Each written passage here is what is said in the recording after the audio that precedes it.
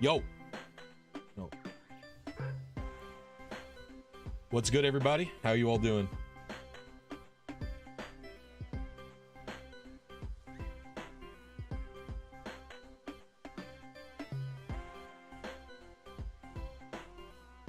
What's going on, everybody?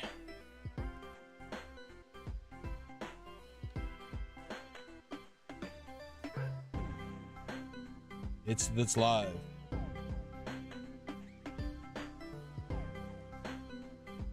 Let me do a little copy pasta-ing, plug on Twitter and my Discord, and then we'll be gooch.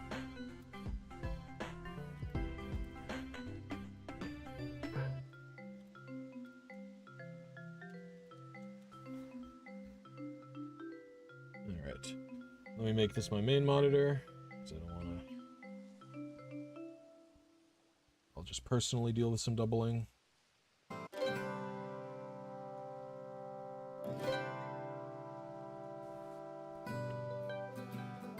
All right.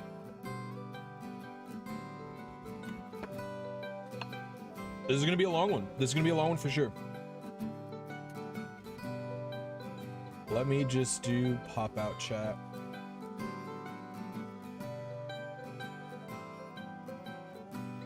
All right, we're gonna start the timer.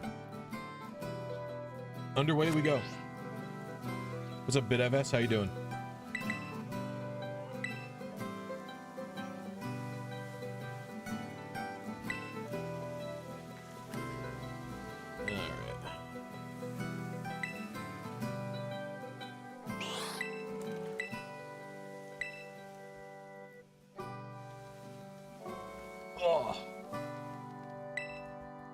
I will accept ones because I will accept the ones, of course.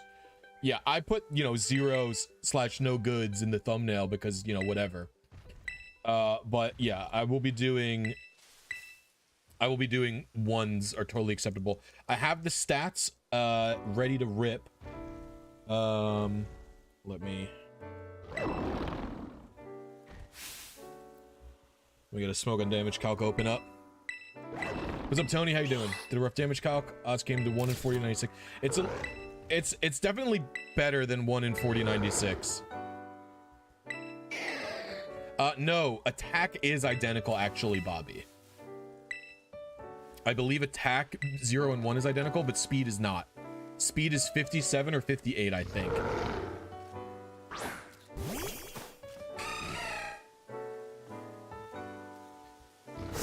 The game audio might be a bit loud for you.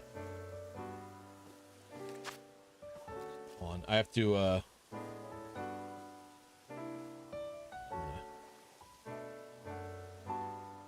change. I have to get over to my computer really quick. Sorry, I know, first reset, we're doing a bad job. There we go. All right, game audio is a lot better now. Okay, so here's the way it's gonna work. We're gonna click battle. I'm gonna click belly drum. If I go first, so this Ursaluna has too fast of speed because it went first, so I'm not doing it.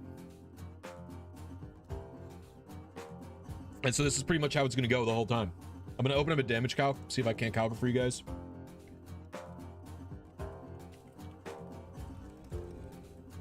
Show you my calcs. So Ursaluna is always hardy.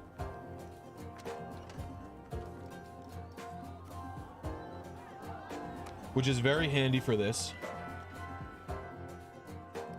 And yeah, so as you can see here, it's a little bit obscured, but speed of 1 is 78, a speed of 0 is 77. Oops. Get out of here. I've set this Azumarill up so that it is 79. And so that is how I've set this up. Pretty simple strat, but that's just how it is.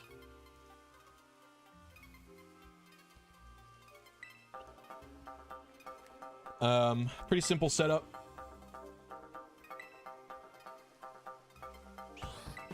Oh, I forgot to turn the game music off. Well, I have to save after I turn the game music off. We'll have the game music for this run.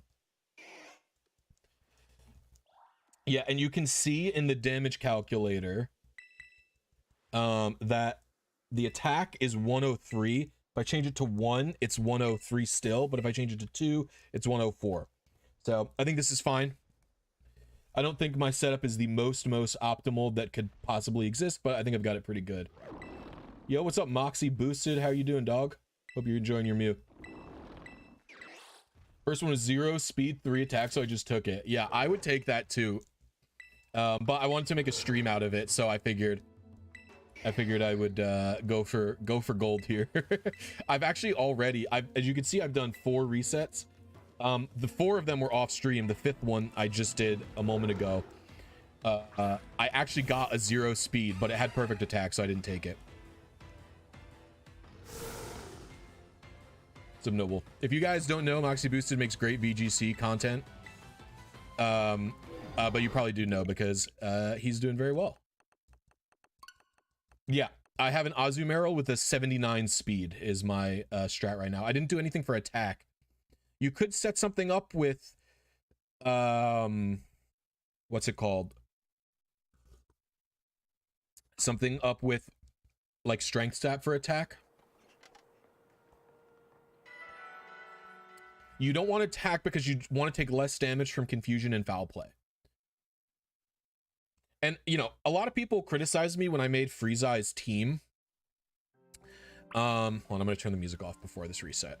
A lot of people criticized me when I made Freezeye's team. First of all, Freezeye was the one asked for the 0 attack stuff. So, but a lot of people criticized me saying like, oh, I don't know. I don't think the cutscene off does anything for this one, right?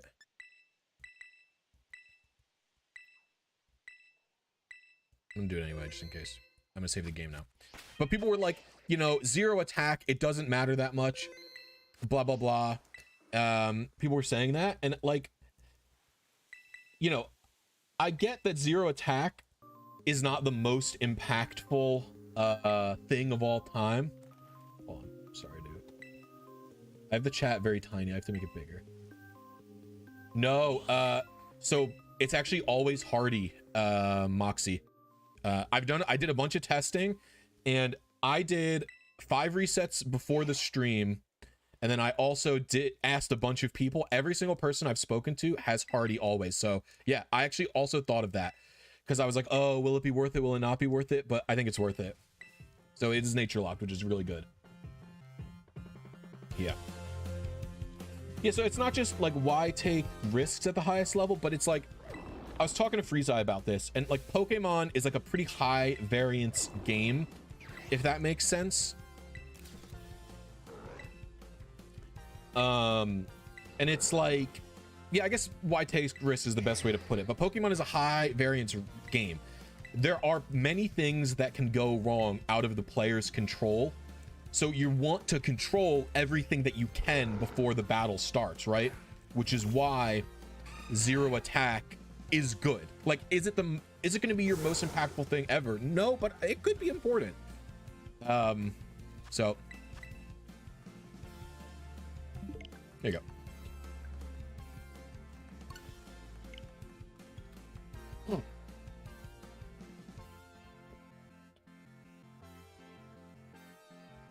Exactly, Thruxt.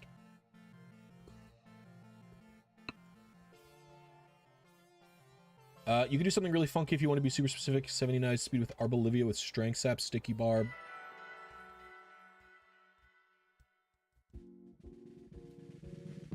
Any strats besides resetting? I mean, the only strat that I've really done is that I've made Azumarill a specific speed. So what that will do is that will speed up the resets because I'm only going to be completing battles. I'm only going to be completing battles that I am for sure. Actually, technically, I'm not 100% sure that the speed is correct because I can speed tie. It does have boosted HP in the battle, but because I can speed tie, technically sometimes I will be catching a 2-speed Ursaluna. That's not a huge deal.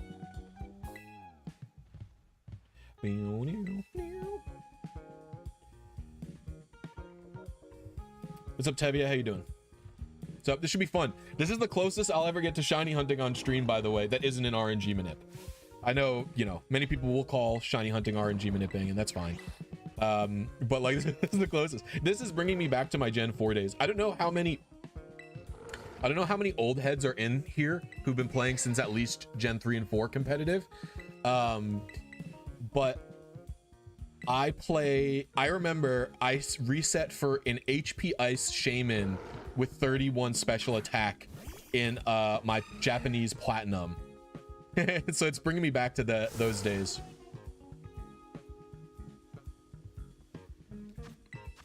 It's level 70 Moxie. The IVs can be 0 or 1. Here, I have the damage calc open if you want to take a peek.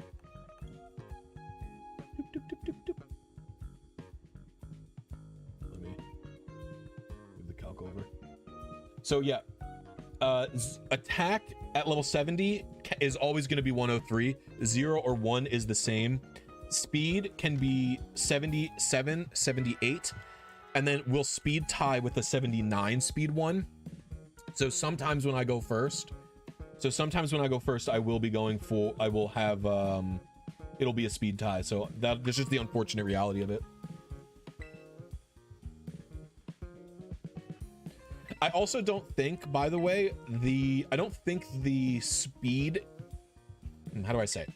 I'm actually not sure how well my resets are going to go, or not resets, my KO attempts are going to go basically. But like the thing is, I think accepting a slower KO strat is fine for speeding up the resets of everything where you're not KOing it, if that makes sense. Sorry, I woke up ultra early today, so my brain is a little bit gooey.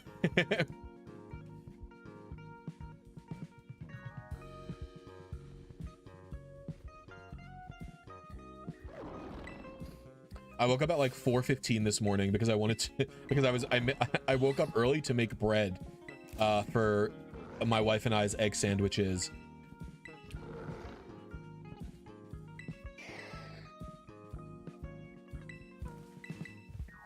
I'm gonna actually switch to my turbo controller soon, I think, because I don't want to keep hitting A like this. You had egg salad for breakfast? Cool. That's sweet. What kind of bread? Just a Vermont sourdough.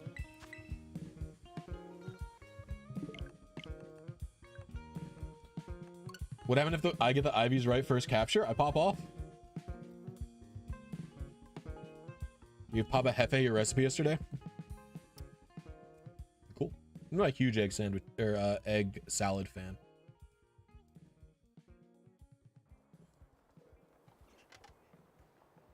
Have you ever tried permutations in Legends Arceus? No, because you need a bot to do the permutations in Legends Arceus, so I've never done it. Thought of a more consistent setup that's quicker. More consistent. Tell me about it. I'm not opposed to changing it. I just thought of like the quickest. I did the reason my timer is at 1 hour and 45 minutes is because I recorded myself setting up Azumarill and stuff first.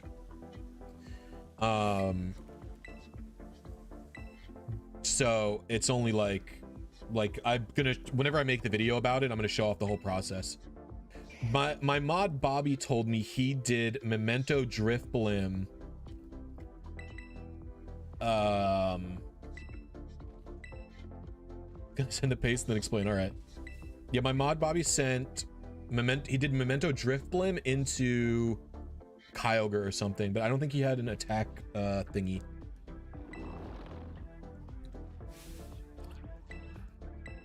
How do you know that it has the correct IVs? Arbolivia, Iron Ball, 0 attack. Are you doing 31 speed on Arbolivia?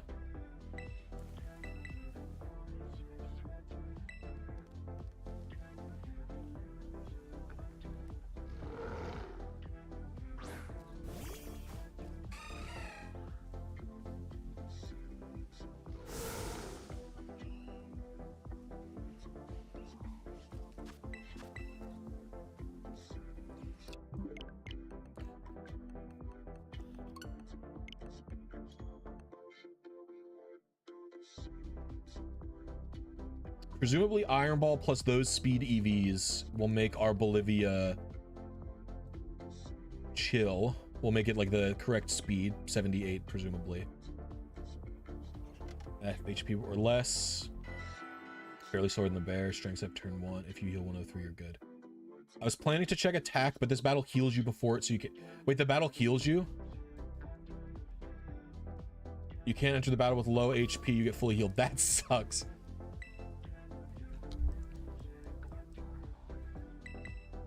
Lame.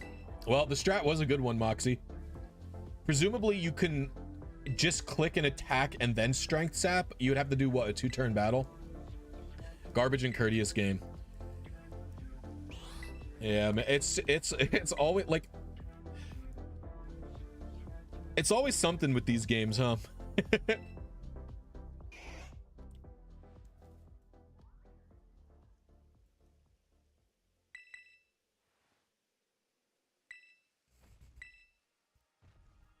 Hey, by the way, guys, we have 215 viewers, but only 50 likes. If you guys are having a good time, please hit the like button. That would really help me out. It helps people, helps let people know the stream is fun.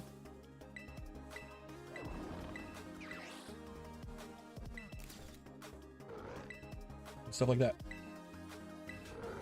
I don't understand why there's only one Blood Moon Ursaluna.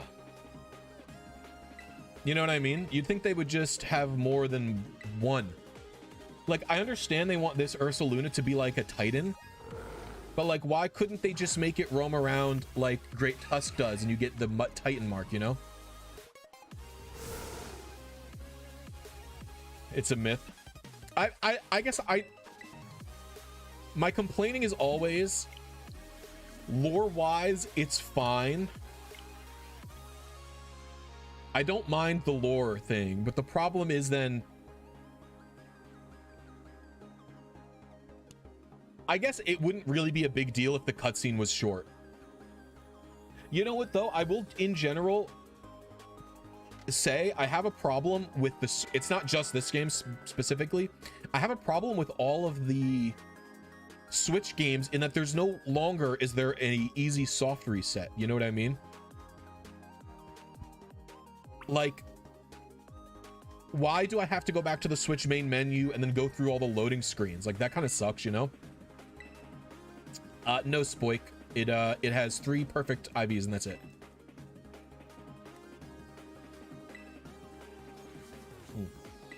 I think I skipped a number. We're on 9, I think. I'm not a shiny hunter, so I'm not going to be good at keeping the count. I don't even think they need 0. You know, a lot of players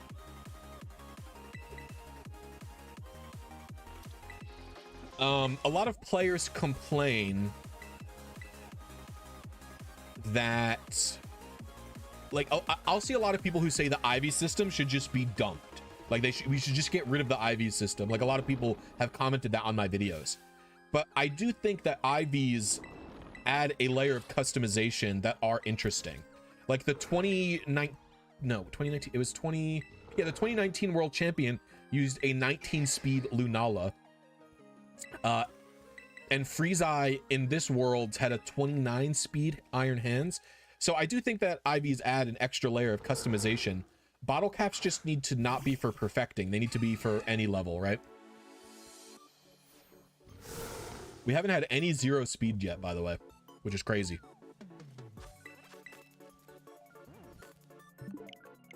I think the lack of soft resets is a hardware limitation. Yeah, I think so as well.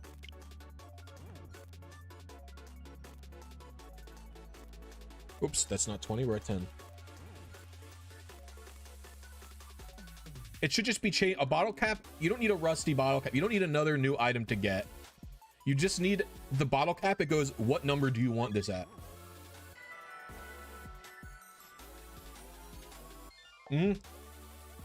Lower HP is a thing in singles for if you want to take the correct amount of life orb and like stealth rock damage. So that makes sense.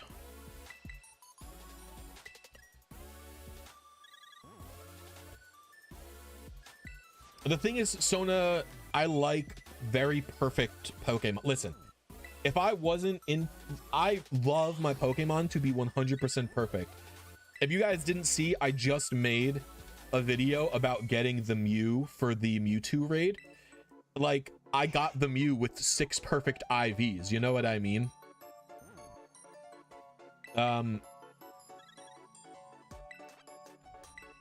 Like, I didn't have to go the extra mile and do that, but I did it anyway. So it's like, that's just how it is, you know?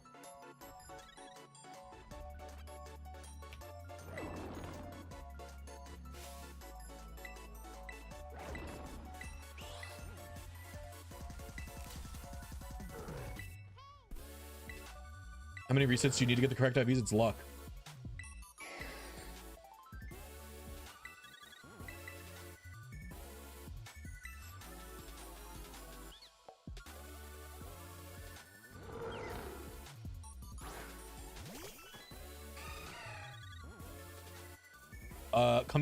Coming here right after Freeze Eye's video and rip to your sanity. No, my sanity is out the door. Does not exist. I'm gonna switch to my turbo controller because I'm about to have hand problems. Oh.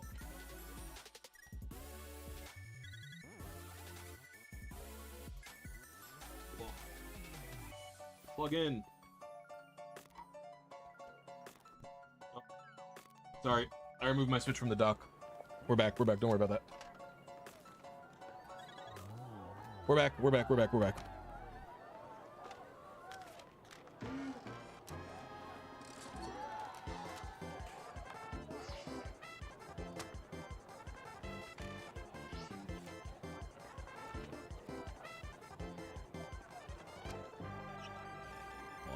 I might have to rearrange it in the menu or whatever.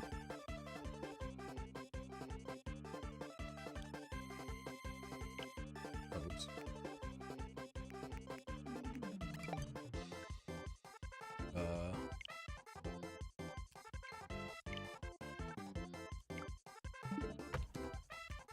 I also should reset the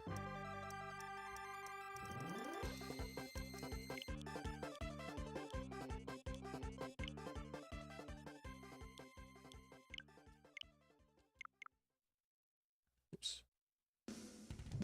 All right.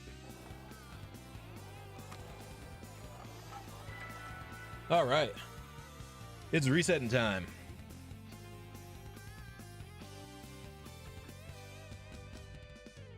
So I'm guessing like Azu is 1 speed higher than Blood Moon with no good in speed. With yeah, that's correct.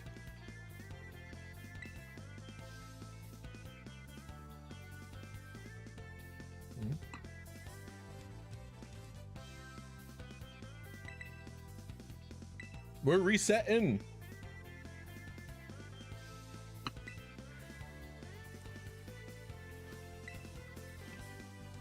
These resets will be fun. In parentheses, they won't. Hey, I'm trying to have a good time. We're trying to hang out. We're just trying to have a good time here. Hey, Blissy, glad I'm not alone in soft resetting for Ursaluna. This cutscene is way too long. It's long. No good is 78. No good is 77, I think.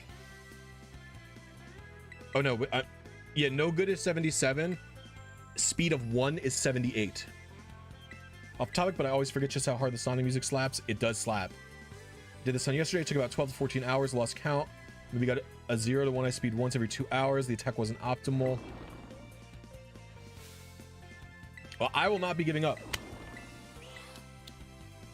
This will be going on for quite some time.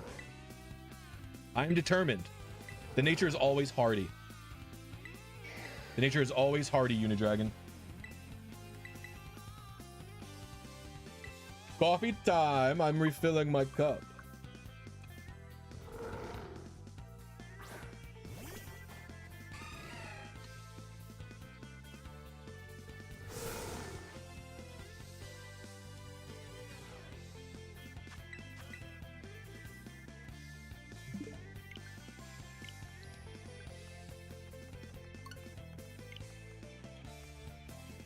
So all we want is for Azumarill to belly drum first.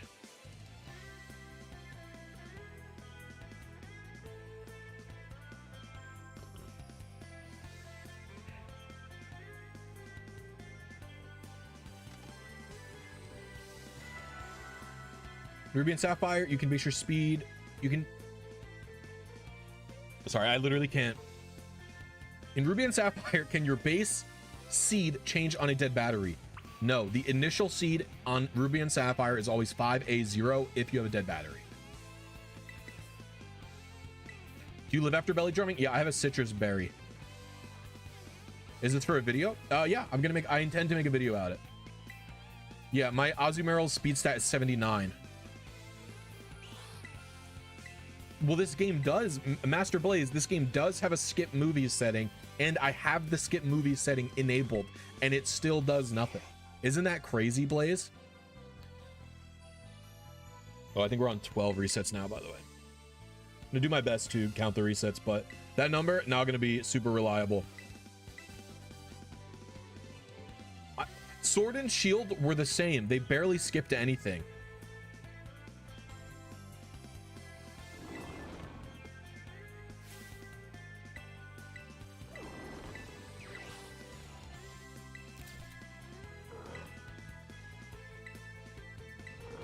No high YouTubes until, first of all, we're on YouTube already. Second of all, no high YouTubes until we get the frickin' Pokemon, you know?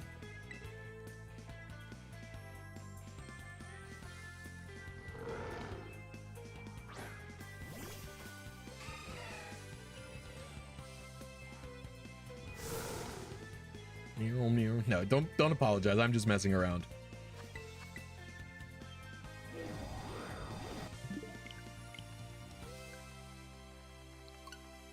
I'm going for both Cosmic Stripe, as the thumbnail indicates. I would take this over a roaming Pokemon any day. Interesting. Yeah, if you had to do a 0 speed, 0 attack roaming Pokemon, it would be very miserable. I agree with that. If anything, it makes me want to say hi YouTube even more. Yeah, fair. Totally valid. How are you doing this? Are you RNGing? Yeah, it's an old school method of RNG called soft resetting.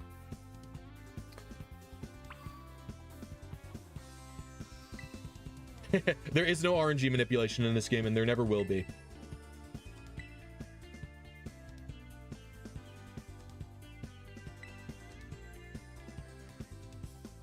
Is Furred in the DLC? It is. How did you know Ursaluna didn't have 0 attack, 0 speed IVs before catching it? My Azumarill outspeeds Ursaluna by 1 speed exactly.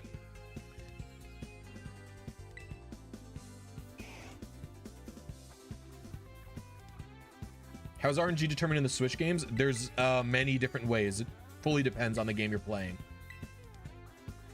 Never is a bit of a dramatic statement, wouldn't you say? It is cryptographically secure.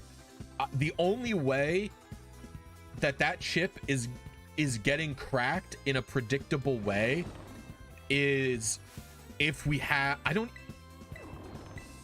even think, I think the only way it would work is if you had like literally quantum computers.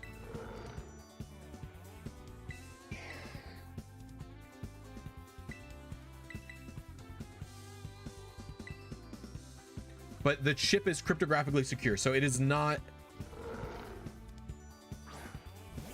Well, no, custom firmware won't help, and I can explain. No, it's nothing Scarlet and Violet are doing.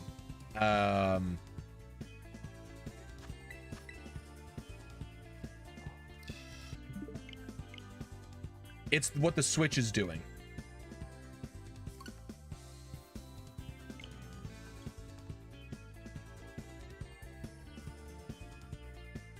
Okay, so the short end of it, the short end of the way the RNG works, and I might make a video on this, is that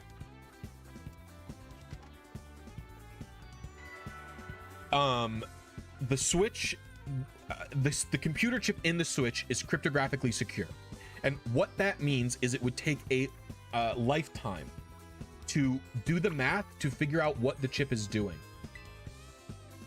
At 13 now. It would take like a lifetime to figure out what it is doing. And the way the math works is that it's very easy for the Switch to create that number, but it is very, very difficult, basically impossible for you to figure it out. It would take multiple lifetimes to figure out how it got to that number and what the number is. And it does that every single time a Pokemon is generated.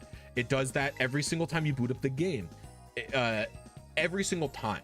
And so even if you use custom firmware to know every single seed on the map, right? If you KO that Pokemon, instead of taking that seed and doing some math to it, the Switch just generates another new cryptographically secure number. That's why in Sword and Shield you can RNG some things, but you can't RNG other things, right? So in Sword and Shield, you can RNG raids, for example. And why can you RNG raids? Because the Switch cryptographically securely generates a number, puts it there, and then after it puts it there, the raids just add 1 to it, so you can reverse engineer what it was at one point.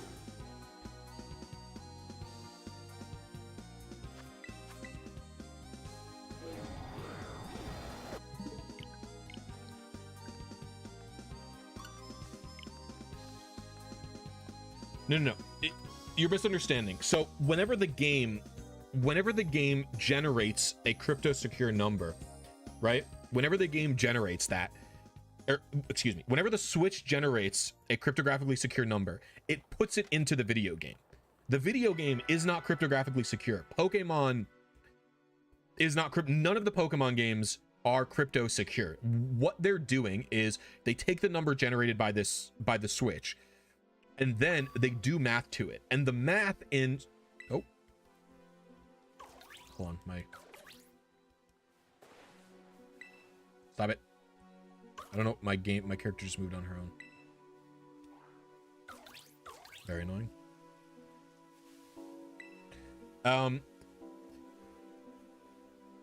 Yes, I will survive it after a belly drum undead.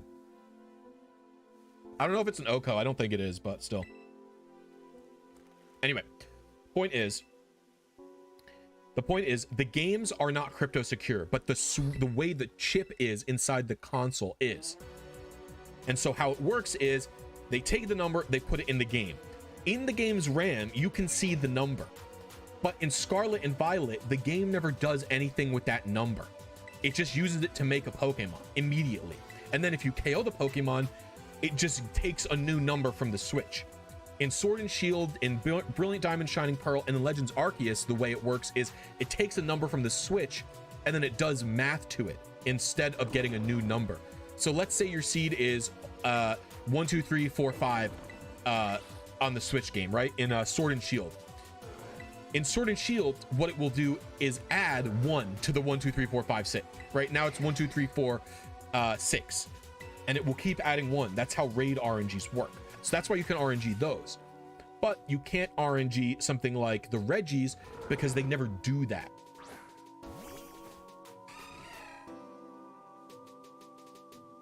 If that makes sense. The explanation is going to be a little scuffed because of, you know, what's going on here with me, but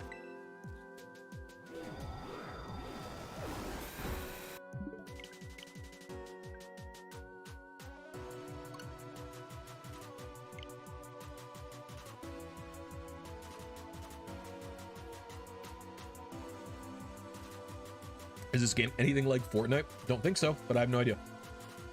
I've never played Fortnite once in my life. What are you resetting for? I'm resetting for a 0 attack, 0 speed Ursaluna.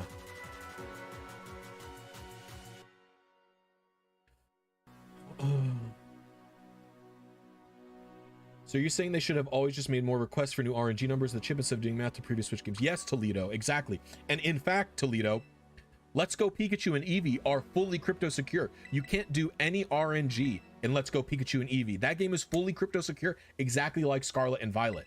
And for some reason, they changed it with Sword and Shield, and we got lucky. And then in BDSP, it was made by a different company, so who knows what the heck they were doing. And then Pokemon Legends Arceus also isn't crypto secure for the most part. Each of those games have some cryptographically secure things, but not everything. So I don't know why. Hey, what's going on, Poi? How are you doing?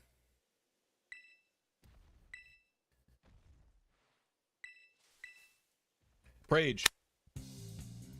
I think I missed I think this is a reset 14. I'm gonna be very bad at keeping track of the resets, by the way. I like to pay attention to chat more than I like to... Personally, first of all, I will say, from my perspective, time invested is more important than the reset number to me. So that's why I have the timer running. But yeah.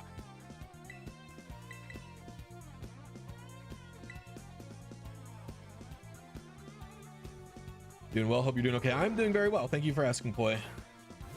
I've been in a bit of a funk the last few weeks. I've been trying to snap out of it. What if this takes 12,000 resets? Then my life sucks. But I'll have a good video. Oh, we're in. We're in. It's got a slow speed. We're in. Wait, where's my citrus berry? Where's my citrus berry?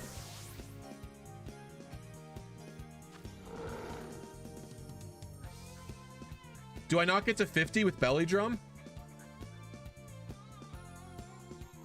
Oh my god. Bruh. Whatever, it's not a big deal. That's so funny. I didn't... That's so funny.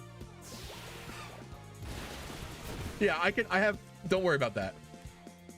That's really fun. No, I only live if the citrus berry pops.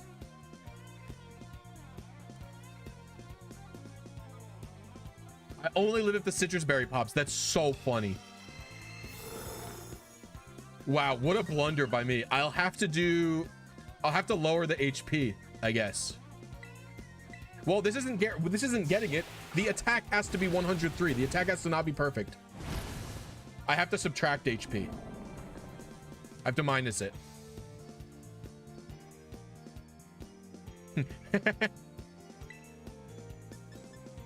I don't think any of these balls are particularly cool. I always like Premier Ball. I'll go with that. Yeah, we're looking for 103 attack.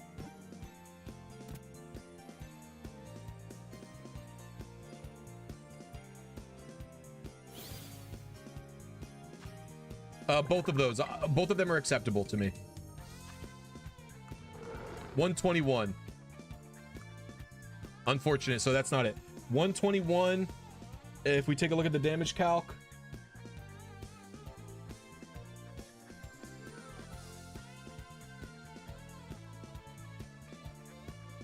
So this one, it looks like I was a 27 IV. Pretty good. No. All right. All right. We'll see if we can fix up Azumarill really quick. The judge function is literally slower because there's a long ass cutscene after. There's probably like another 45-second cutscene, right? I just memorized the stats. It's literally faster to do it the way I did. Yes, it always has a hardy nature.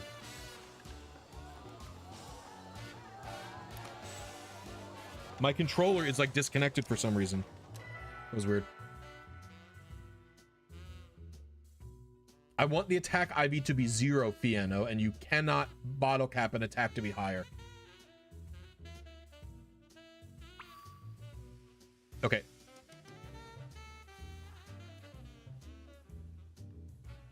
Okay, insane things are happening. All right, so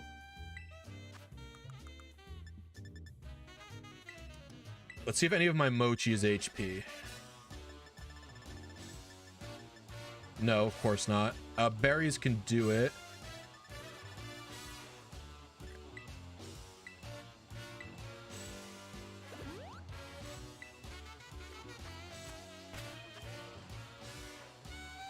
So let's go with feathers.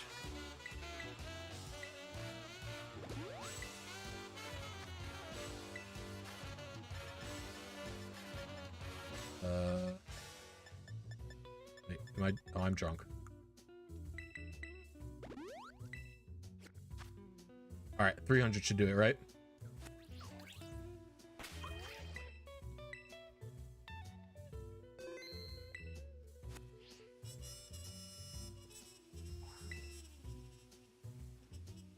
We're going full OCD with 0 attack. What else do you expect from me? What else do you expect from me? Have you seen my videos? Have you seen my videos? All I do is go for perfect Pokemon. Oh, I have to get rid of this. Sorry, guys. I forgot the damage calc was there the whole time.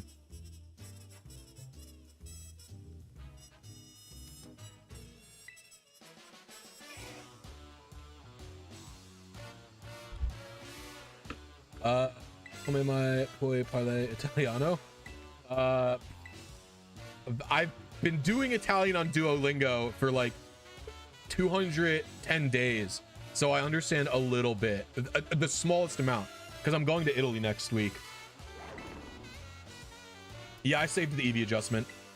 I've encountered 2 0 speeds so far, 1 off stream, 1 on.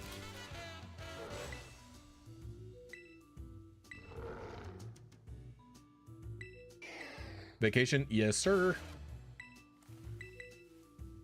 Where am I going? Venezia, Firenze, Rome, and Sorrento is where I'm going.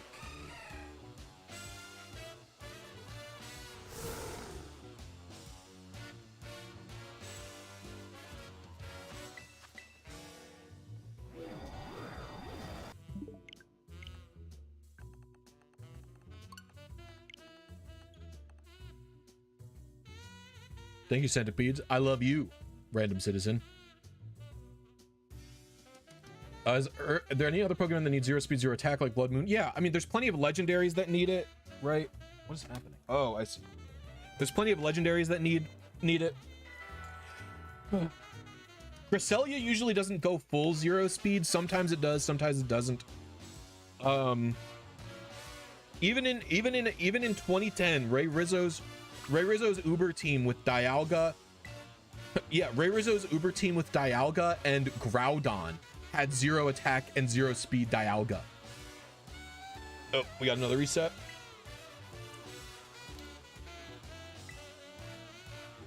Lucky, you have to get super lucky to get 0 speed. The thing about Enam is that luckily the turtle form isn't that good. So that's the one saving grace, is that turtle Enamorous isn't like amazing. The other one is better. I think the other one's even better in VGC, right?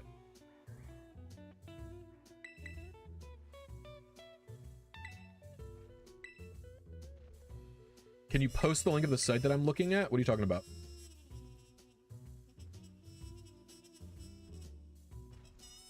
I've seen on Discord that there's someone called Ragazzi Lord. Yeah, that's me. Because you know why that happened is we were taking Italian lessons.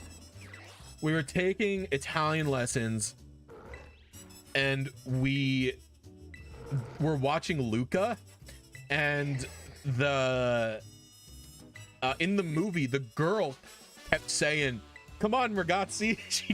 She kept saying, "Come on, Ragazzi," and I thought it was so funny. I was like, yes. This is relevant to my interests.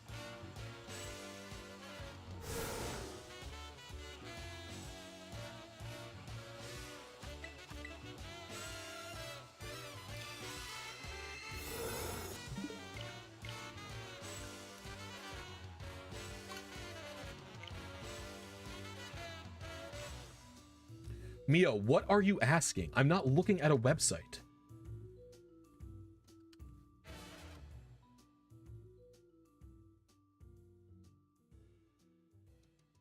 Yeah, I know what it means.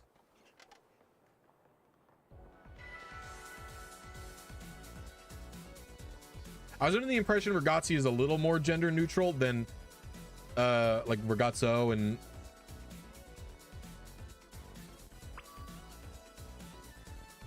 like sometimes I use it just for like to mean kids or whatever, but just Google Smogon damage calculator and you'll get the website. It's literally calc.pokemonshowdown.com. This is what I used. My God, you can just Google damage calc and you'll get it right away. But like next time, please just like ask, like just actually speak with words. You literally just typed it in caps like 4 times. No, my Azumarill is faster by 1.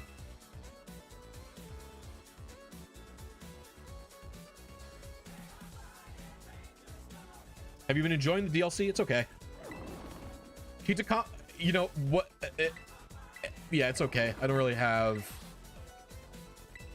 I'm not like...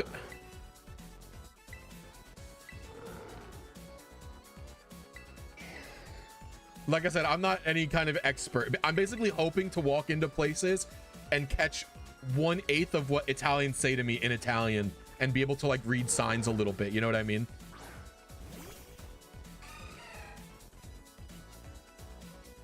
I can say it's worth $15. The nature is predetermined, Zero Brighton. It's always hardy. Oops.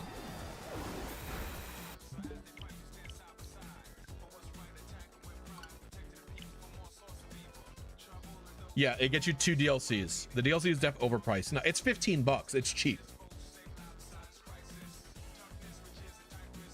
With strength up, you could scout 0 attack. Yeah, but I don't think you need to.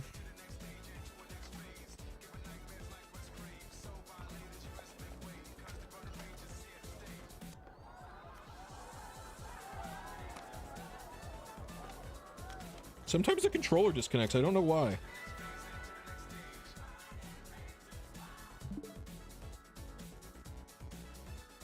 Thank you, Taz the Yellow. Looks better than Switch DLC one. Yeah, I mean, listen, Isle of Armor, low bar. I'll tell you that much. So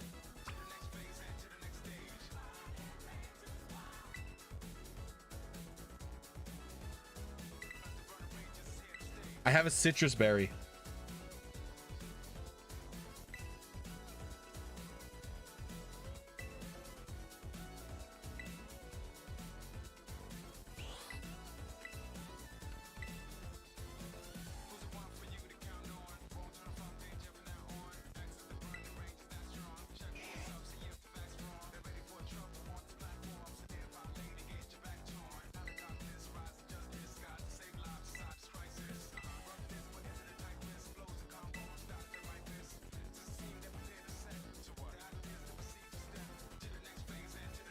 You feel that the content is lasting?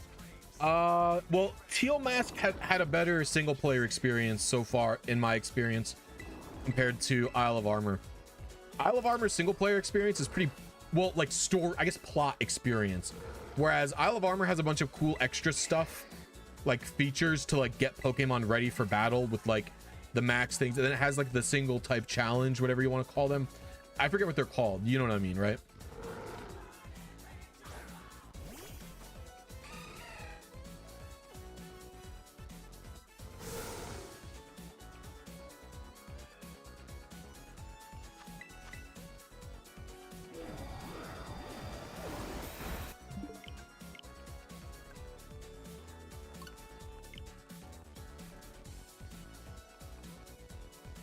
Itakami is really small, I will say. Like, it was so funny. I saw Cerebi, like Joe Merrick, tweet, this game has 2 regions now because Kitakami is its own region. And it's like, okay, what the fuck does that? This is like as small as like one of the area. Like, this isn't a region. It's a part of a region.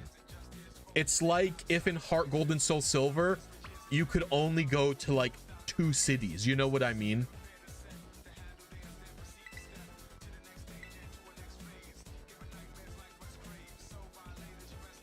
This is definitely not better than Crown Tundra. I consider Crown Tundra very good. Kitakami feels smaller than I expected it to be, Jeff.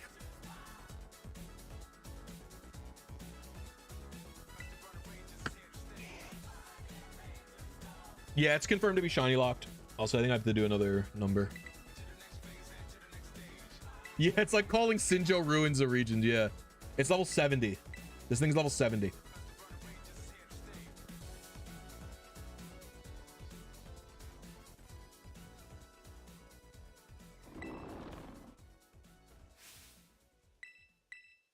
I think any Pokemon can be used to determine the speed tie. One of the reasons I'm going to be using Azumarill is because I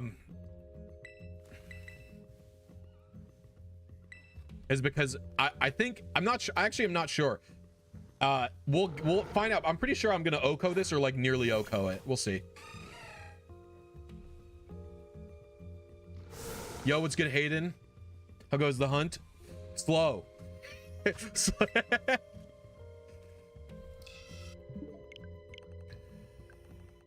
is gonna take a while to get. This is gonna be this is the closest I've ever done to shiny hunting, except it's for something that I like instead of get me my next thing. Yeah, no, I'm on it, dude. I'll buy the DLC for my Violet. I'll get you one. I'll hook you up.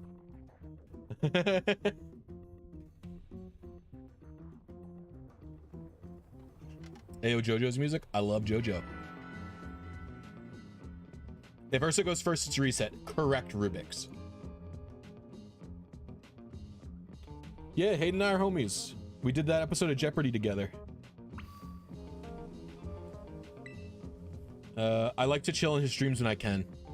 Although, because of the time zone difference, I'm usually only able to just pop in and say hello on Fort. Perfect is 0 speed, 0 attack IV, right? I love Blisy. Thank you, Hey John. It's 0 I could also 1 speed and 1 attack is also fine. They're the same at level 50. And whether you're doing Wi-Fi battles or like for Smogon or VGC, you're pretty much going to be playing level 50. Some people do level 100 Wi-Fi battles, and it's like, it's fine if you want to. I just think it's easier to do level 50 Wi-Fi battles. They have the set thing. It costs less candy. It's more accessible. I mean, you know, EXP candies aren't too hard to come by, so doing level 100 Wi-Fi battles isn't unreasonable, but you know what I'm saying. Plus, level 50 battles go a slight bit faster, just because literally there's less health and stuff, so.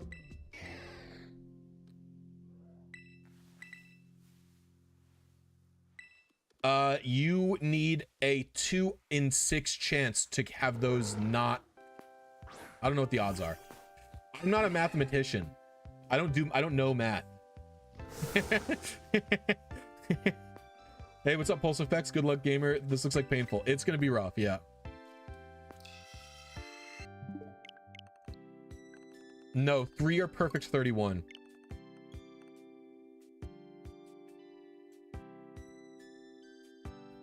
It's basically the same as going. It's actually almost the same as going for 5 perfect IVs. It's actually basically the same as going for 5 perfect IVs. It's pretty much the same as going for 5 perfect IVs, which I have the math for.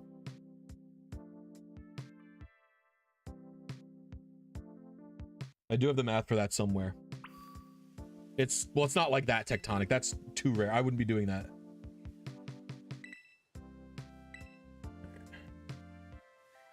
The odds are about I don't know if that's right. Oh no, because those are going for 0 attack. Never mind. Ignore this. I don't know what the odds are. I have no idea what the odds are. I saw somewhere on Twitter someone wrote 1 in 1024, and so that's what I put in my description. Speedrun is slowly shaping up. Well, how do speedrunners actually? That's a good question. Maybe video idea, Pulse Effects. How do speedrunners incorporate the DLC into these games? Like, do people do just Kitakami speedruns? Do they incorporate it into the main game? Like, how does it work? Is it like full game speedruns where you do DLC plus this?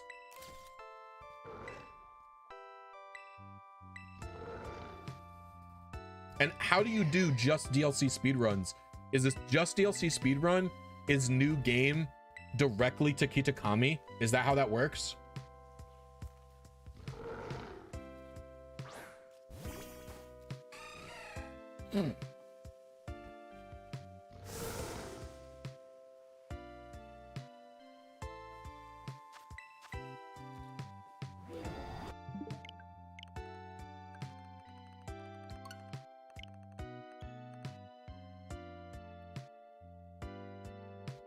But like, would just a Kitakami speedrun be like, get a starter, go to Kitakami as soon as you can, and then finish that DLC?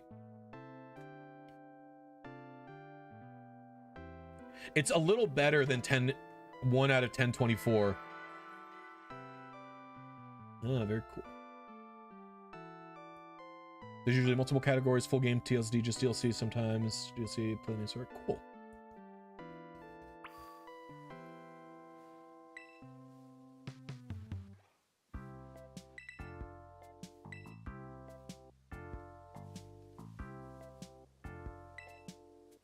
Yeah, I'm a speedrun watcher, not so much a speedrun doer. Although I've done some ILs in Jack X, my favorite kart racing game.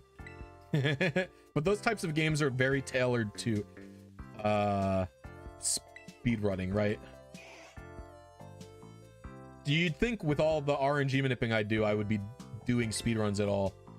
I'd be into it, but there was no reason I really never got into it.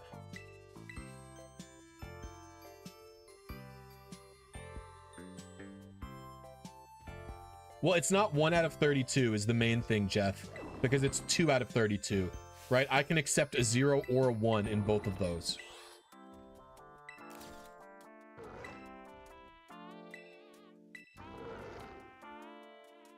Yes, that I've heard.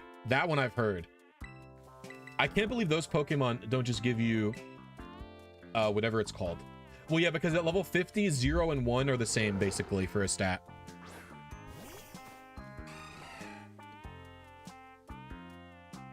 Dude, sometimes I think I'm over the GeoWizard soundtrack, and yet here I am listening to it, very happy about it.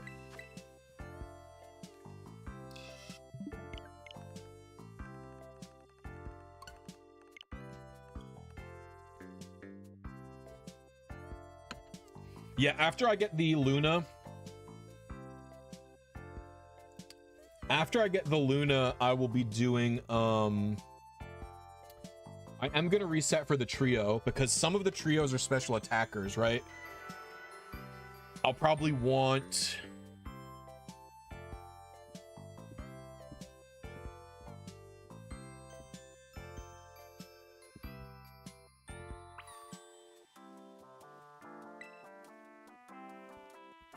I don't know what my brain is. Cool.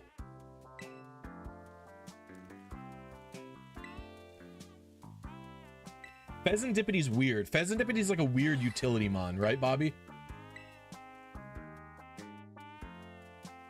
Yeah, just Monkey Door. I know Okidogi's physical, like a bulky physical man. But I know, yeah, Pheasantipity's like a weird freak. That's a little mean. I don't know why I was so mean. I don't know why. It's just like a weird utility mon.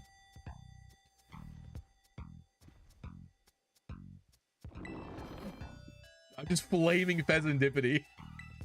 Just called my guy a freak.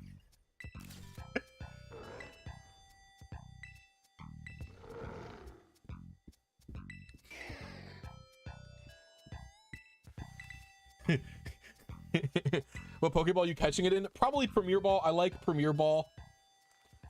I don't really have a reason for it. I'm not like I don't really do matching Pokeballs very much. Like if this wasn't a guaranteed capture, I would just use a Master Ball on it.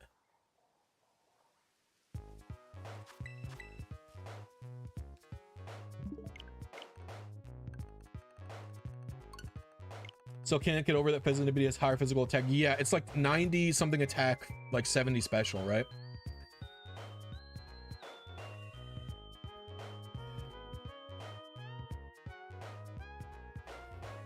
By the way, guys, we have almost 300 viewers, but we don't even have half the likes of the amount of viewers. So if any of you guys are new here, you're enjoying the stream, hit the like button. It really helps me out on YouTube. Encourages me to stream more, stuff like that. Encourages more people to pop in. So please consider if you don't mind. Is it nature locked? Luckily, it is nature locked. I am not doing anything to check if it's low attack. I'm just hoping it is. You can use strength sap to check. I just have not done that. I'm not doing the strength sap setup because the way the strength sap setup would work is you go first, you take damage, then next turn you strength sap and see how much you healed. It's very rare that they do a nature lock and not a stat lock, but they've done it before. I think they did this with Ash Greninja. I think Ash Greninja is like...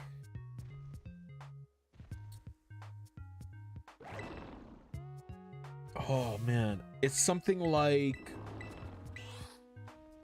The 2 offensive stats and speed is perfect, and then the nature is neutral. Right? No, the nature's random. It's the opposite. Whatever, ignore me. I don't know what I'm talking about. They've definitely done nature locks before. I just can't remember when. Is it possible to get a shiny Manaphy without trading? No. All shiny, well, maybe in Go. Anytime you, by the way, so many people, I don't know what's going on with the Go. Listen here, if you play Pokemon Go, I don't care about that game. Oh, we have a run. Everybody, woo! There is a run in the building. We have a run.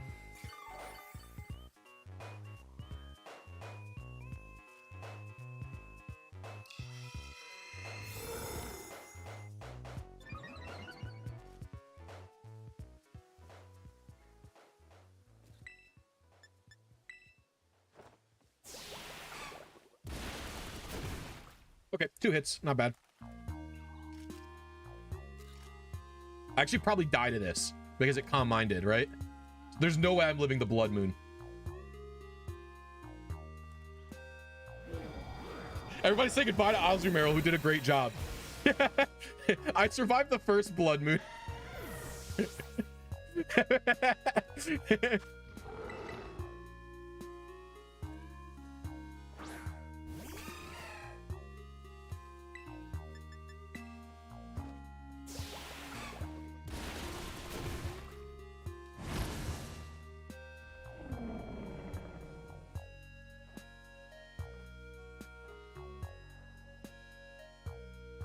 I hate how long they linger on these people's faces when they're talking, when it's just text bubbles.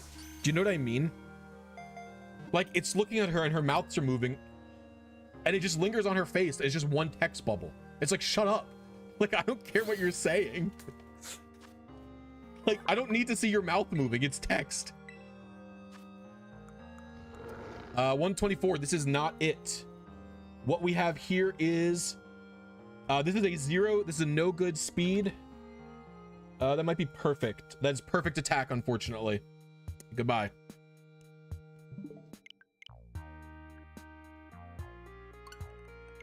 We try again.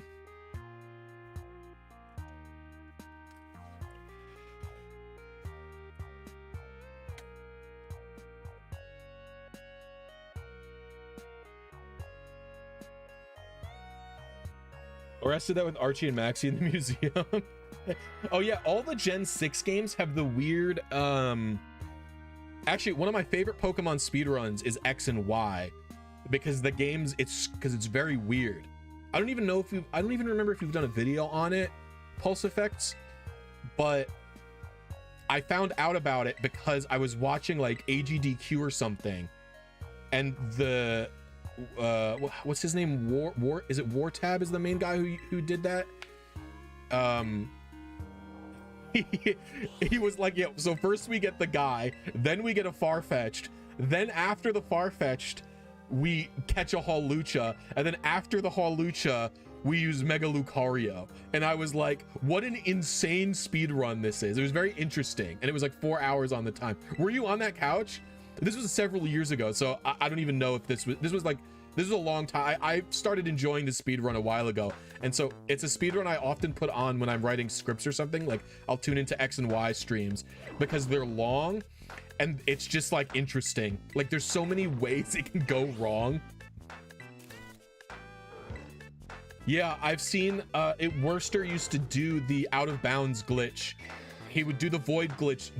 It's not a void, but he would tweak to get to the water, and then he would go back and forth to get the right one. I don't remember catching 2 Tentacruels. I remember 1 Tentacruel. I remember him using a glitch, Worcester using a glitch to do it.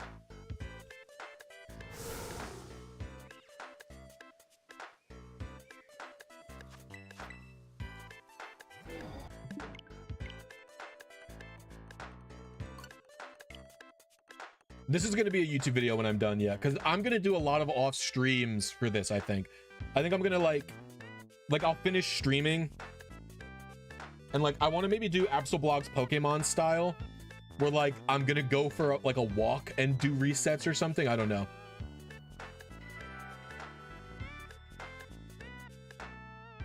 Oh, I do. This actually does sound familiar because the way the RNG works. It skips the RNG. They called them like I use it sometimes. Oh yo, thank you for the 10 buck, the 10 Canadian buck. Bashir XO, I really appreciate it. Everybody pog Bashir. X and Y used to be the worst speedrun until Ultra Sun and Moon came out. Dude, I think people who do those speedruns, you gotta, I don't know how bad X and Y is because I haven't played X and Y in a while, but I was having if you go back and you watch the VODs of me playing Ultra Moon all the way through to get to the wormhole, if you go back and you watch the VODs of me playing that game, I'm losing my mind. Like I'm not having a good time. I'm having a really bad time in those games. It is not an enjoyable game to go through quickly. So I can't imagine how speedrunners are doing it.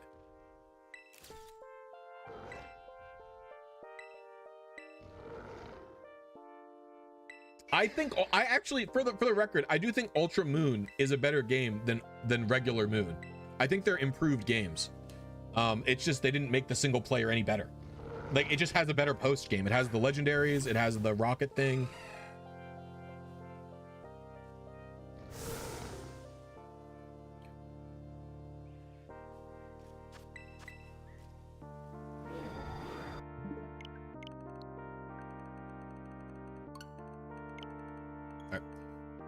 What Pro controller would you recommend?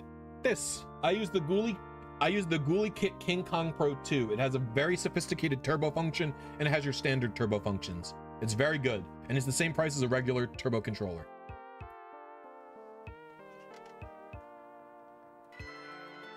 Yeah, it's about 1 in 1024.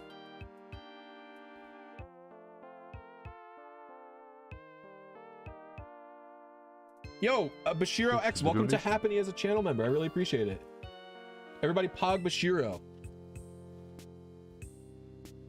Thank you for becoming a channel member. I really appreciate it. I'm trying to get to 200. Being a channel member is only $1.99 a month. You get access to a bunch of emoji, a special section in my Discord. You get access to my videos early, credits in my videos, etc. A bunch of stuff. So I really appreciate it. Thank you very much, Bashiro XO. I reset because the speed was too high. My Azumarill will outspeed the ones that I want. It has the exact speed to outspeed 0 or 1 speed Ursaluna Azebu. It is shiny locked, yeah.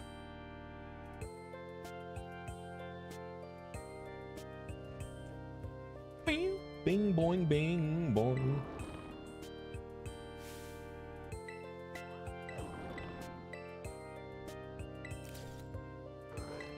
Human name, you and the other guy have been arguing 1 in 12,000, 1 in 1024. Someone go into my Discord and show me the math. Literally show me the math. Someone get your fucking calculators out and give me some screenshots. Because there have been 2 people who've been debating it. So give me the math. Is it also mark locked? I actually have no idea. Yeah, 3 guaranteed perfect IVs.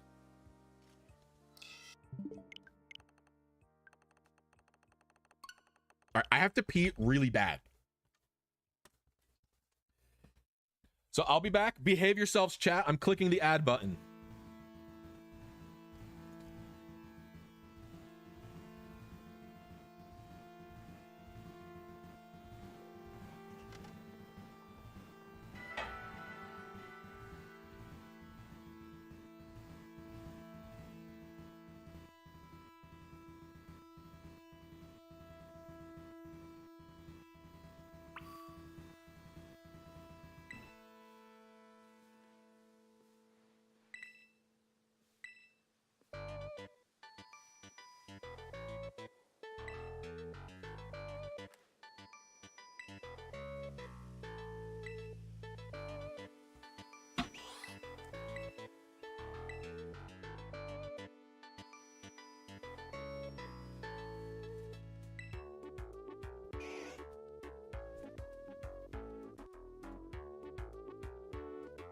I have to say, this is fucked up. I peed and washed my hands, and this cutscene isn't over. What the hell?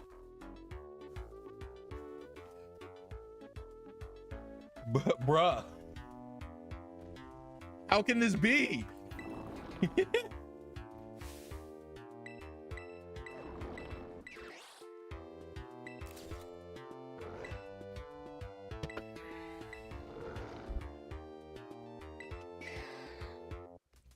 Boing, boing, boing, bing, boing.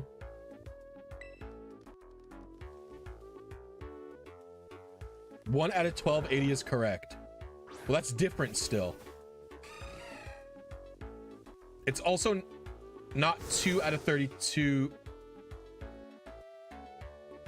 It's like...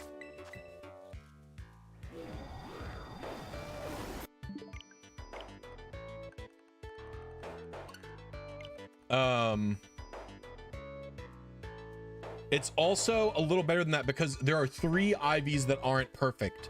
So it's a 50-50 chance, right? It's a 50-50 chance that...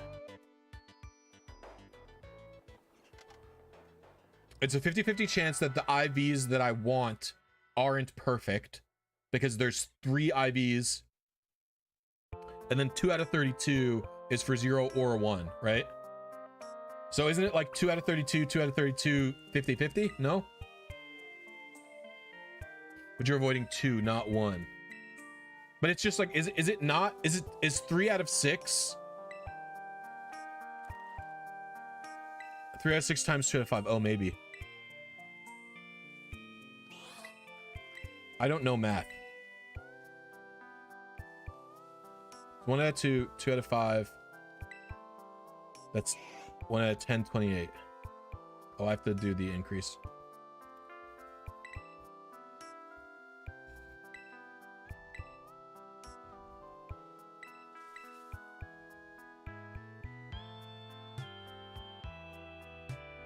No, 2 out of 32 is definitely right. I know that part's right. That one I know is correct.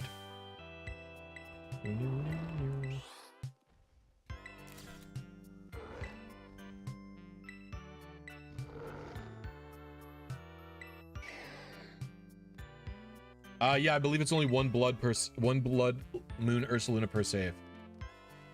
It's so weird. You know, this is such a weird thing to do. Like, I don't really have a problem with it, but they basically...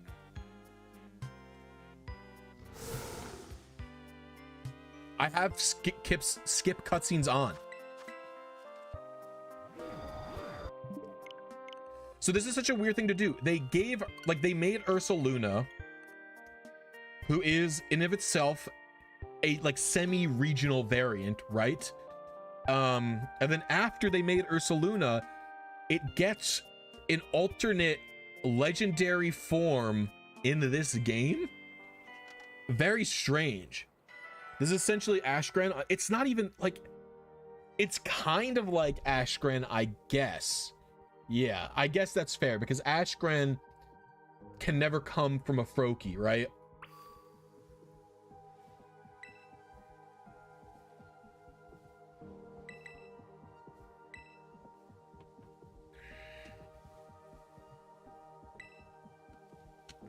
Put a comment in member chat. Let's read the math. T-dub. We need to roll. Remember that I'm going for 1 speed, 1 attack, or 0 speed, 0 attack. First, we need to roll the 3 perfect ideas. This is a 1 in 5 because there are 20 total ways to assign. Then we need 0, 1. Okay, you calculated already. So 1 in 16, 1 in 6 equal 1 in 256. 1 in 5 out of 1 in 256 is 1 in 1280. All right, I trust the 1 in 1280 number. We'll leave it there. We'll leave it at that. We'll accept the 1 in 1280 number. I just have to trust you guys because I don't... Like, it's not that I'm incapable of doing the math, but it's I haven't learned to do it. How did you build Azumarill? It's just 0 speed at level 74.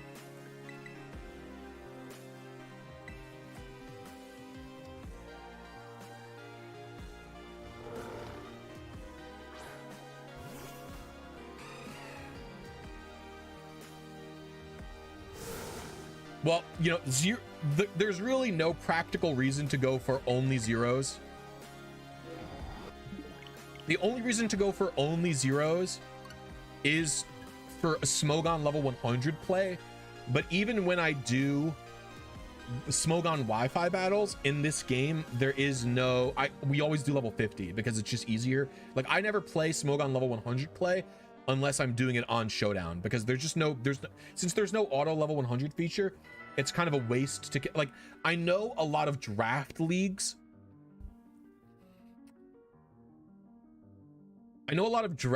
like to do level 100 play, and like that's fine, but it's just extra and it's less accessible when I don't think it is impacting play that much. The biggest thing it will impact is my head calcs, because I know the numbers when I see them on my Pokemon. But even then, if I'm playing at level 100, the 0 speed is really the thing that's going to be more impactful, and that's only going to be impactful in like speed tie scenarios, you know what I mean? So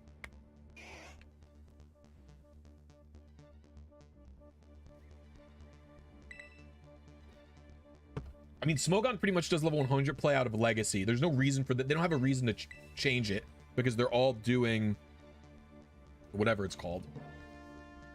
Mochis, I think, are the same as feathers, except for the clear mochi, which erases the stats. The EVs, rather. And there's no feather equivalent to mochi. Like, the only reason to grind for the mochi is you want the one that erases EVs.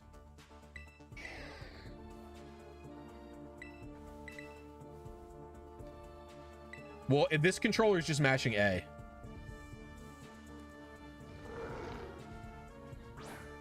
Oh, mochis are 10 EVs? Oh, okay.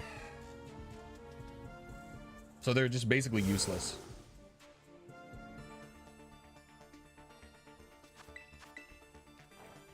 Oh, we have a run. We have a run. We have a run. We have a run. We have a run. Run alert. There's a run in the building.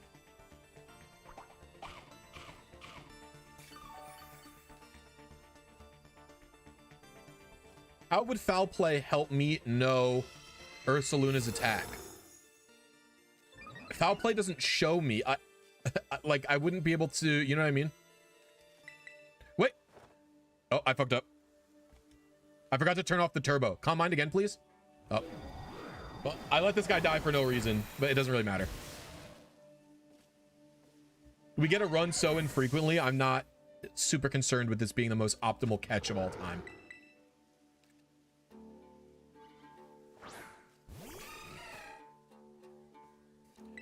I left the turbo A button push on, so I left the turbo A button press on, so I hit A to click battle, and it turboed into instantly belly drumming. Yeah, the regular Showdown calc already has Blood Moon Ursaluna in it. Freaking cheater. That's fucking right, Hayden. I have tendonitis in my arms, so I will not be mashing A manually. Wait, what's the Walter White meme? You're freaking cheater.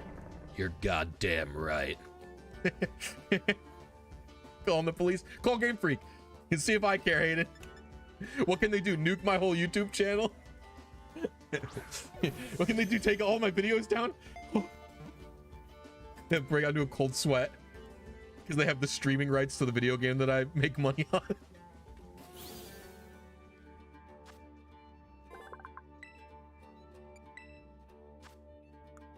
$124. That's perfect attack. So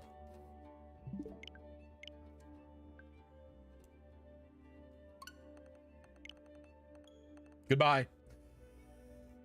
That was a no good speed again, I believe.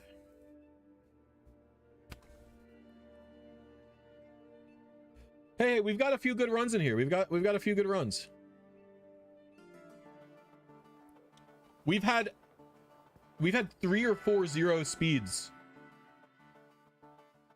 You should count the 0 speed ones? Sure, I will actually. Why not, right? Let's rename this. Rename resets.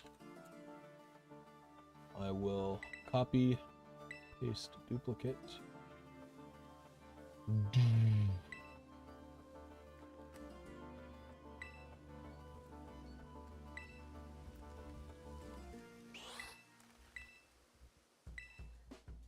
bothers me that it's not the same.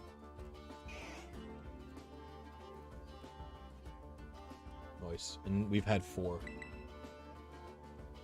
believe I've had... No, I've had 3. I've had 2 runs here, right? I think I've had 3 total runs so far.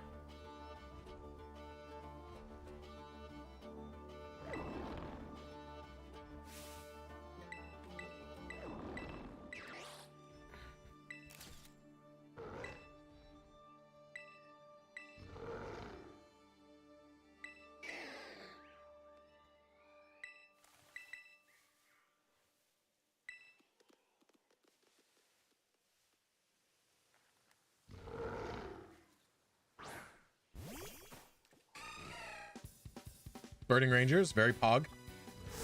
We'll get it during Burning Rangers. I have a feeling we'll get a 0 speed during Burning Rangers.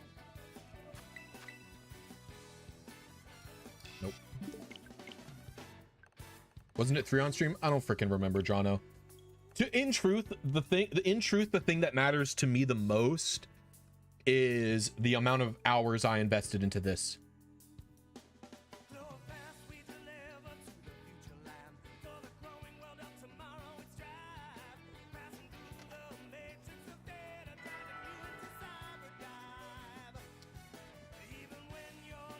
Take care of Iron Jugulus for me. The only way I see RNG manipulating working in this game is maybe an emulator where you can choose your initial seed. I don't even know if that's sustainable. Yeah, with an emulator maybe, but I don't know. Why not strength sap? Why? What is going on here, Jaheim? You okay, buddy? What's going on, man? You all right?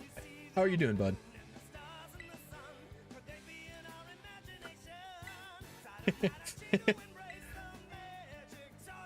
So, like, the reason I'm not doing the strength sap thing is it would take me extra time to stop doing this hunt to go catch it. And then, in addition to that, the strength sap takes 3 turns to, like, execute, right? I have to go first, then I have to take damage. I have to go first and take damage, and then I have to heal. And then after I heal, I'll know it's there. So it's 2 turns. I'm KOing Ursaluna in 2 turns anyway. So it's going to take almost the exact same amount of time anyway. So I don't really think it matters that much. That's basically it. I just basically don't think it matters that much.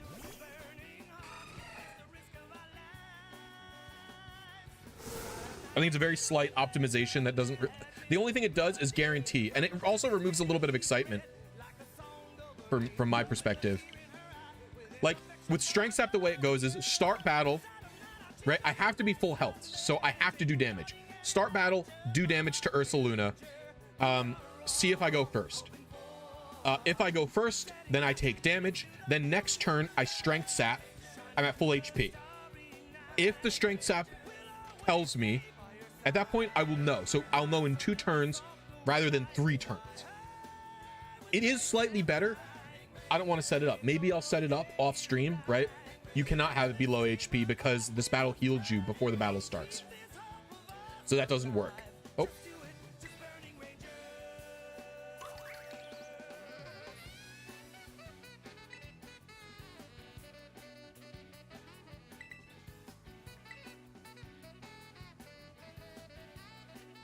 Love the vids. Just started watching a few days ago. Thank you very much. I appreciate it. Does it guarantee win speed tides? It does not guarantee win speed tides. So there will be occasionally I will get a run where Azumarill, I'll get like a 3 speed IVs.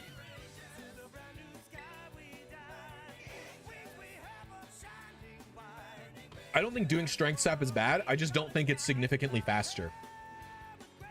Right? I'm KOing. Yeah, it heals you before the battle starts.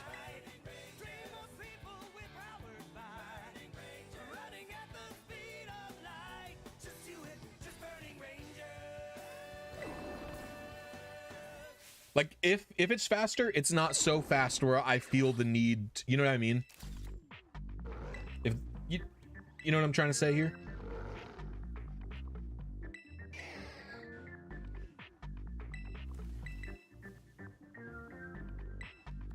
What do you think about Jenning Ursaluna? I mean, Jenning is cheating, but Game Freak made a fucked up thing, so I don't hate you. Like, I don't I don't know. I don't really want to talk about it, I guess. It's just like not worth the energy. It's fucked up that they put this in the game. I also think you probably shouldn't be cheating. That's pretty much it.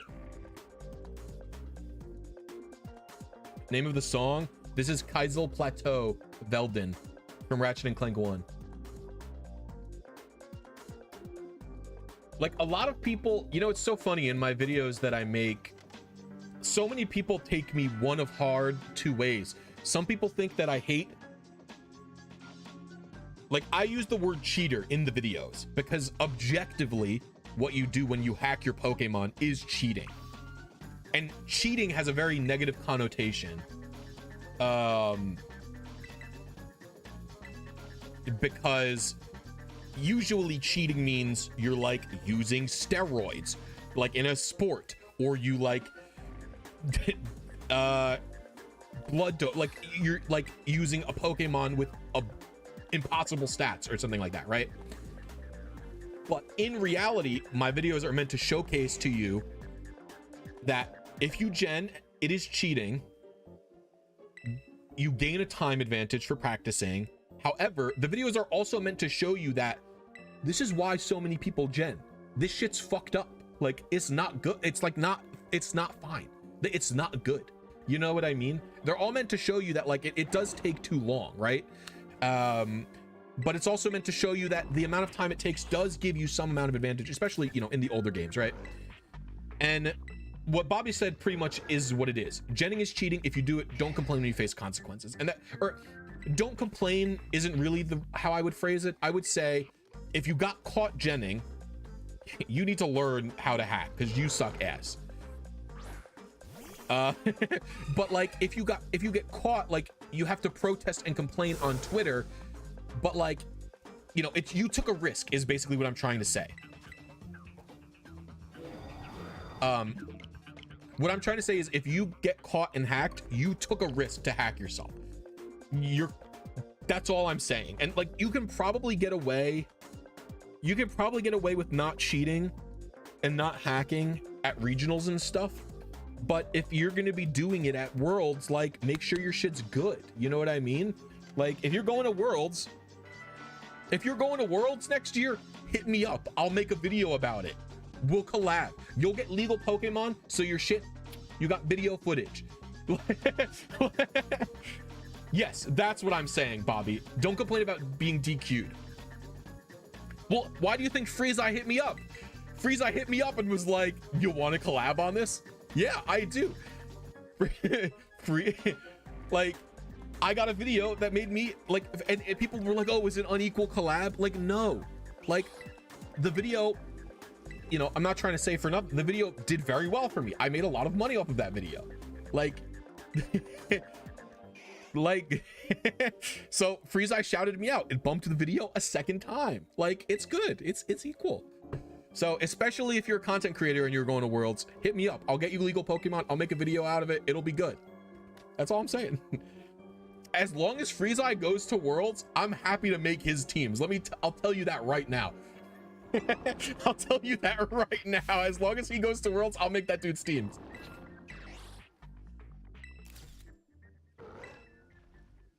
A lot of people accused Freezeye and me of picking a difficult team. I had nothing to do with Freezeye's team, just so you understand. He just sent me a poke paste and I had to do it. You know what I mean? He picked a team. He didn't consider how easy or hard it would be for me.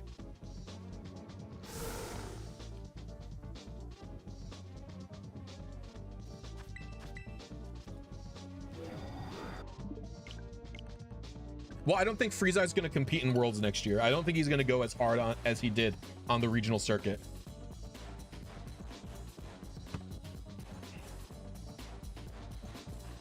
Is Gen 1 shiny Mew considered illegal? Yeah, it's not legal. I don't think they ever did a Mew giveaway that was shiny. I don't know why it passes into bank, but it does.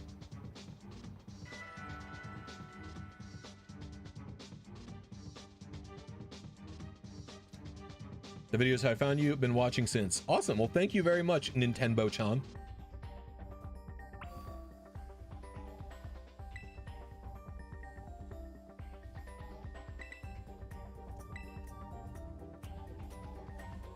It's insane that it doesn't look at Muse DVs, Bobby. It's just so insane to me.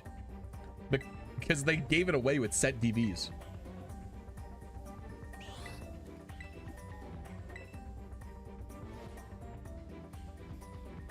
Jenning is definitely FAFO energy. What is FAFO? I have no idea what that means.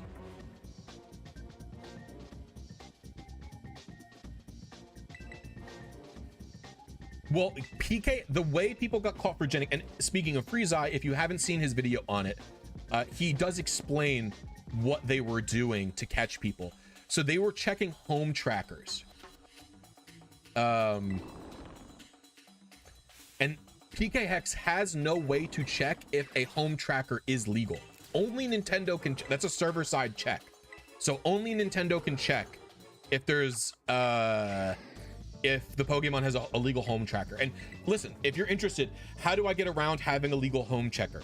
It's really easy. Gen your Pokemon in the game it's supposed to be from.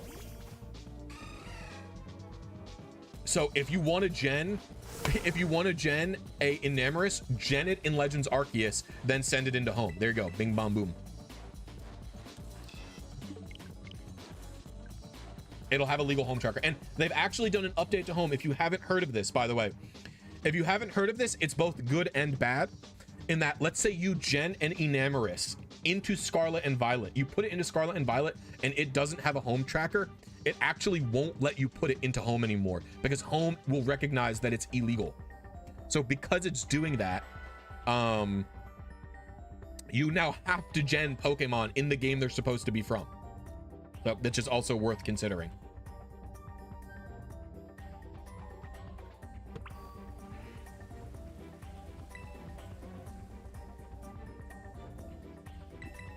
It's fine for casual play if you want to compete in tournaments that aren't official, if you want to compete in Wi-Fi battle leagues. Right now there is no problem, but I actually suspect they're gonna delete they're gonna start checking game side if a Pokemon has none.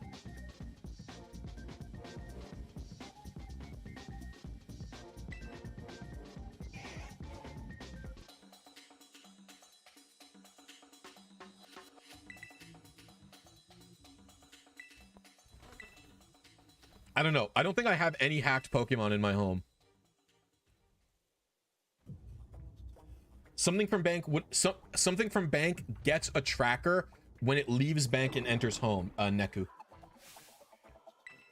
The way Pokemon Home works is, I could show you. Actually, I don't think I can show you next reset. I can show you. You could check on mobile, but whenever you check Pokemon Bank on mobile. Whenever you check Pokemon Bank on mobile, you can actually select which game it's from. And so anything pre-switch, it considers from Pokemon Bank, if that makes sense. So it considers Pokemon Bank a game, and it considers it from that game. And it calls it its bank moveset.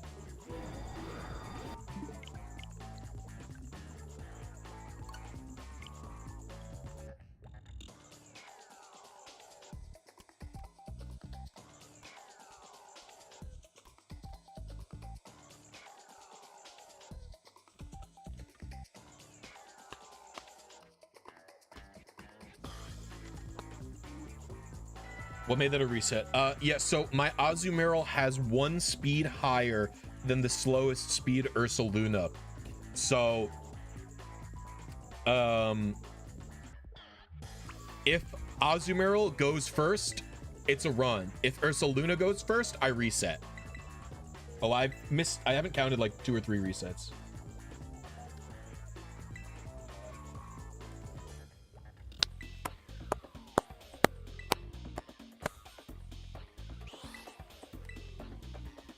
The song is so good.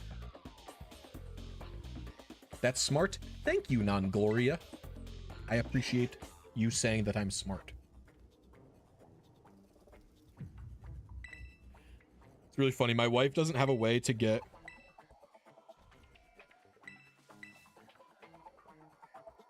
pictures to her computer, so she just sends them to me on Facebook Messenger and goes ignore.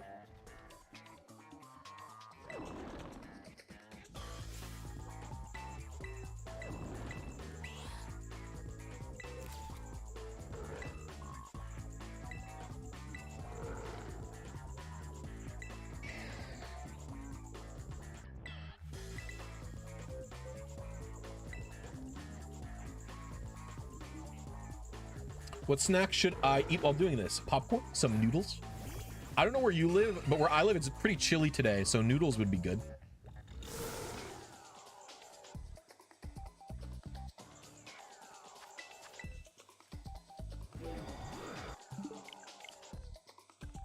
I speed tie with Ursaluna if it has a 3 in speed. So there will be false positives where Azumarill goes first. And then I catch it and it's actually got the wrong speed stat.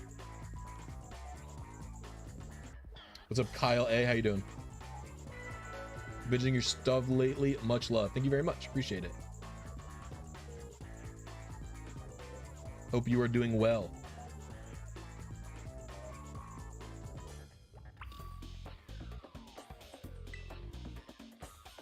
I haven't finished the DLC yet either. That's why Ogerpon is chilling with me, by the way.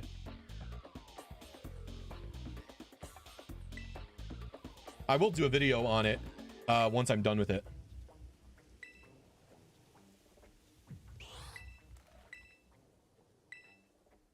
No, I'm just catching it. The thing is, catching it takes 3 turns, Zupermix, but using Strength Sap takes 2 turns to verify. So it's like, who cares? Like, it's 1 turn difference, and I get so few chances with 0 speed anyway. It's not that much of an optimization.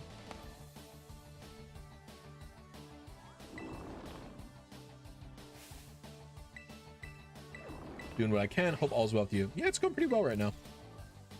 Just chilling here. My Azumarill speed, it's 79, I believe.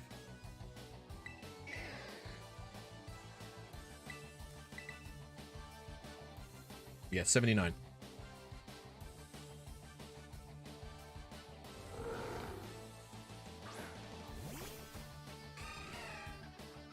What's up, Dreepy Love Whooper? How you doing? Yo, Chimpact. Yo, thank you for the membership, Chimpact, the homie. What the heck?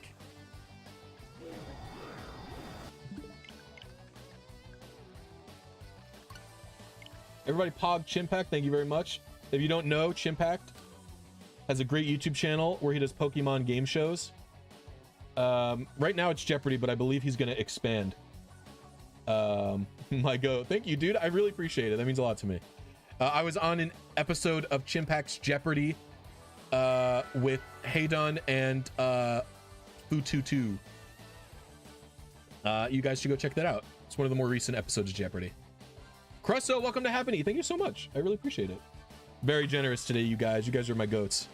I really appreciate all of you. Everybody, Pog, Crusoe, and Chimpact. Yeah. Well, I was watching Chimpact's Jeopardy for a while, and then he asked me to be in one, and I was very appreciative of it because I watch them like while doing chores and stuff, or I don't even watch them. I just listen. Like, I'll just put them on while I'm doing the dishes or something, and they're just very fun to listen to. You same. I watch like I also watch like every one. I also literally watch like every one of them.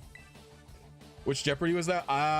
It's Pokemon Quotes, I believe is the name of the one. Do you know Pokemon Quotes? Thanks for the donation. You think I'd be better at watching? You think I'd be better too?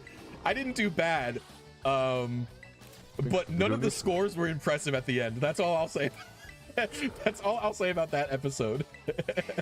Is none of the scores were impressive. We all had decent scores and then we threw it away. How many resets are we on? Like 33. I haven't done a great job of counting my resets, to be fair. I think I didn't increment this one.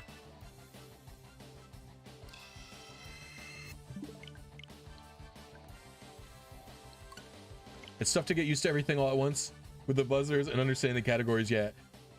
Well, that's a real part of the game of because I don't watch Jeopardy a lot, but whenever I go, because I don't have TV and you can't like fucking get real Jeopardy. I don't know if you watch Real Jeopardy, any of you, but you can't get Real Jeopardy anywhere but like actual TV.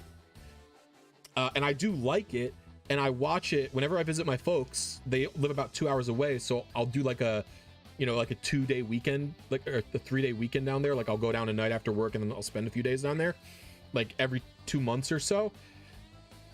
And we'll watch they'll save some Jeopardy episodes for me to watch with them.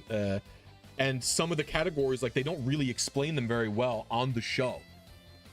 So I'll watch the Jeopardy and sometimes the category, and I'm like, what the fuck is this? I had to get someone's Hulu membership to watch Real Jeopardy.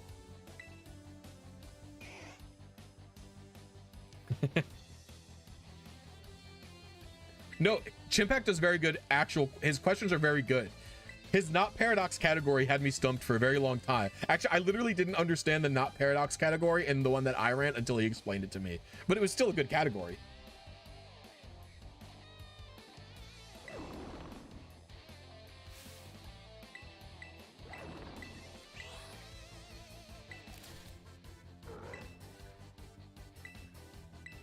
I think the question I was the most proud of was the quotes category, because I got an end quote right, and I was happy about that because Black and White is my favorite single player game.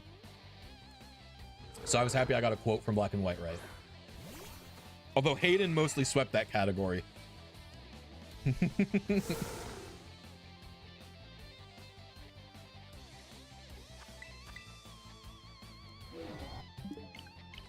They call me the quote goat. That's right. That's right.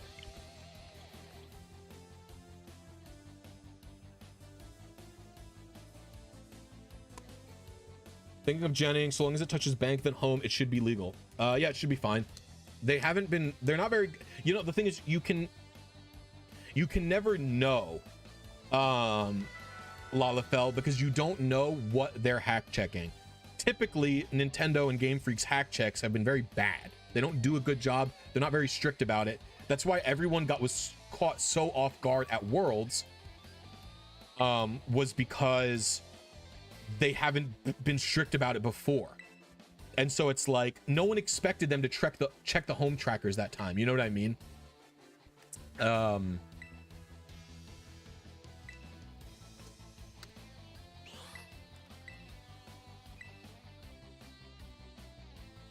And honestly, I think you guys are just, I think it's funny, but the thing is, you're gonna have to be, how do I say this right?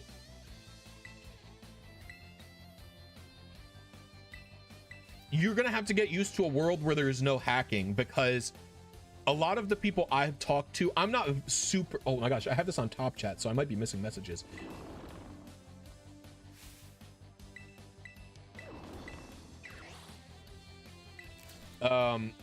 A lot of the people I've talked to, like Kfotics and a few other people, they expect the next system is going to be so secure, like there's not going to be any security vulnerabilities. So you're probably not even going to be able to hack it.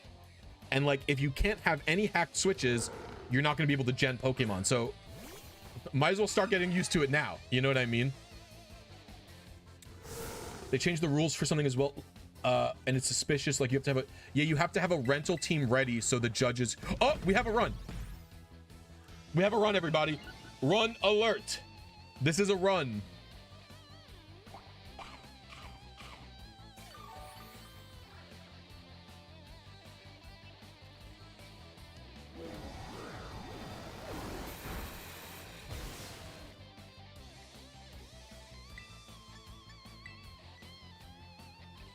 Unhackable game console, where have we heard this before? Oh, wait. Did it go first? It was a fake run. It was a fake run. This is a speed tie.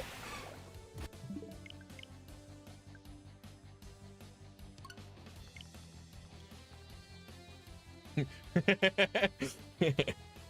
was a speed tie. So, yeah. That was a 2 IV.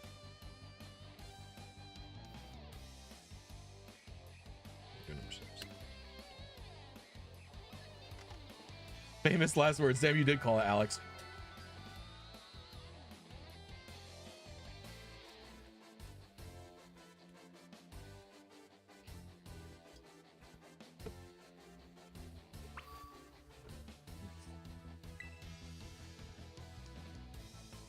I mean, there is a chance I have a speed tie and I win the speed tie twice, right? So it can happen. But yeah, right now, as far as I understand, you have to make a rental team of your team. And the reason you have to make a rental team is so that you can give it the rental code to the judges and they will download it. Like they will use their they can check the team's legality just off rental codes is what they can do.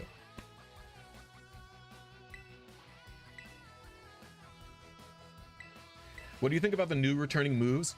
Let me say something to you. If you're a competitive player and you are happy Scald is back, I want you to know that you're the problem. That is what I think of the returning moves. Everything is good except Scald. That the world was a better place when Scald wasn't in the game.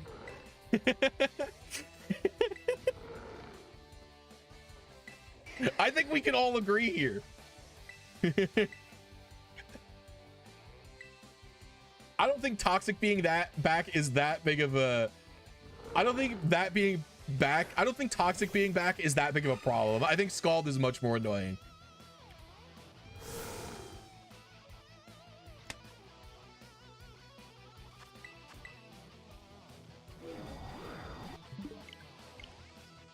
How can you say that when King Gambit is still a thing? I mean, I didn't say I liked King Gambit. If you like Scald, you're chaotic evil. Does anybody remember when it was called boiling water? I'm almost positive I have a version of Pokesav on my computer that still calls it boiling water.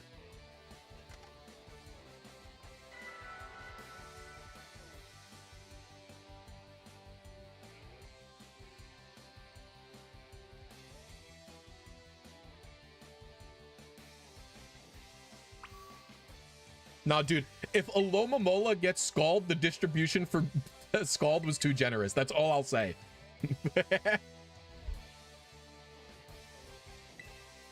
We're on 37 now.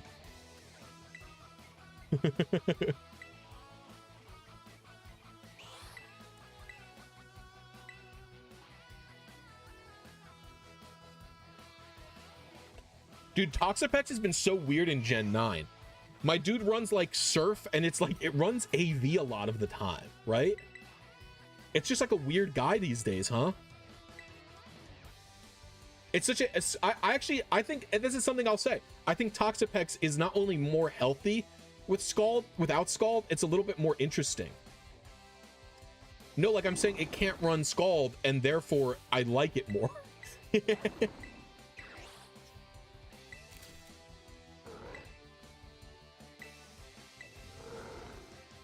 I think the only effect I like about Scald is that it thaws you out.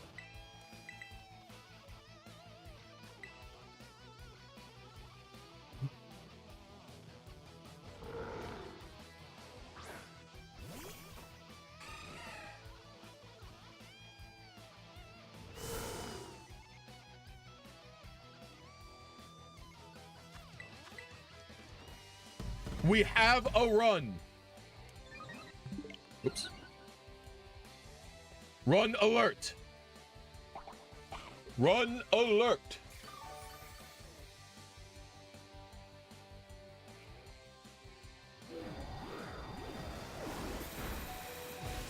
Maybe it's a speed tie. I hope it's not.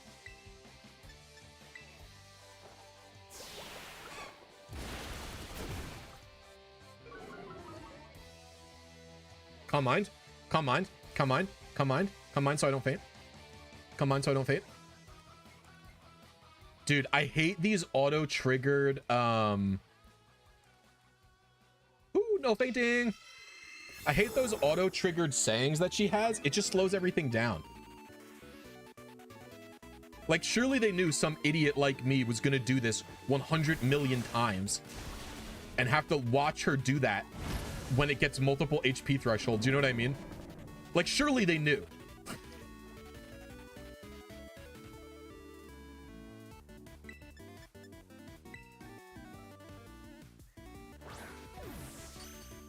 What's up, Super Trolley?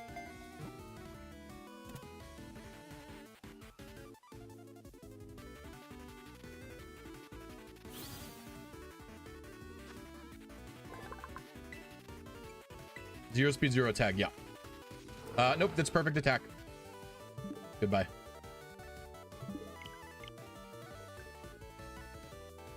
Perfect attack again.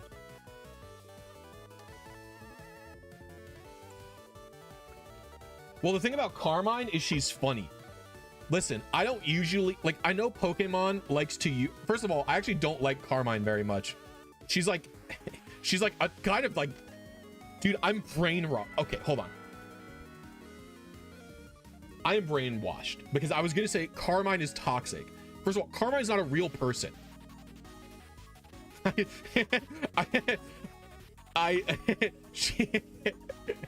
Anyway, Carmine, not a nice person. However, I do think her animation, whoever did the animation for her shaking her fists like that, did such a good job because it's really funny.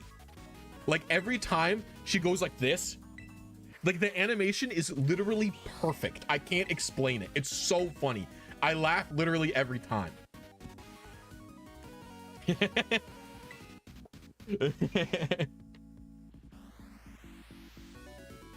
You're shaking with rage. Yeah.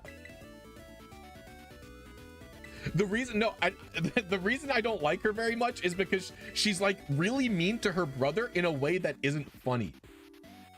Like she just lies to him all the time and then makes you lie to him too.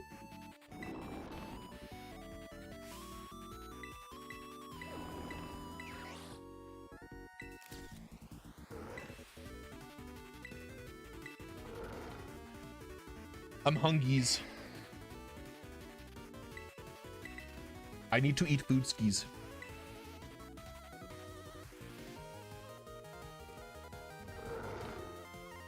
Yeah, I'm just like over analyzing it for whatever the fuck.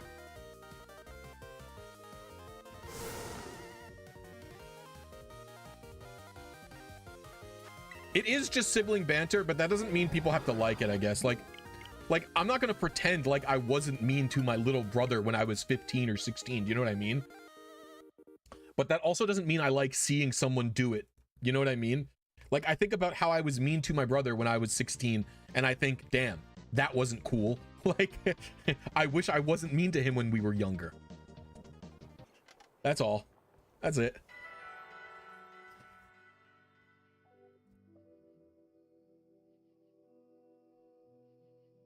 I think it's fine if she's mean to you.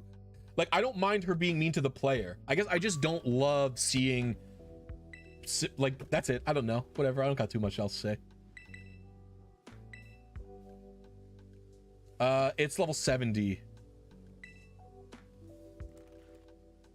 Blood Moon Ursaluna is level 70. Is the Colo bonus dish Jirachi shiny locked / RNG manipulable? It is not shiny locked. It is RNG manipulable. If you want a shiny Jirachi, there's two better Jirachis to go for than the bonus disc. The bonus disc shiny Jirachi. So the bonus disc Jirachi, if you care about stats at all, it only has bad stats, just first of all. Second of all, the bonus disc Jirachi also only has 9 possible shiny spreads. They've all been obtained before, so not very interesting. If you want a shiny Jirachi that's good, you can either hunt Pokemon Channel Jirachi from the European bonus disc, or you can hunt my recreation of that bonus disc from the e-card that I made, which it produces a Channel Jirachi and you can hunt it at the White Rock. There you go. Yeah, they're all well, you know what the funny part about the xenophobia is? It's like such a Japan thing.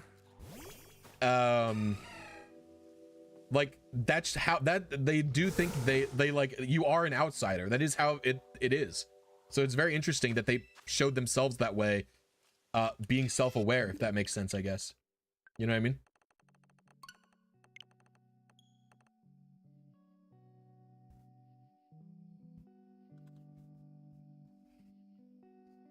I have to go to the bathroom again. I drank so much coffee. I drank so much coffee because I woke up too early.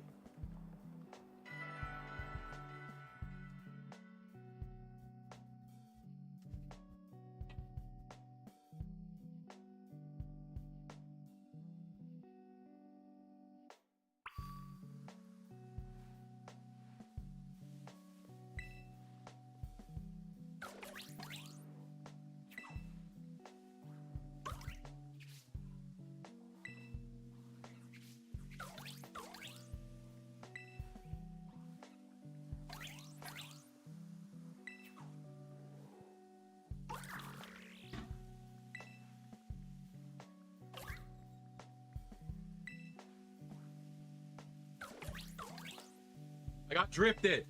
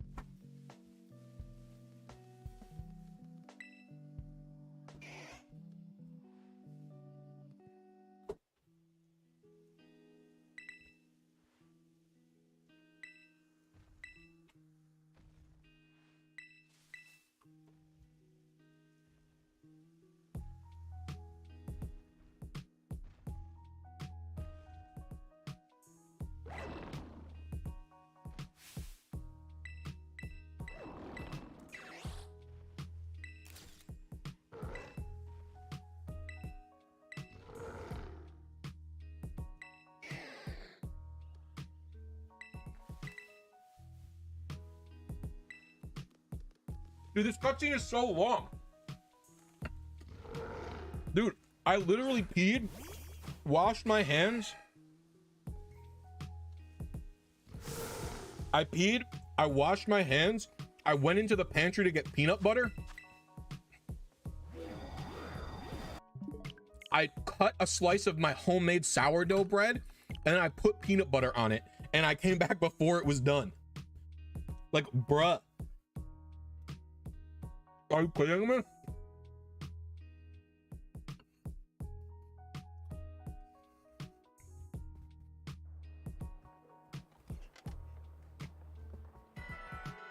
Yeah. It's peanut butter on sourdough.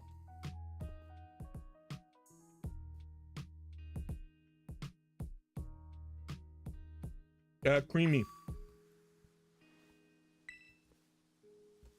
But I don't have a preference for creamy or chunky. I just get whichever one is cheaper at the time. They're both good.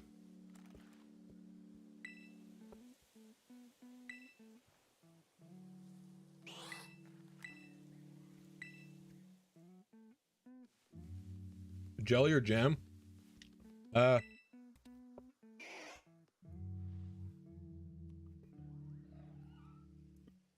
So I went to culinary school. You think I would know the difference? I don't really understand the difference between jelly and jam. Usually you get jams for weirder shit, so I like jam. Like, you can go to the farmer's market. You can go to the farmer's market and get like mango preserves or some weird shit. You know what I mean?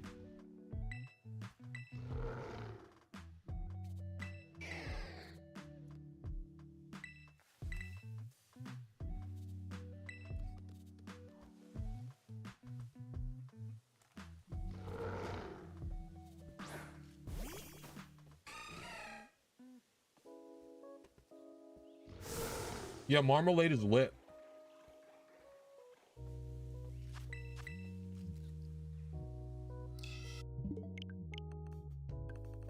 What terror type? I don't know.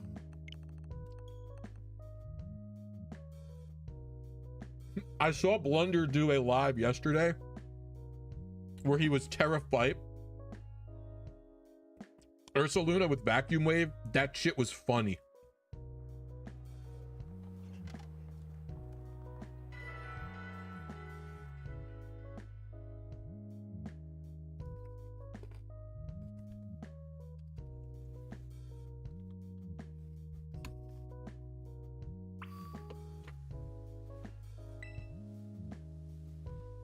Can you even get 0 attack and speed? Yeah.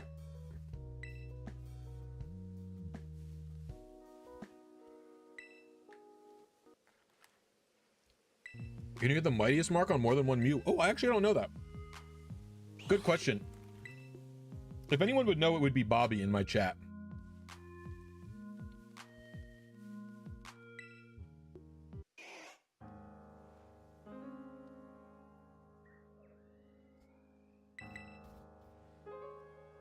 Yes, you can. Well, there you go.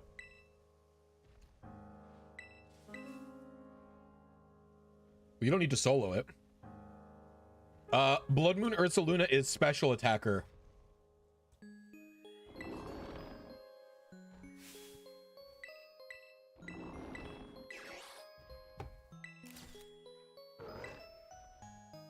Yeah, this is going to be the Kitakami decks I'm going to complete. Because I want the charm for the raids.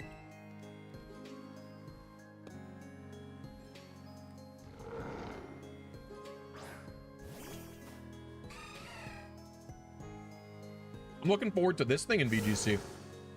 It like quadruples the amount of shards you get from raids.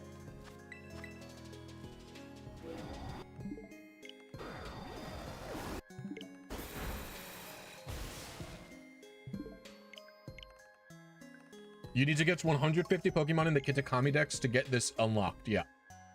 This is technically like a side quest or something. I had way too much coffee today. You get a charm. I think it's called like the Glimmering Charm. It like quadruples the amount of shards you get or something like that. It's a lot of stuff. It's a lot of shards.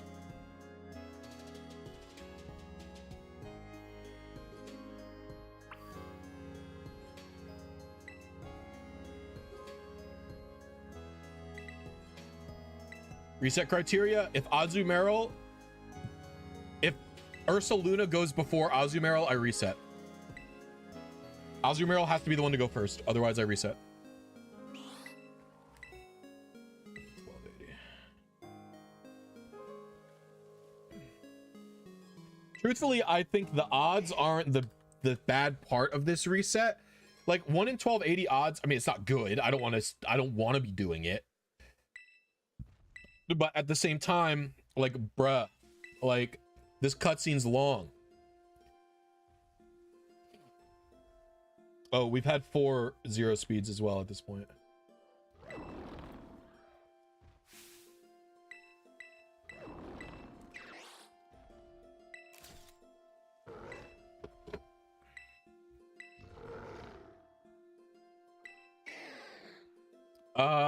No.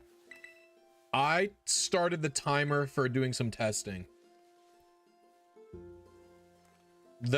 I can check on my desktop really quick. Well, no, I can just check how long I've been streaming. I've been streaming for 2 hours. So I've been resetting for about 2 hours total. So it's about 41 in 2 hours.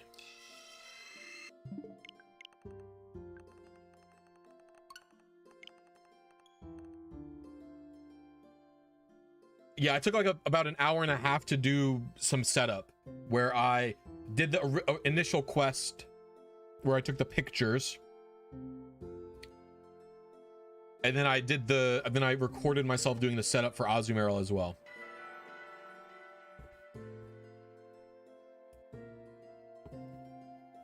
Well, originally, I didn't realize there was a yes or no prompt. Originally, I didn't realize there was a yes or no prompt for if you're ready to go see Ursaluna. So I thought you had to do the whole fucking quest. I thought you had to do the whole quest where you take the photos before you capture Ursaluna. And I was like, bro, what? This can't be real. What have I committed myself to? Then I played it a second time. And I realized you can do that. You can say no. So I played the event twice. Then I bred the Azumarill and trained it and stuff.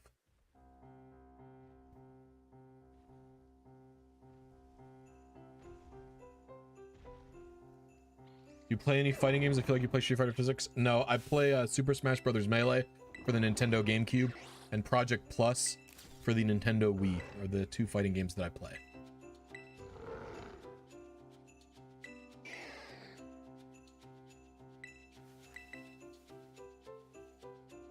Have you done the math for the probability? Someone told me the math on the probability and I said, sure, I believe you. I didn't do it myself.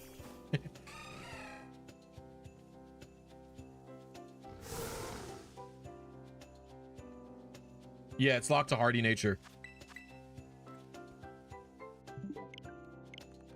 do you play in Smash? I want to be let me be clear.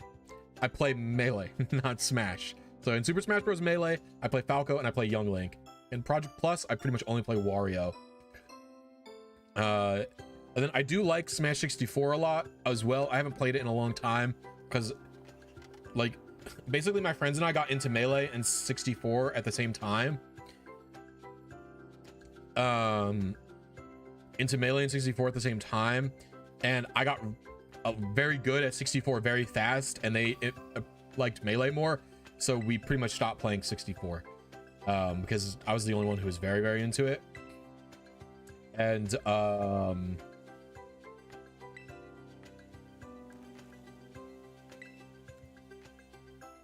but in that game I play, I mean, everybody plays Pikachu, but I'll play like anyone in that game.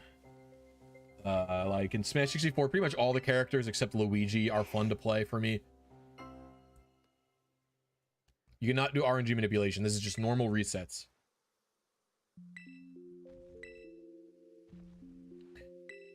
Update on the printer. Well, I'm going to Italy next week, so I just haven't done it. And also my YouTube check from those donos haven't hit yet. Is also another reason I haven't bought it, so. I probably won't have an update on the printer till like October or so. Young Link dual main just like 2012 Armada. I've been playing Young Link was my casual main when I was a kid, so I kept playing him.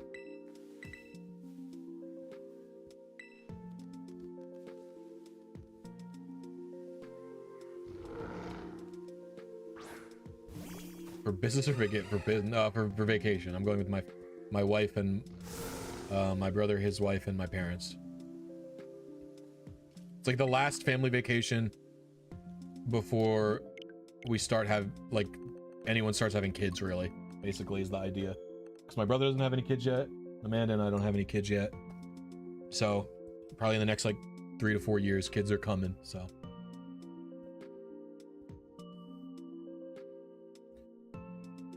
Said you had a video with Freezeye. I didn't.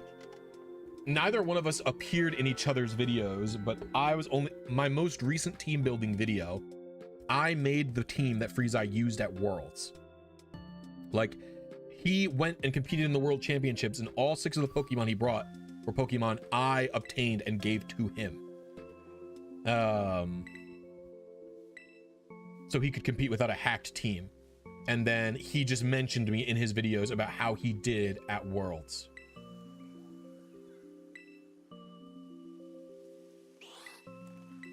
If that makes sense. Freezeye did not pay me I mean, I guess I got paid. I didn't ask for payment. It was like what I would consider a collab, where he gives me the team and I get to make a video out of it. Me getting to make a video out of it is like good enough. That video made, the video did well. Yeah, it's got a hardy nature, Nathan.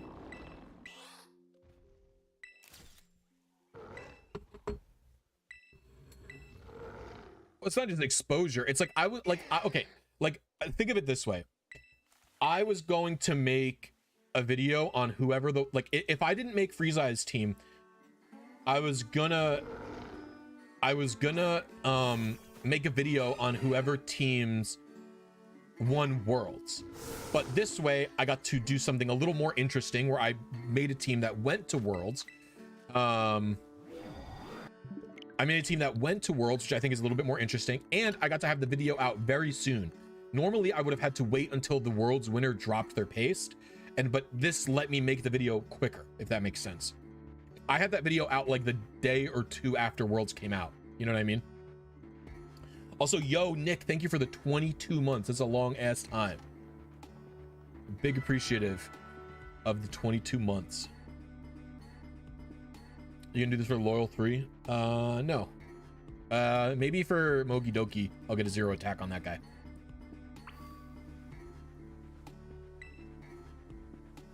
What speed is my Azumarill? It's 79.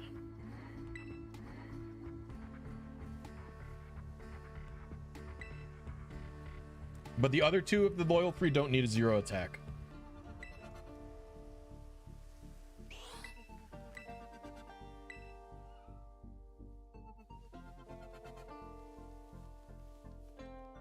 Will you do the winners team also? No, I already showed you how difficult it was to make a team for Regulation D. I'll do next year's Worlds. How can I instantly tell? If Ursaluna goes first, it's too fast. Yeah, I heard that, Bobby. I wonder if, like, why do they do that, by the way? Why do they make all of these things, like, they make so many abilities and items have hidden effects that they don't type in the game? Like Water Bubble for Araquanid doubles the damage of all water type moves that it does. It doesn't say that anywhere in the ability description. Fucking why? Why does it do that?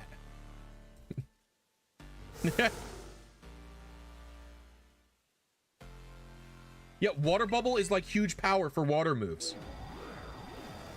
It doesn't say that in the abilities description.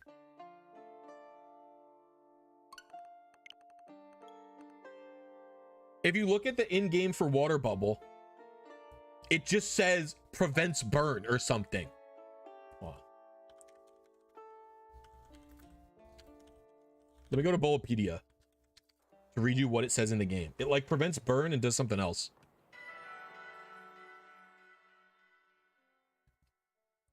Okay. In the game's in the game text in Gen 7, it says lowers the power of fire type moves that hit the user and prevents the Pokemon from getting a burn. That is what the in-game text says in Gens 7, 8, and 9. And then hidden is it also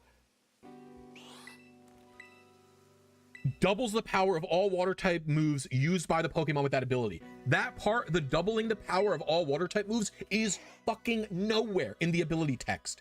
It's just a lie. It's just not in there. It's just not in there. Why is that not in the text? That's important. That's insanely important. Put that in there. Why is that not in there? What the hell? It's crazy that it's not in there. Yeah, and in Gen 3 abilities, Hayden is right, by the way. Gen 3 abilities do not tell you anything. Like, my favorite is when Mold Breaker is one of the few abilities in old gens where when you send it out onto the field, it announces the ability to you. So like in like Gen 4, if you send out I'm struggling to think of a Mold Breaker Pokemon in Gen 4. Hold on. I gotta think of someone.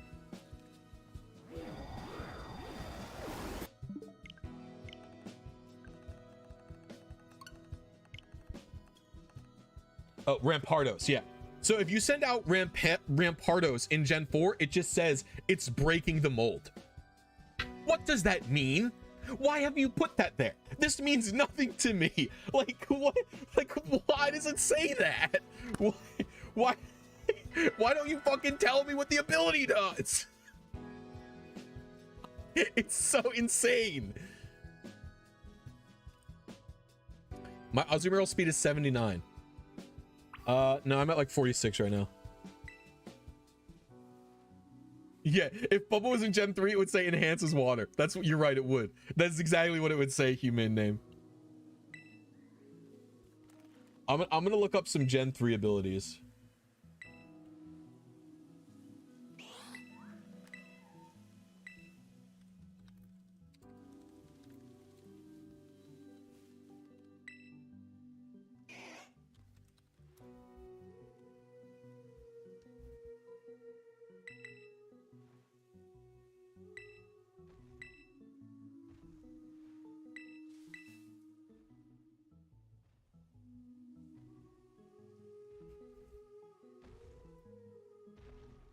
I want to see if I can get like a list of Gen 3 ability descriptions.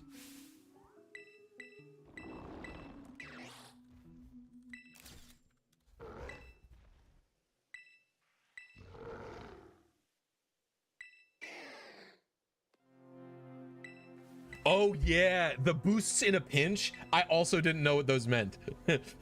Yeah, I literally thought those abilities were bad until I started playing Gen 4 OU and learned the power of Empoleon.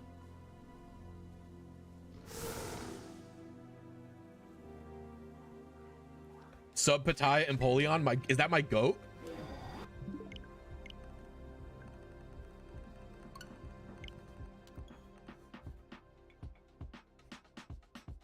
Yo, Jeff Foster, welcome to Happy Knee. Thank you so much.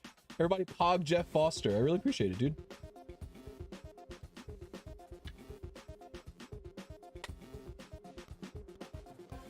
Yeah, Empoleon gets roost and has competitive. I think Empoleon's gonna be better in VGC than it's gonna be in Smogon play, but yeah, like what does pinch me? Why doesn't it just say on low health? My favorite is that they also never say like shit. Like they never specify how much health. Like, how low is the health? How low does it need to be? Why don't you tell me? Listen, I understand that the game is for children. Like, it would be cool if you could just click the ability in a Pokemon summary and then it actually tells you what it is. Like, if you click it in the summary, it just gives you an advanced breakdown of everything it does. How did you EV your Azu? Just max HP, max attack. Pokemon was kind of more fun when everything was a mystery, though. Well, yeah, like, my complaints are always about the multiplayer experience, I guess. Like, when it's single player, like I complained about the Terra Shard thing. Like, to get the boost in Terra Shards, you need to complete the Kitakami Dex, which I think is stupid. It should take they should have just implemented the Terra Raid boosts to shards passively into the game. I shouldn't have to collect 200 Pokemon to get more Terra Raid shards. But if the Terra Raid shard thing wasn't for competitive play and it was just so you could get good Terra types for a battle tower or something, there's no reason to complain. Like, to me, it doesn't matter that it takes you 20 fucking years. To me, it doesn't matter that it has to take you 20 years to do the battle frontier in Emerald, because that's single player content. Who gives a shit how long it takes? You know what I mean? But for multiplayer stuff, it's a big deal from my perspective. No, you have to get 150. I think this dex is 200, so you have to get most of the way there. Yeah, the charm makes a very big difference. It's still too much. I would agree with that statement too. Like, I don't know why her side quest isn't unlocked just from the rip.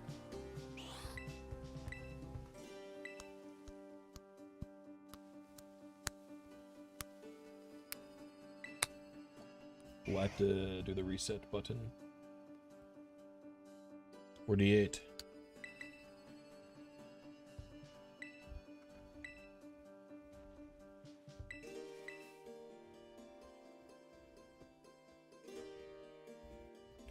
Can just import a living if you, yeah, but like I never have a living dex, you know?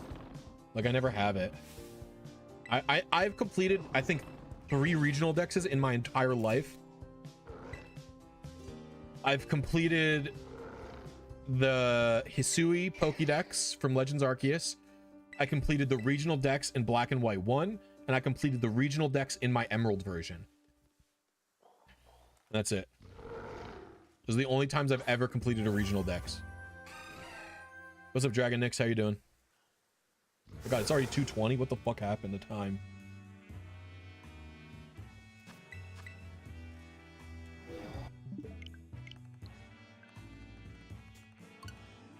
Imagine not shiny hunting. Huge L. I'm not gonna. I've done 2 shiny hunts ever. I did 1 shiny hunt so I could know my secret ID in Sword or in Shield, and then I did a 2nd shiny hunt in this game for Freeze Eyes Fluttermane, and those are the only 2 times I've ever shiny hunted without RNG manipping.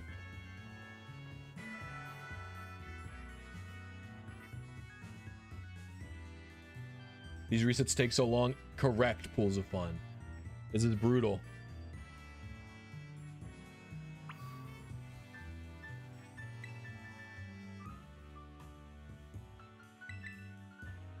Are you ready to meet the Blood Moon Beast?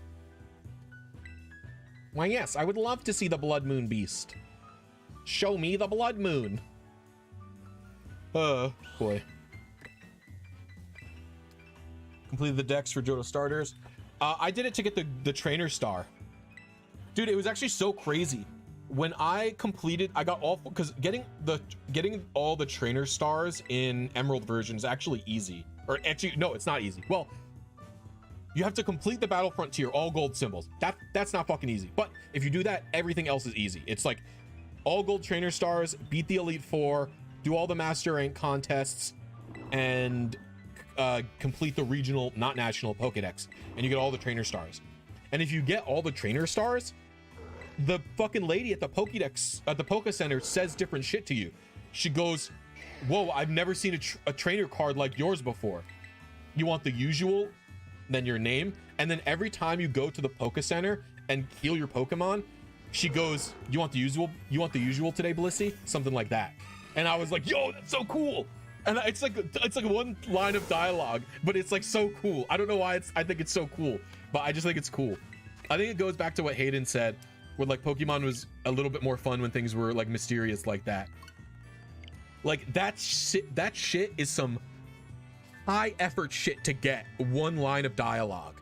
And I didn't know it was coming. It literally wasn't spoiled for me at all. I never knew about it at all. Are you able to find the Japanese text of Water Bubble? Fucking sure.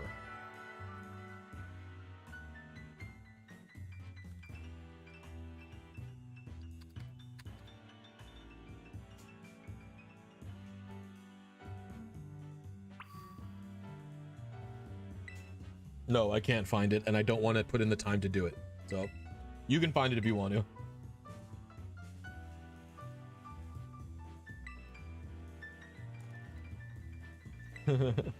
When the lunch lady knows that you'd want the same thing as you did yesterday because you're autistic and you just eat the same sandwich every day, but you're undiagnosed.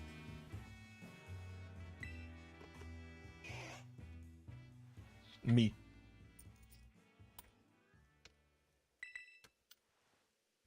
All right. Back to the top of my playlist. Oh, maybe we put on some Tiny Hut.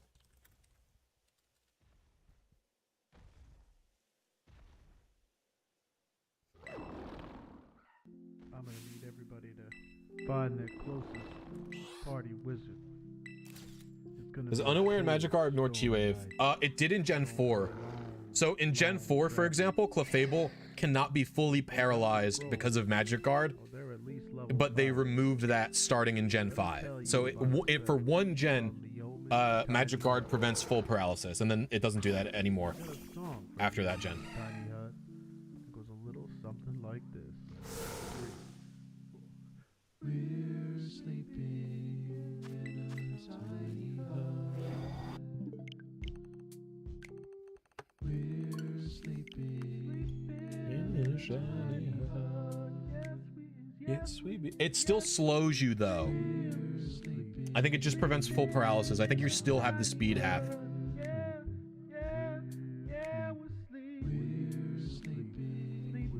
Just like you still are burned.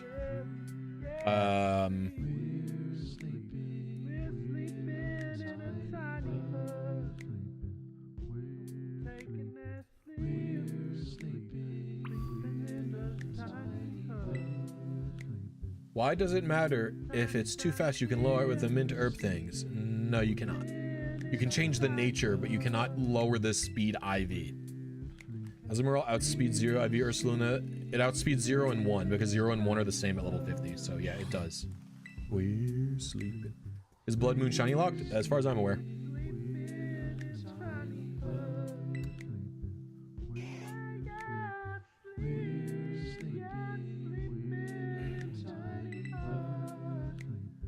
We're sleeping.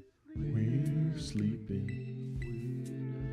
Tiny hut. This song fucking rules. This is Jeff's literal magnum opus. All right. We'll put on Skilled Fox Slayer just because I can't help myself. Alright, here we go. We're gonna do one more time. Fucking Super Smash Brothers Melee in the booth, dog. I can't help it. I can't help put on Skilled Fox Slayer. It's impossible for me not to. And then we'll go back to normal music, I swear. Yo, Azumarill kind of cried on beat there. Anybody notice that? The Skilled Fox Slayer. The list says F tier, don't listen to the haters. I don't need a tipper, cause I got a sweet spot on the hill. The song is called Skilled Fox Slayer by Papa Hefe. Nothing sicker than my F smash stocks fucking melt. Dipping, ducking with my dash dance, grab down tilt. My punish game may rely on reads, but everybody getting hyped when the boy on screen. Listen to the hoop Hoop, while I scoop, scoop. run the stage. I love Hefe, bro. Yeah, me too. That guy's cool. My dash attack so rare, cause it just hits air. Even if it connects, the follow up ain't there. It's Yeah, a I was lurking there yesterday. in our quest to be the best with the worst swordsman in the game, no question. You lost the set, son, cause I'm out here spreading burns like Seth Lund. I eat spaces for breakfast and flow. That makes music? Yep. With Lunchables, tech skill, the pivots will kill ya. My chain grab is ruthless, my jab leave you. Gotta go. Good luck on the hunt. Thank you very much, Riku. Appreciate it. Thanks for hanging out. Pull your pants up, find an answer, or you just might get forced stock on camera. Let's see, how often do you RNG abuse in Alola and Sword and Shield? Alola, a little bit more than Sword and Shield. The problem with Sword and Shield RNGs is they're very tedious. They're very tedious and slow. So they're not like particularly fun to do compared to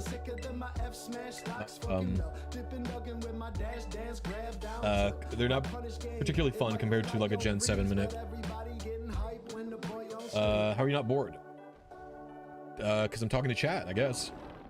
There will never be RNG in Scarlet and Violet. Confused, what are you soft you're sitting for? I am looking for a 0 speed and 0 attack Blood Moon Ursaluna.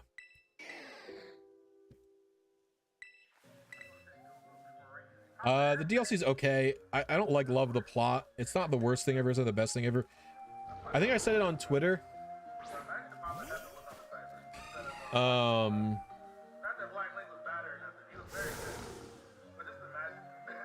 Yo, Tyrone, welcome to Chansey. Thank you very much. I appreciate it. I took some apple acid, now I'm acting goofy. Limbs look So, goofy like I'm Captain Luffy. Got a chimp on my shoulder with a stick, that's Grookey. Staring down a fire type boy, still shooting when he gripped a everybody pog the Tyrone 118. Okay, so the reason I don't love the DLC is because I tweeted this out a little bit, and it's like fine. Kitakami's design is good. I like the music, but I find that modern Pokemon games have done this thing where they just kind of like lore dump on you without anything being mysterious. Like, they just go up and like the grandpa just knows the truth of Ogerpon, and like that's it. And it's like, all right, man, you know, whatever.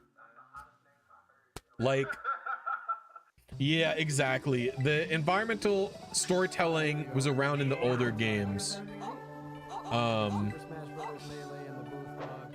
It's easy. It's easy not to fuck shit up, right? Just do it. Going back to my playlist. But it's like, you know, like in the older games, they kind of just tell you there's a guy here, this is here, maybe this happened, maybe it didn't. I think some of the good examples are in the Sinnoh library. They're kind of like folk tales, and like you can't tell that anything is true or not. And so they don't really leave a lot of mystery to happen. Yeah.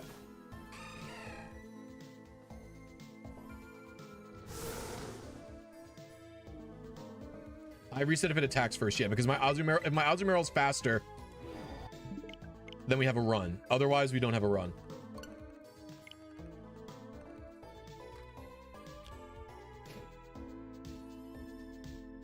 Yeah, it's like whatever. And like the Kitakami is also a little bit smaller than I expected. Like the Isle of Armor, as not interesting of a story that has, it's fucking big. Like the Isle of Armor is a huge ass area. This area is like, Kitakami is pretty small. What's the song currently playing? Yeah, it's called Robot Rematch from the Adventure Zone. Here's the playlist I'm listening to. It's my own stream safe music playlist.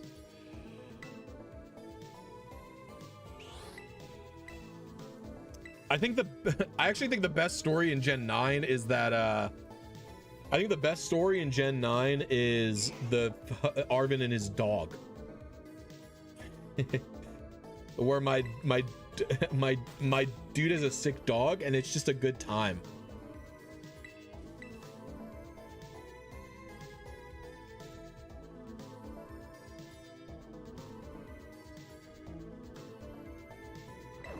Adventure Zone slaps. Yeah, I used to love Adventure Zone. Thank you for all the content. You're super helpful and awesome. Well, thank you very much, chat. Special Steve, I appreciate it. Hey, Blisy, have you seen the new raids in the DLC? I got a really fucked potential spoiler as a raid. I was wondering if I could share it. What do you mean new raids? You can spoil it for me. I don't really care. I just know some new Pokemon are in the raids. But like, I don't know what you could be talking about.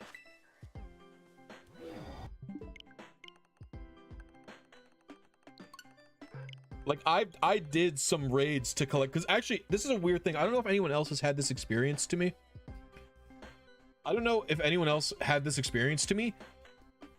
There's 100 new Pokemon in the Kitakami decks, right?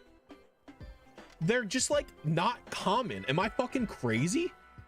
There's like not a lot. Like I want to say half of the new mons from raid dens that I've done, because they're just not spawning in the overworld. Do you know what I'm saying? Basculegion F. Oh, that's cool. I didn't know that was a spawn. That's really cool. I knew Basculin White Stripe could spawn.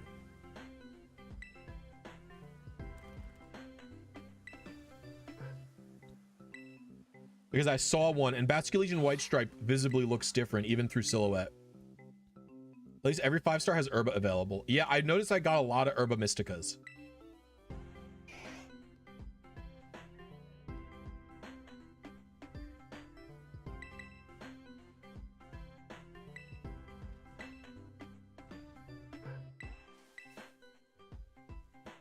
I just felt like the new Pokemon, there's not a lot of them. I don't know. Bro, I swear to God, you guys don't just explore the map at all or check the decks. I found everything really easily. I mean, I explored the whole map. I just wasn't finding a lot of stuff. Also, there's so many tiny guys in this DLC. I'm constantly bumping into little dudes.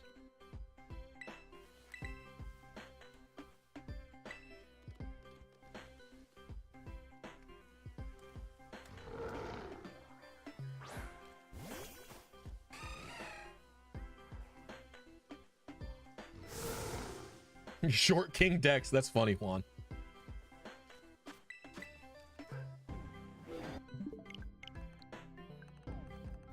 What is the item finder mark? Can someone explain to me? I know everybody was excited when the item finder mark was introduced, but I don't know what it is. What the fuck is it?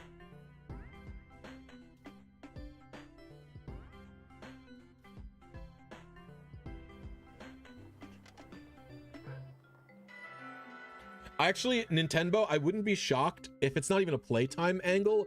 It's like a loading thing angle.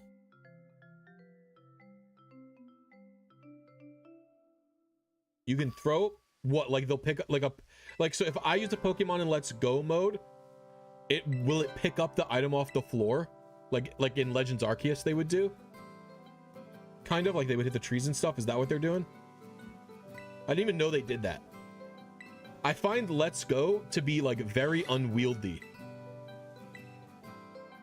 so I don't use it very often. Like, I find it to be a very unwieldy mode. I don't have a lot of like good control over them.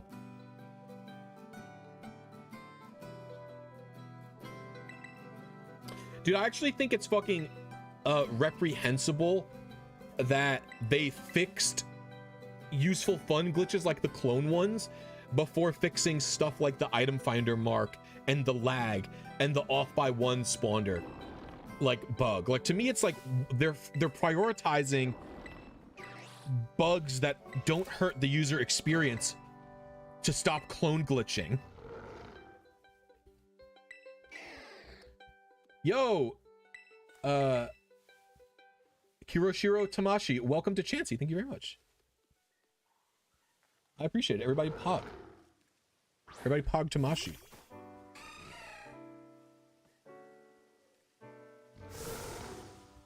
Thank you very much. I appreciate the Chansey membership. We're trying to get to 200 members.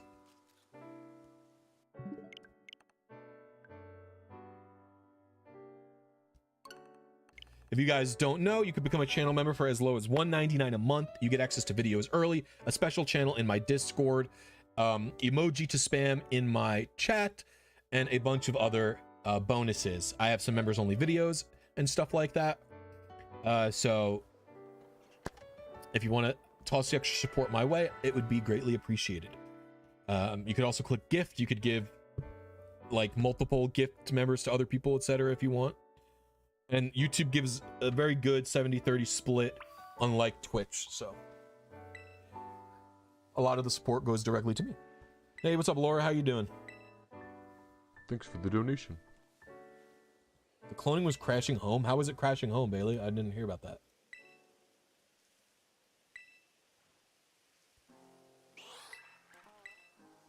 I'm resetting fast because it goes first.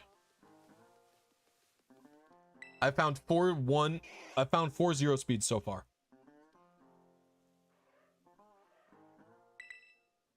I don't think BDSP caused home crash.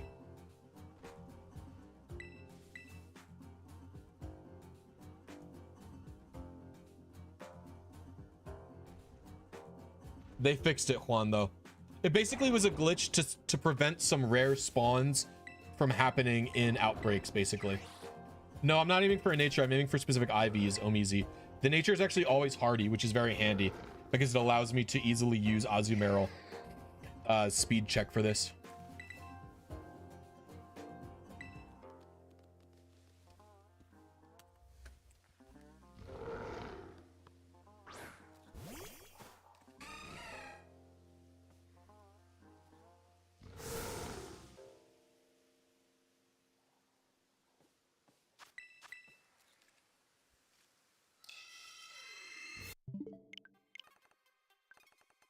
The nature is always hardy. Yeah, it's preset. What's the best Pokemon game / gen in your opinion? I don't know. Depends. Like what you're asking me, the context, in like the context of.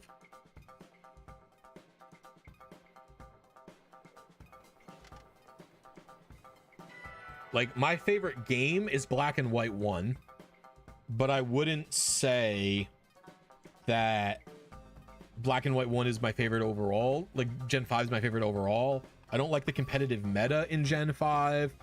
The RNG is easy in Gen 5, but it's not like particularly engaging. So my like my favorite gen to RNG in is, you know, Gen 3 easily. But my favorite meta is probably Gen 4. And Gen 4, like Heart Gold specifically, is one of my favorite games in the whole series, so I don't know.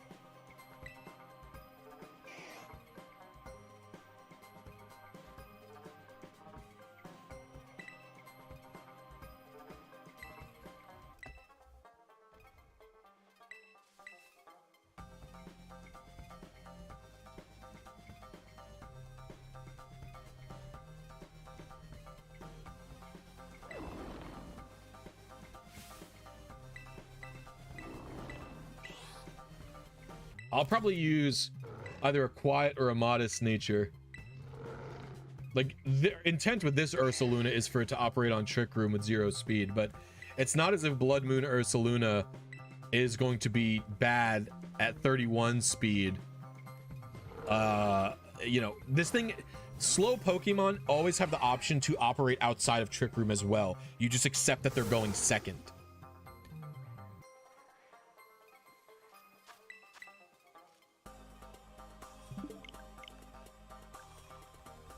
That's not that hard, Unidragon. You know this has shiny lock. Yeah, I do. I'm not going for a shiny, I'm just going for the stats that I want. If I was going for a shiny, my stream title wouldn't be going for perfect competitive Blood Moon Ursaluna. It would be going for shiny Blood Moon Ursaluna. But it doesn't say that, so I'm not doing it. Because I know it's shiny locked.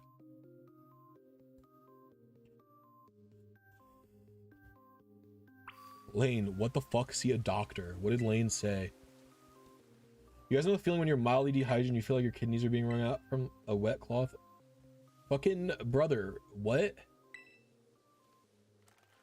I wish they'd do more sequel games. Yeah, I like sequels as well. That's why I'm hoping that they don't.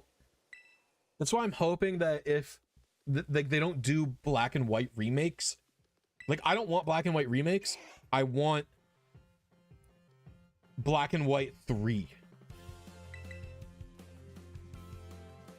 That would be cool.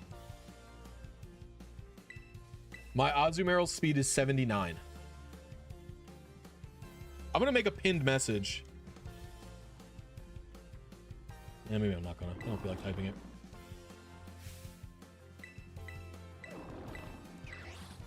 I'm Blissy, you're a genius. I wouldn't go so far as to call me a genius.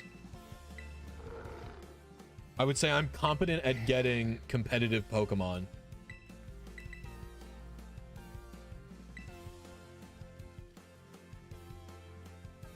Go here.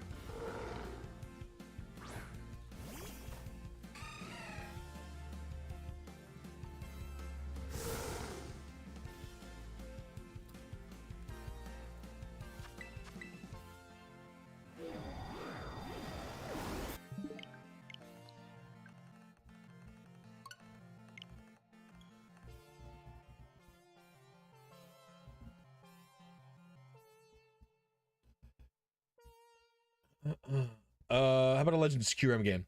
I'd be open to a Legends QRM game. I want Game Freak to make less games, please. Thank you. Can we get less fucking games, guys? Like, we don't need, like, dude, the DLC is gonna come out. The DLC is gonna come out in, you know, whenever. Like, when's DLC 2 coming out? Like, probably November, right? And then, like, in Christmas or like January or February, we're gonna get a new Pokemon game announced, probably. I think there's a not insignificant chance. I think there's a not insignificant chance in 2024 they announce a new game for fall of 2024. Like, I don't think it's impossible. I want more games. I don't care if they're bad. I just like more content. Unhinged. Unhinged statement. I mean, I'm not saying anything that's particularly spicy. I think I'm saying like some normal ass shit. Legends Arceus was an insanely good game. Scarlet and Violet is literally not half the game that Legends Arceus was.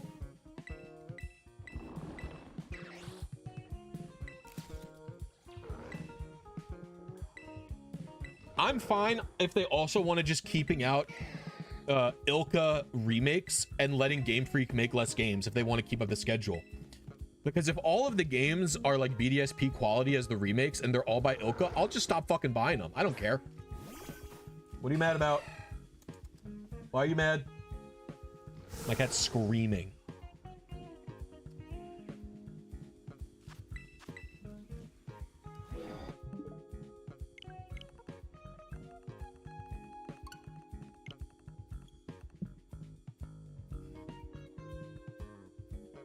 Legends Arceus is one of the best Pokemon games like ever.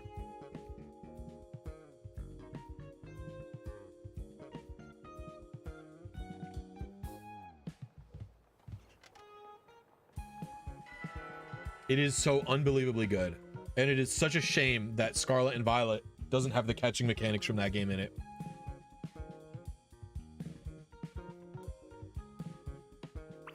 The only thing I don't like about Legends is I think man,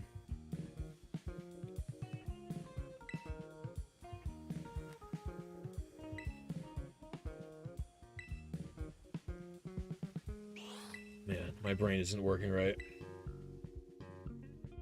There's nothing to do in Legends Arceus after you collect every Pokemon, basically.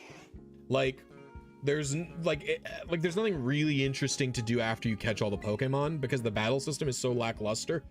Like, I would be fine if they had Legends Arceus catching without the simplified battling. Shiny hunt? I don't like shiny hunt. Shiny hunting isn't fun. It's not. If it was fun, I would do it, but it's not fun.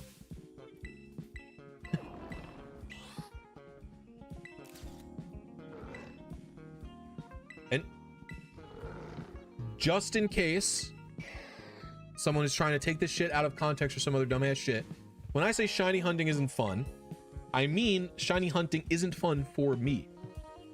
I'm not saying some objective, you know, what if you like shiny hunting, good for you. You have something to enjoy Legends Arceus more. I don't.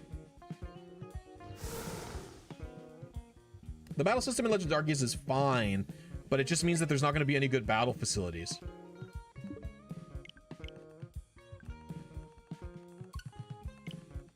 That was 61. Oh, I'm gonna do stretchies. Oh. Remember, stretch up so you don't get blood clots and have a heart attack.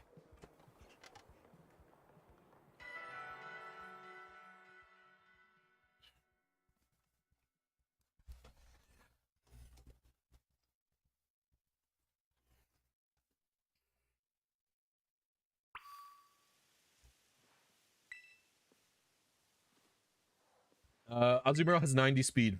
Not 90. Whoa, 79. Excuse me. Do I work out? Not really. I go for like walks. That's it. All right, Marcello.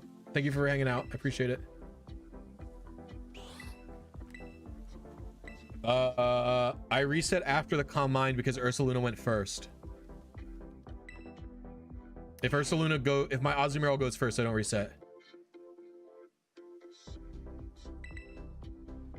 It's not that I don't like shiny hunting. It's more that I don't.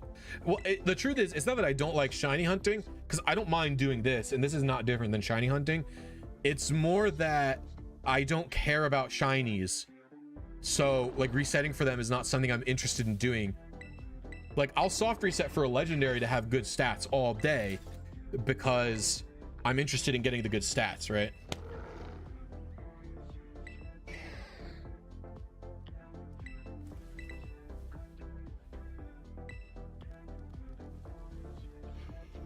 I don't think it's even going to be good at you, Mr. Cross.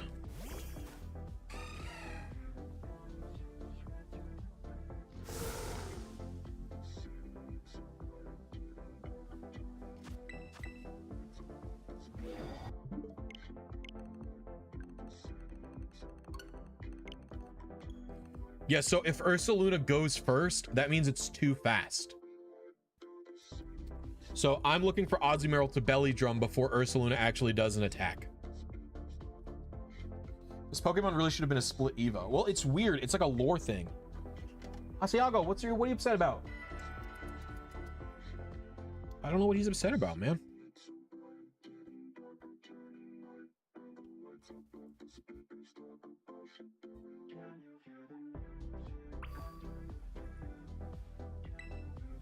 Yeah, it's been a very long time since I've had a slow Ursaluna.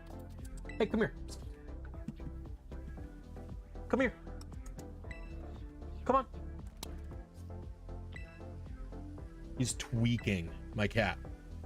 How long did it take you to make the e-reader events? Is it possible to use the e-reader to give the other tickets? Well, Emerald doesn't have mystery events, so no.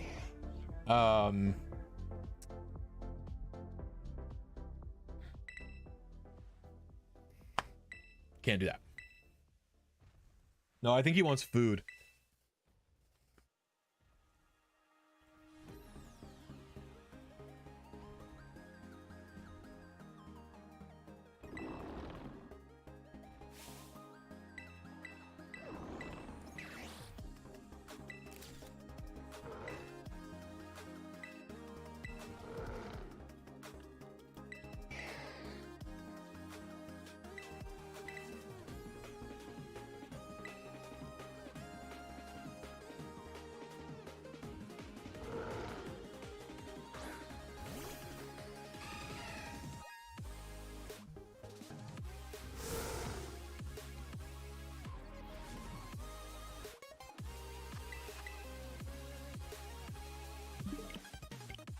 It has been so freaking long since I've seen one.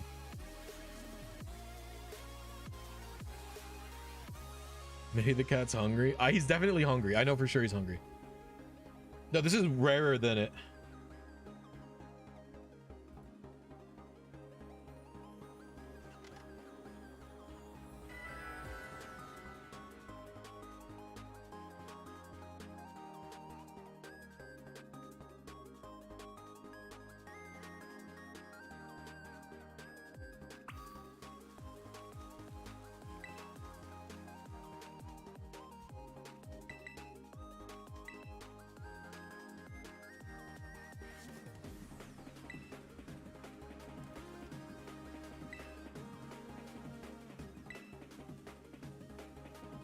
I'm going for 0 or 1, not 4. What? 10 out of 10 would trade my 3 cats for a dog. No way. I would never trade any cat for a dog. Terra Ghost or Terra Water Memo would be better. VGC.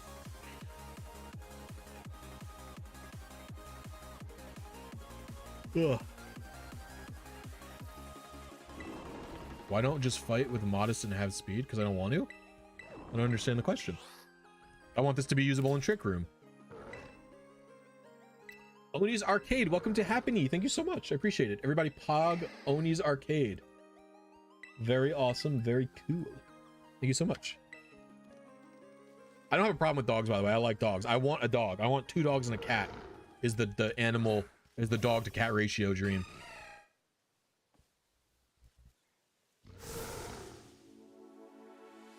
Can we get a freaking run in the building?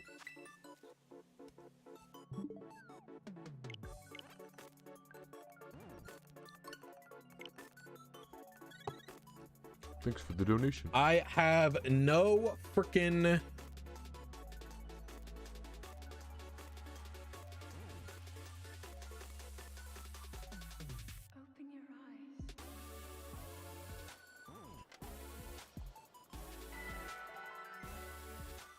What's so good about having it in Trick Room? It's not that it's particularly good.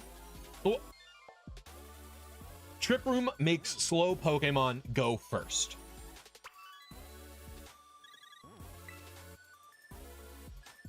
And because Trick Room makes a slow Pokemon go first, the slower your Ursaluna, the faster it will be within Trick Room.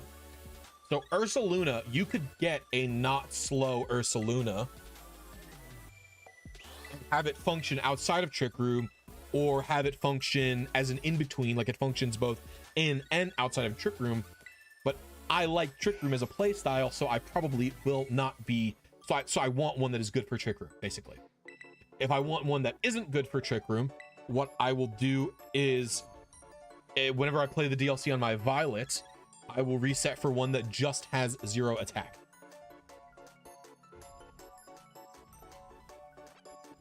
One in 32 isn't that bad.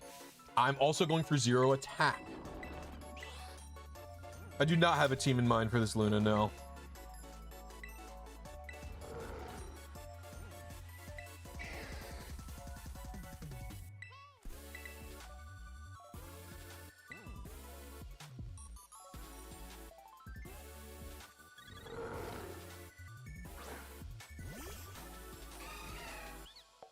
We haven't had a run in so freaking long.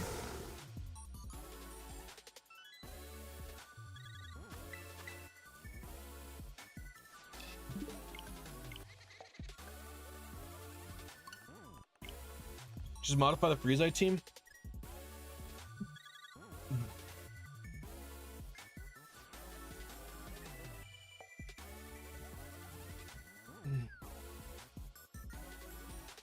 Well, it's like, okay, so like Ursaluna is so slow that at its speed tier, you don't really need a 0 speed Ivy to do well in Trick Room, right?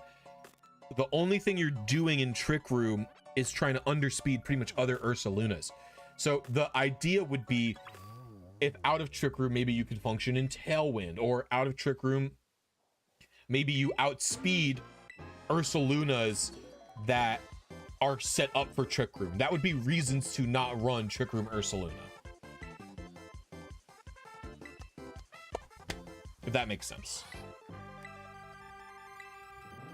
Is this Snail House? No, the last song wasn't, and neither is this. I don't have any Snail's House on my playlist. I get copyrighted.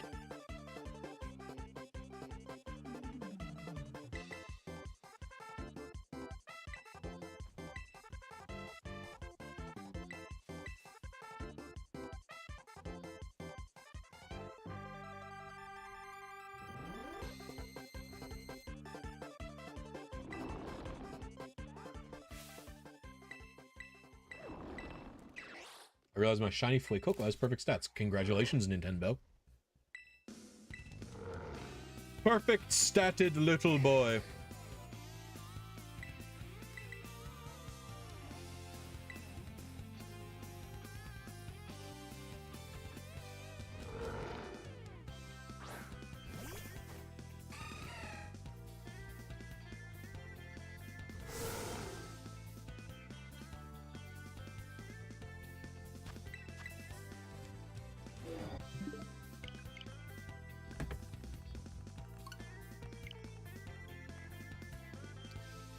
Yo, if I got a correct trainer ID and secret ID for the Dead Battery Ruby, do I even need to shiny hunt the starter?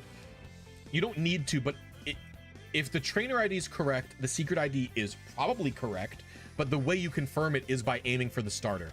If the starter shows up shiny, you know you didn't fuck anything up. That's the main reason to do it. You don't have to, but yeah.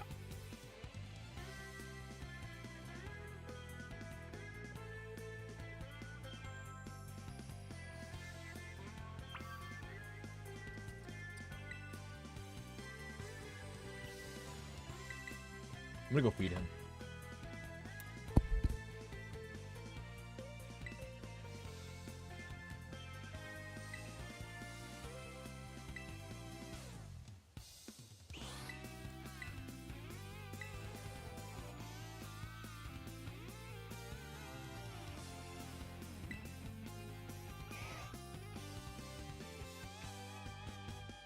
I thought cats appreciated routine, brother.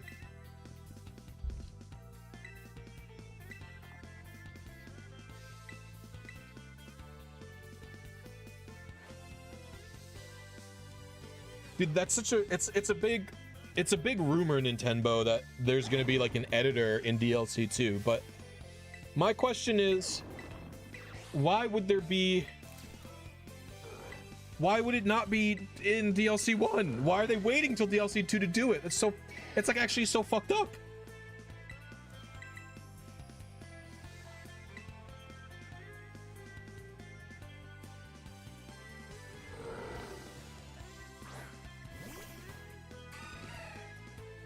Have you tried the Tapatio Doritos yet? No.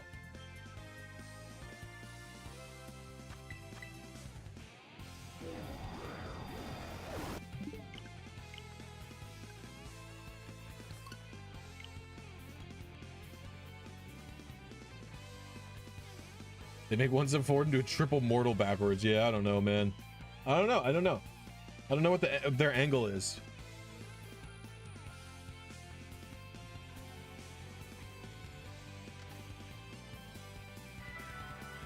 I have a question about the turbo controller you use. In the video you mentioned you could record 10 minutes of input. No, it can record up to 10 minutes of input. So I can play the game for 10 minutes how I want the game to be played.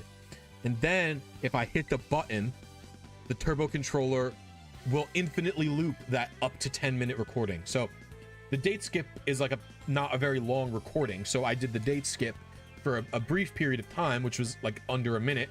And then it just loops that sequence of button presses over and over again.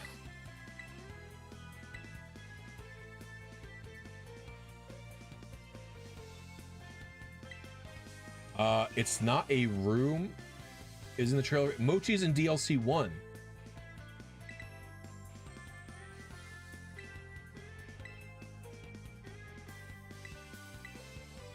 It's definitely not confirmed in trailer. It's definitely not confirmed in the trailer that you can change IVs. I don't believe so. There's no, yeah, I think you misunderstood Mochi. Mochi is for EVs.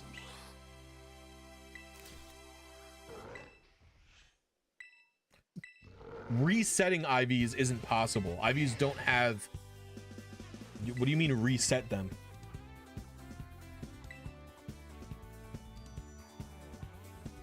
I have 2 cats, Asiago and Saffron.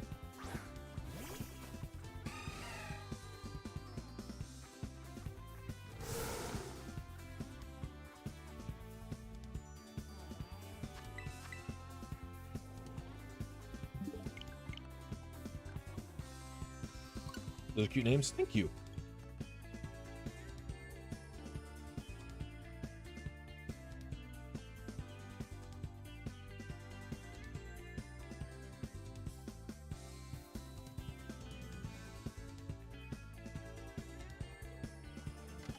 Yeah, those reset EVs, not IVs. That's what I'm saying. Yeah.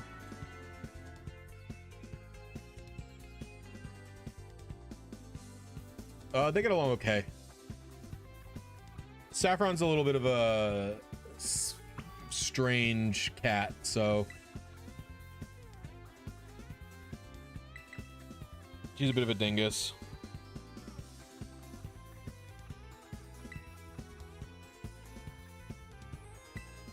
They don't really fight though, and there's no real signs of stress.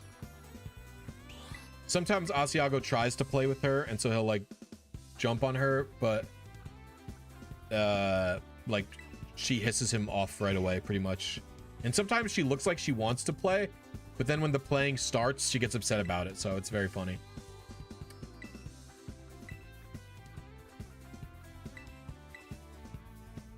Can you explain your setup real quick for the 0 speed variant?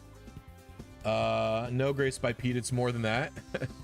The all I have for the setup, Pete, or not Pete, Lance, is that I have an Azumarill at level 74 with a 0 in its speed stat. And that makes Azumarill's speed 79. Now, Azumarill or Ursaluna's, if it has a 0 or a 1 in speed, which are the same stat at level 50, Ursaluna will have 78 speed. So I'm 1 point faster than the slowest possible Ursalunas. And so if Azumarill doesn't go first, it's a reset, because that means the Ursaluna is too fast. Does that make sense? I'm using the Ghoulie Kit King Kong Pro 2. What do you think of the recent buffs to Torterra and Empoleon? Torterra's buffs I do not think matter.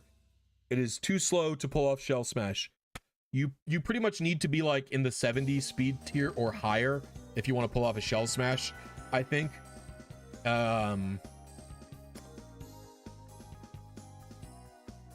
Empoleon's buff is a lot better. I think it's going to do decent in VGC at the very least. It's pretty strong.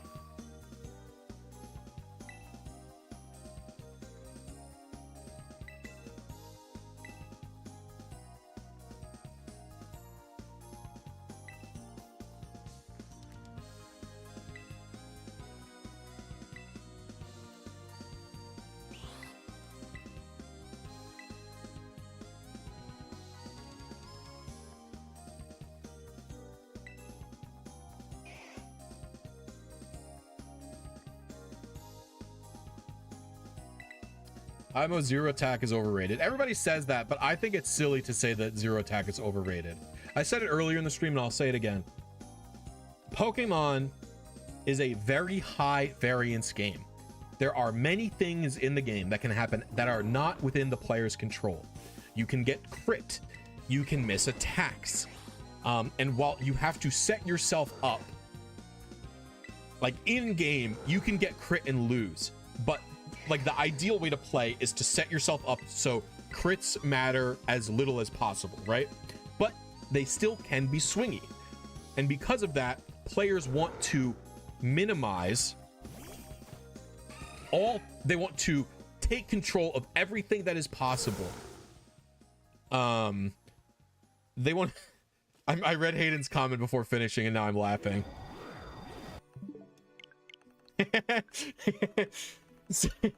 So like you can say that, you know, it is overkill.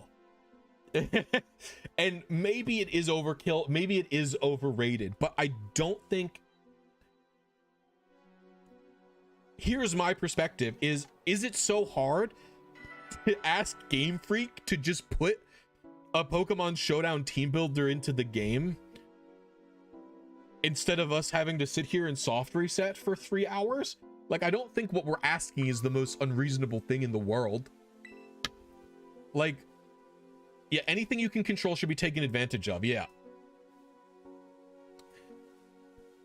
Like, let's say,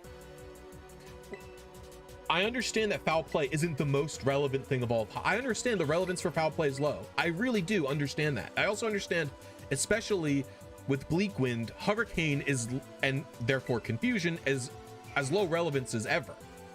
But it's like, imagine if you're watching a tennis match and they're like, if you don't spend 15 hours picking out your tennis ball, there's a 0.5% chance that you'll lose the tennis match, right? 0.5%.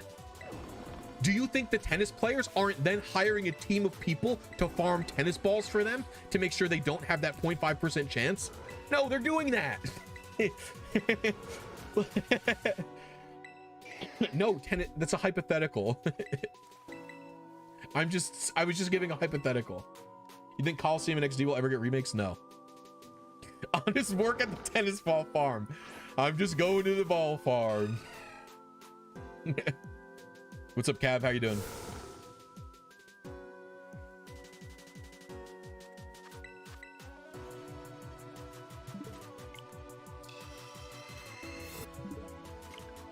The ball farm. Dude, I gotta go work at the ball mines today to make my 5 cents. Guy just goes around chipping away at rocks and tennis balls fall out.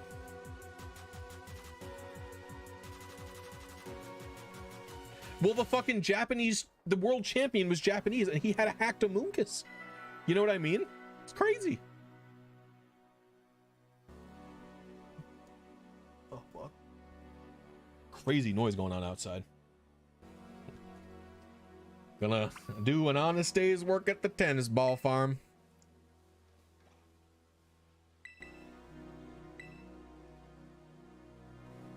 Ooh, I'm at 68 resets.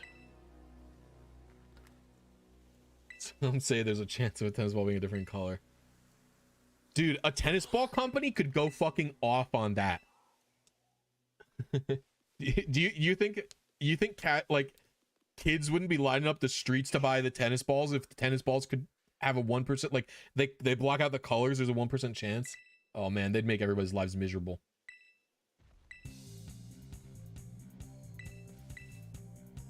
Oh. Is RNG manipulation still a thing? It cannot be done in Scarlet and Violet, never will be done.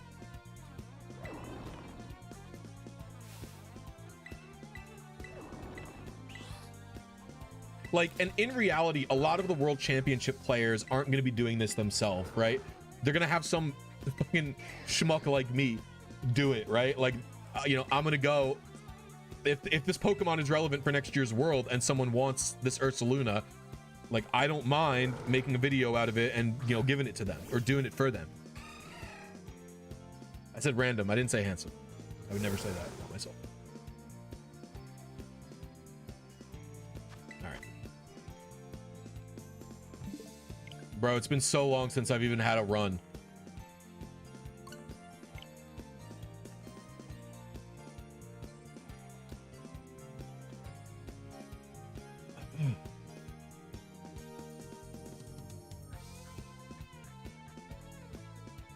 If you loan it to them, it's heavy because they get a world's competitor ribbon. Well, I like for Freeze Eye's team, I just gave him that team. I had no expectation of him giving, as much as I would like Kotz, the 0 attack shiny Fluttermane back.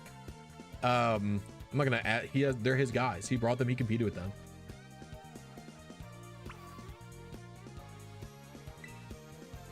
How am I hunting this? Basically, because I want 0 speed and 0 attack, I set up an Azumarill that is 1 speed faster than the Ursaluna can, the slowest possible Ursalunas. And since it's 1 speed faster, if Ursaluna outspeeds me, I know it's too fast. If I outspeed it, I know I'm fast. It's slow enough, and then I'll Yeah, I wouldn't catch it. Would it be sick to technically have your mons win the world champs like Euro T? Yes, I agree. That would be very sick.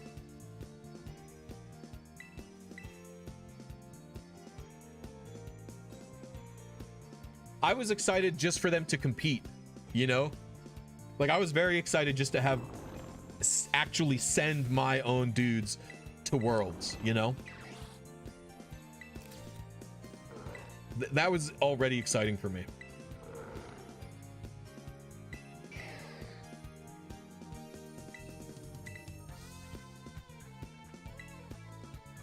No, they never went on stream. It was sad. I was hoping they'd be on stream because I would have used the footage in my video. Do you like the King Kong Pro 2? Nope, this is the one I like. I will not buy another one, probably.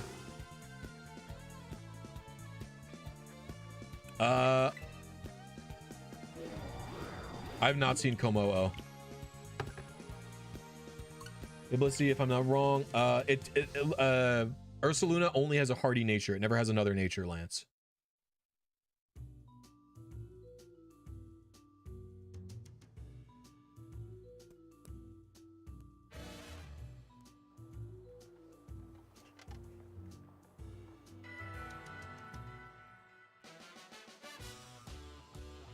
Yeah, Alexis, that sounds about right. Because random people got hack checked day 1, but then they hack checked everyone day 2, so it makes sense.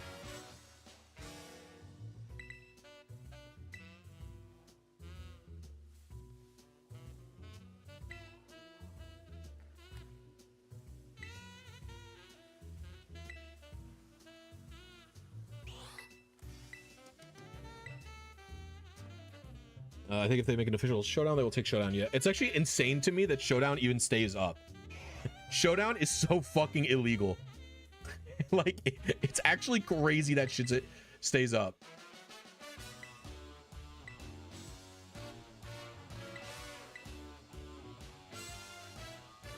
How does showdown, dude? Fucking Project M got canceled, and it is definitely nowhere near as popular as Pokemon Showdown was and is. Do you know what I mean? It's just insane to me.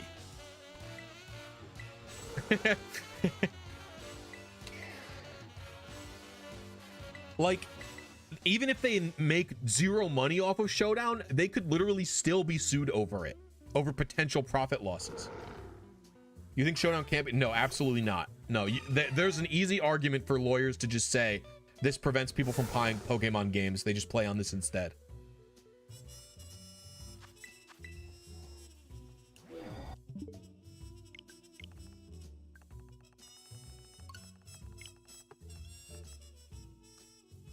Pokemon has taken down ROM hacks before, actually, really thinking about it. Like Pokemon Uranium and Pokemon, what was the sequel to Brown? Does anybody remember?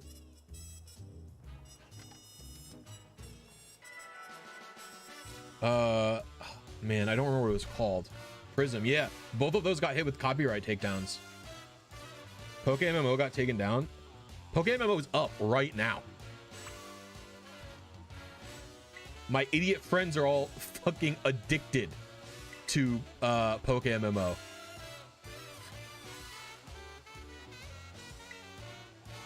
It's what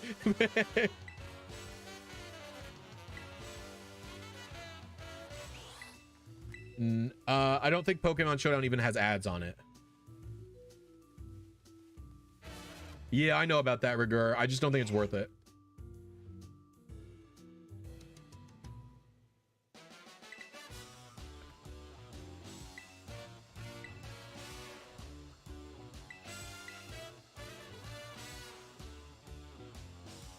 I have ad blocker, so I don't know if it has ads. I just kind of hoped. I have like a network-wide ad blocker. So like I don't even need ad block on my browsers. I just like if you connect to my Wi-Fi, for example, your phone won't get ads.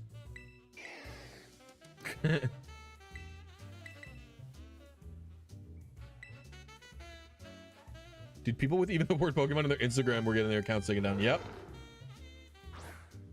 Yeah, it's Piehole.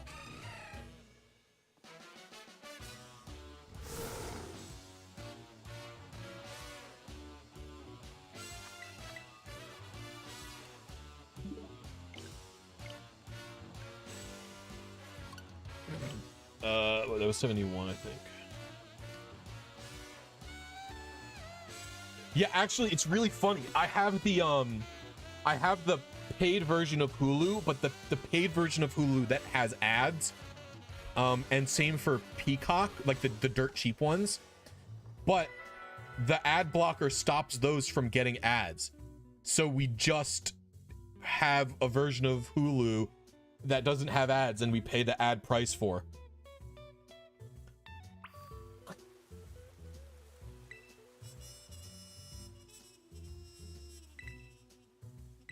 Same with something else. You wouldn't download a car, bitch. I would download a car. What a dump. Listen, now that I'm an adult, that ad campaign is stupid. If you think if I could pirate a fucking Tesla, you think I'm not doing it? What a dumbass commercial, bruh. You know how easy it was to pirate LimeWire? Like you open up LimeWire, give yourself 100 viruses and get songs. But like, if it was as easy to steal a car as it is to illegally download music, everyone is stealing a car. Like, the only reason people don't steal cars is because you'll get caught.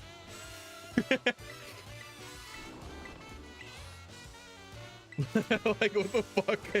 It's an insane commercial. Now that I'm thinking about this.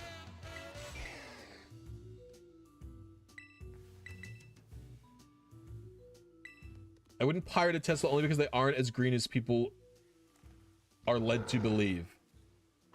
Well, a Tesla definitely has a smaller carbon footprint than a gasoline car.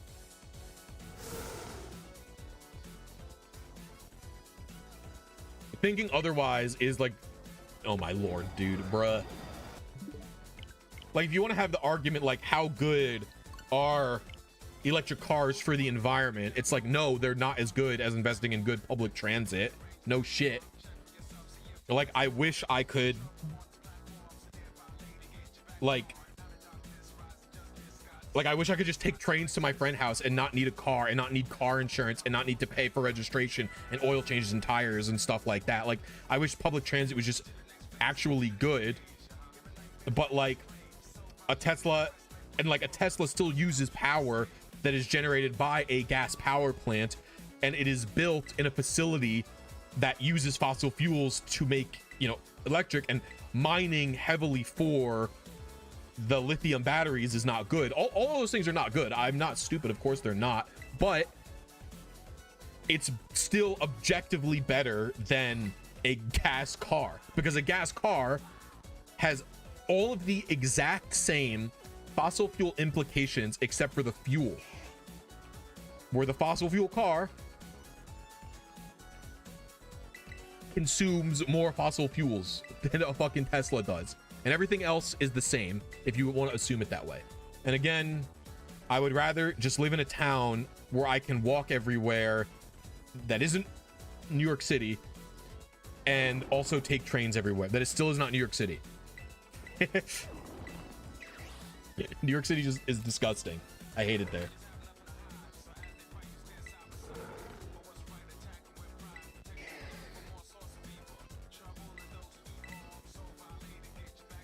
Move to Germany then.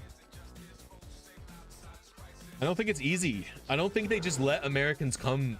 Like, as far as I understood, like in Europe, like, Americans show up and they're like, all right, bitch, you need to leave in 90 days. We don't want your kind here.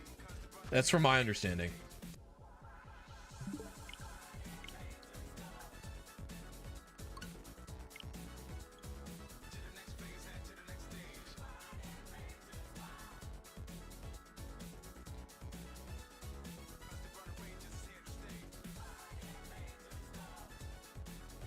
Grids aren't always 100%. Yeah, that's true as well. No, I'm not saying that a Tesla is good enough. Like, I'm not saying that everyone switching to an electric vehicle is the solution. Obviously it's not, right? But it's just, first of all, I don't even want a Tesla because I want to be more fuel. I don't even want, it's not like I want an electric vehicle because I want to be more environmentally friendly. I want an electric vehicle because electric vehicles are cheaper to maintain. They're going to last longer than a combustion car. And they're cheaper to fuel. Like, you're not... electricity doesn't cost as much as gas.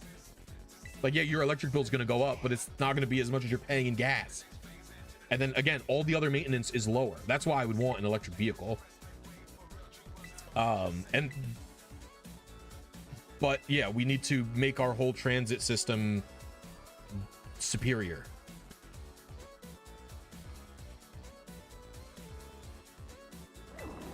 I'm not American, and my perception is New York is a horrible city with horrible people. Well, dude, okay, in New York, it's not just New York City. New York's attitudes are very insane. I didn't realize, I've told this story a few times. I didn't realize, on.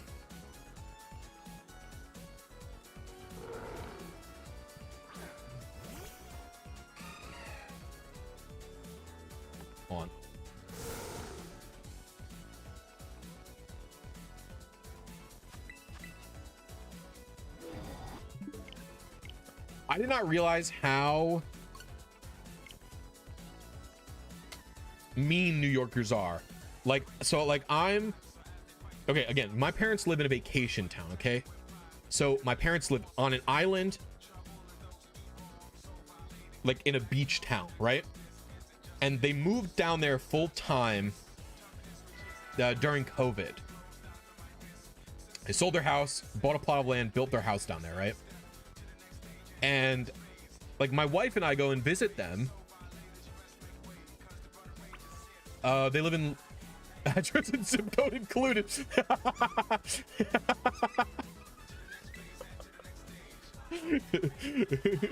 They live in the Jersey Shore. They don't live too far from me. And so like I go to visit them, right? And like people are just saying hi to us. Like it's so nice there because while the island they live on is definitely made for cars, they have these gigantic shoulders. The shoulders are literally the lanes of cars. So, or the size of like a lane for a car. So you can walk anywhere if you're in the center of the island, and you can bike anywhere. And so while we're there, we basically don't drive unless it's like August and then it's too hot.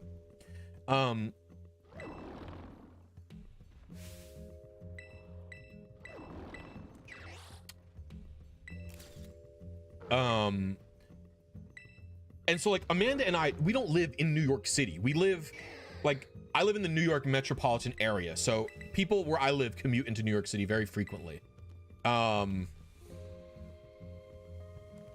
no, people in New York City actively not say hi. We don't say hi to each other. So like Amanda and I will like walk to breakfast and people will be like, hello. And we were like, and we were talking to my parents and we were like, why are all these fucking people talking to us? And my mom was like, no, Jake, people are just happy here. People were like, no, they're just happy here. Like they just want to say good morning to you because they're just in a good mood and they're happy. And I was like, oh.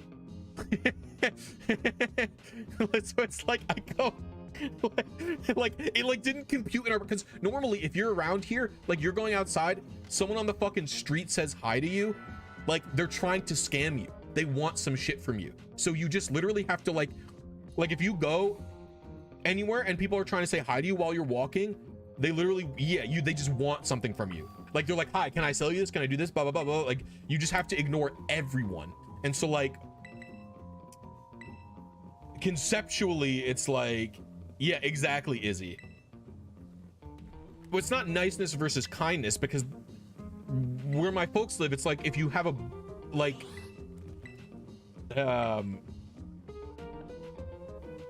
yeah, well the thing is, Juan, it actually is very nice. Like the energy, like it contributes to a more relaxed and positive mindset while you're down there. Like people are saying hi to you, you're just in a better mood. Like that's it. It's just not as rushed. You're in a better mood. Okay, Ice Scythe, because an electric car is going to like, even if you have to save 50K to make up for the difference, first of all, you don't have to buy a Tesla. There are cheaper electric cars than $80,000. Just buy a not Tesla, dingus. Second of all, you will save the 50K over lifetime because there's so much less maintenance. Like, again, you do not need oil changes.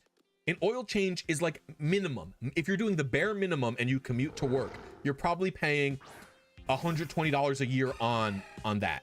And you're also having a bunch of other different engine maintenance stuff. So you're definitely always saving money on an electric car. I think this is 56. Now, I understand when people say like, oh, the niceness versus kindness distinction. Yeah. I think if I do synthetic, it's probably 100 per oil change these days, actually. I just have to do oil changes a lot less because since I've been working from home.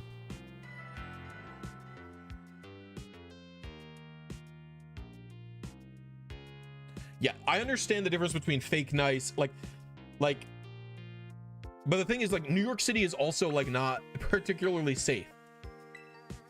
Like, you're not gonna. I just don't like New York City. New York City is dirty and disgusting. Like, I'll go to most of the other metropolitan cities that I've been to are nicer than New York City. I don't know what it would be like going to them more frequently, but yeah.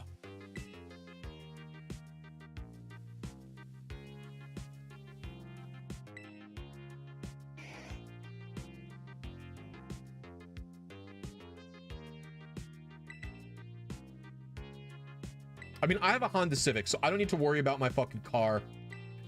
I have a Honda Civic, so I don't need to worry about my car anytime soon. It's 10 years old at this point, and I think I have another 10 in it.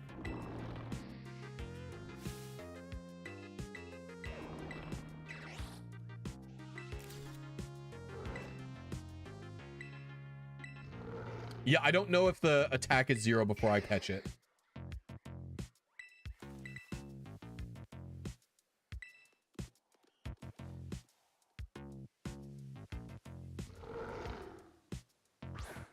What is an MOTS? Are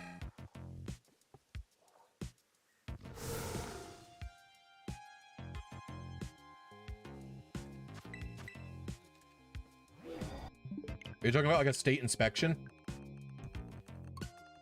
Dude, New York has had this problem. Oh my God. I don't know if there's any other New Yorkers in chat who know what I'm about to say talking about inspection.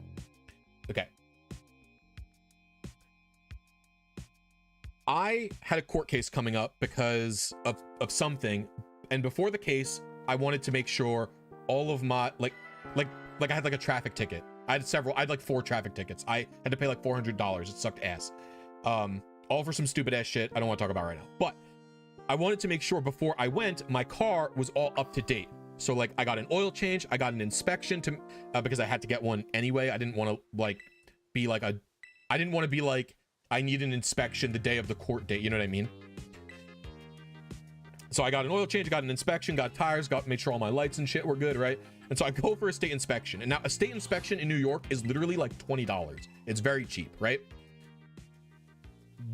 But you need to go to a certified state inspection place. And so I go to my place and I'm like, I need an oil change. I need a state inspection. Like the place that I go to every single time. And they're like, we can give you an oil change, but we can't give you an inspection. Our machine is broken. And I'm like, oh, that sucks. Whatever. So they do the oil change. And I'm like, I'll just come back next week or something. I figured it was like some simple thing, right? So I call them the next week and they're like, no, it's still broken. And I'm like, what? And they're like, it's been broken for 11 months. It literally broke the month after I got my inspection last year. And I'm like, it's been broken for 11 months? What the fuck? And they were like, they won't supply us a new one because we think that a new one is basically, well, it's a conspiracy theory. So I start calling places. I call 6 places. All of them have broken state inspection machines.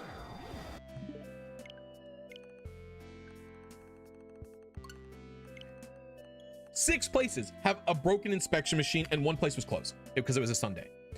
And I'm like, what the fuck is going on? And so finally I get a place that this story gets more insane, by the way. So finally I get a place that doesn't have a broken machine. So I go in and I'm like, do you guys know why all these people's machines are broken? And the dude behind the counter says, well, they just passed a new law where if you wait because beforehand, if you let your inspection go over, you only got in trouble if you got a ticket. Like a cop would have to notice your inspection sticker was out of date. And so you could run the gambit. I have not gotten my car inspected for 1.5 years before. By just not doing it. And so, but now they passed new legislation where the DMV keeps track of it. And if your car is overdue, you get your car registration and license plate taken away. Like you're not legally allowed to drive if you don't get it done within 6 months, because they don't want people skipping out on the taxes, right? Even though it's only 20 bucks. So the guy goes, the problem is our old machines aren't built for that. So people think they're intentionally introducing software, like they're intentionally having the software make the machine not work. So all these registered state inspection places have to buy the new machines that comply. But the new machines are all on back order. So what's happening is the machines are breaking. They don't have enough new machines to fulfill the order. And then all these places can't do inspections anymore.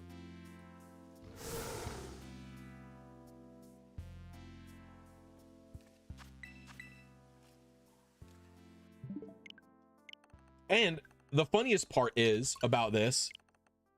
The funniest part, so an equally funny thing, taxation is theft, that's unhinged. Taxation benefits society. The issue with taxation that you have is that our taxes don't go to the right places. Right? It's like, the problem isn't that I get taxed. The problem is you take my money, make me pay for health insurance, and then give $1 bajillion to the military. Go fuck yourself. I want health insurance.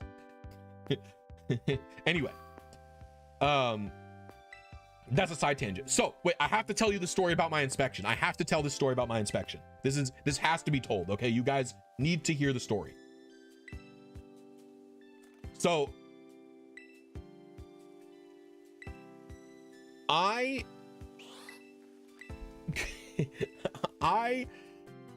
the day I went to get my inspection was a Sunday, and usually my wife is home on Sundays. Usually she has Sundays off, but she was not home that day because her and her friends wanted to go into New York City.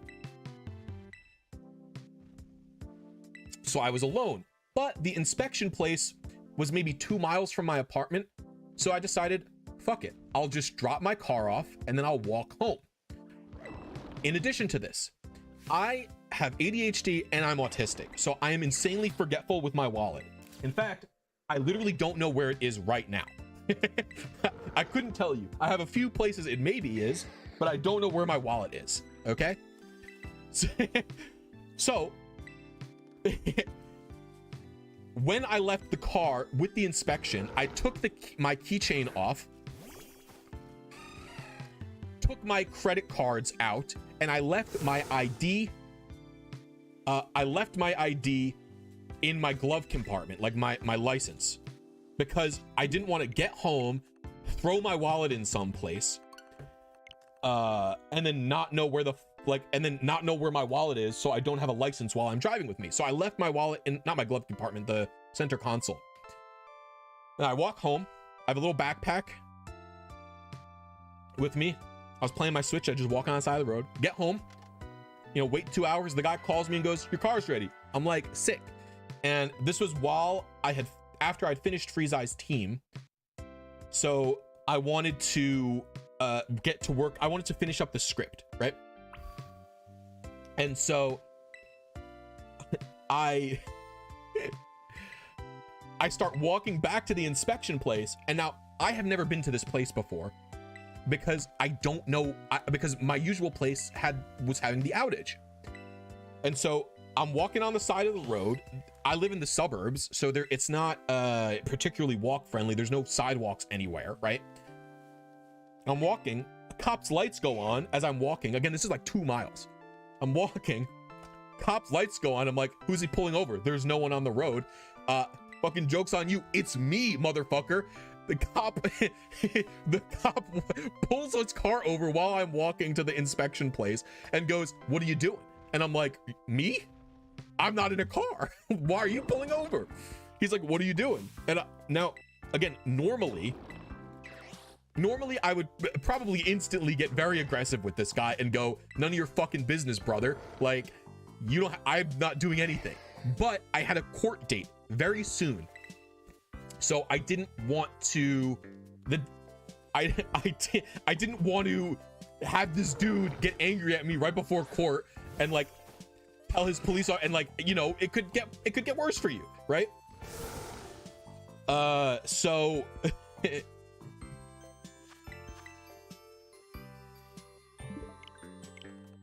so I tell the guy I'm gonna go pick up my car. It's down the road. And he goes, why are you walking there? And I'm like, I don't have my car, like, so it's there, so I have to walk to get it. And he's like, your wife couldn't drive? He sees my wedding ring. He goes, your wife couldn't drive you? And I go, no, she's in the city today with her friends. I don't have any, I just figured I'd walk, I'd get exercise, I work from home. And he's like, huh? He was like, what's in your bag? Like, you don't think this is suspicious? And I'm like, I don't think anything I'm doing is suspicious. He's like, you got ID? And I'm like, no, it's in my car. No, because he says, you got ID? And I go, no. And he goes, well, then how are you gonna drive home if you don't have ID? And I go, I left my ID in my car in case I lost it because I can be forgetful with my wallet. And he goes, okay. And he's like, what's in the bag? And I'm like, just a laptop. And he was like, you're going to pick your car up, but you brought a laptop with you? And I go, well, I'm gonna drive to get lunch and work on my laptop. I said, what's the problem? And he's like, well, what place are you going to? And I go, it's down the road.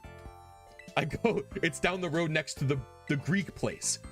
And he goes, what's the name of it? And I go, I have no fucking idea. It's the first time I've been here. Haven't you heard all the inspection machines are broken? So I don't know what this place is called. And he goes, you don't know what it's called? You don't think that's suspicious? And I go, well, no, I explained to you it's my first time here. And he goes, uh-huh. And I'm like, do you want to follow me? Like, I will go to the place and get the keys. And like, you can follow me. And he goes, okay. So wait, the funniest part is he closes the door and then he walks behind me at 2 miles an hour. Yeah, this was at like 2 p.m. Hayden. I was doing nothing. Nothing's going on. So he drives behind me at 2 miles an hour for like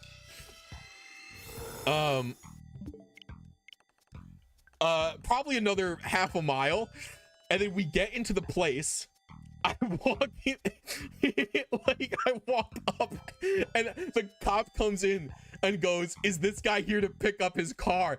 And the guy looks at me confused and goes, yeah, your Civic's ready. And I go, thanks, man. And he hands me the keys. I unlock my car, I sit in it, and then he leaves without checking my license.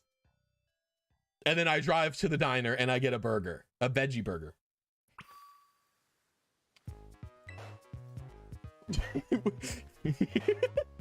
I don't know, man.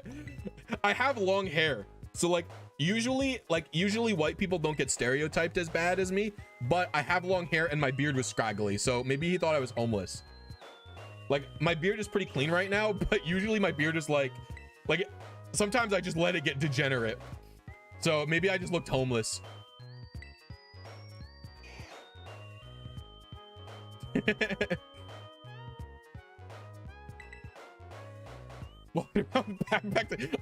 It was very funny. The fact that he wouldn't put me in his car to drive, like the fact that he wouldn't put me in his car to drive me to the place is so fucking funny. That shit was really funny to me. Because this actually happened, something, not something similar, but something also very funny happened to me. So I used to work at this pizza place. I was the baker there. So I made all the bread dough and all the desserts. And I would get there at 5 a.m., make the pizza, make the desserts. And I was the only one there. I was literally the only one there until 11:40. So I would be there for like 5.5 hours by myself, right? Hold on. Check.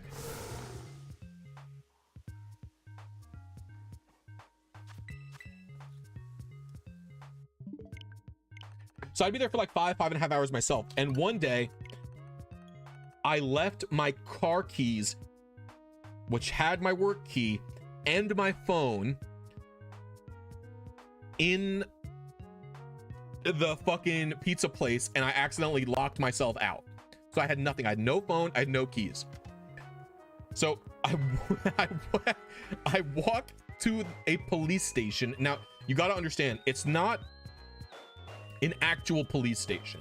This town has a gated community in it. So there's a town and then a gated community that's part of the town.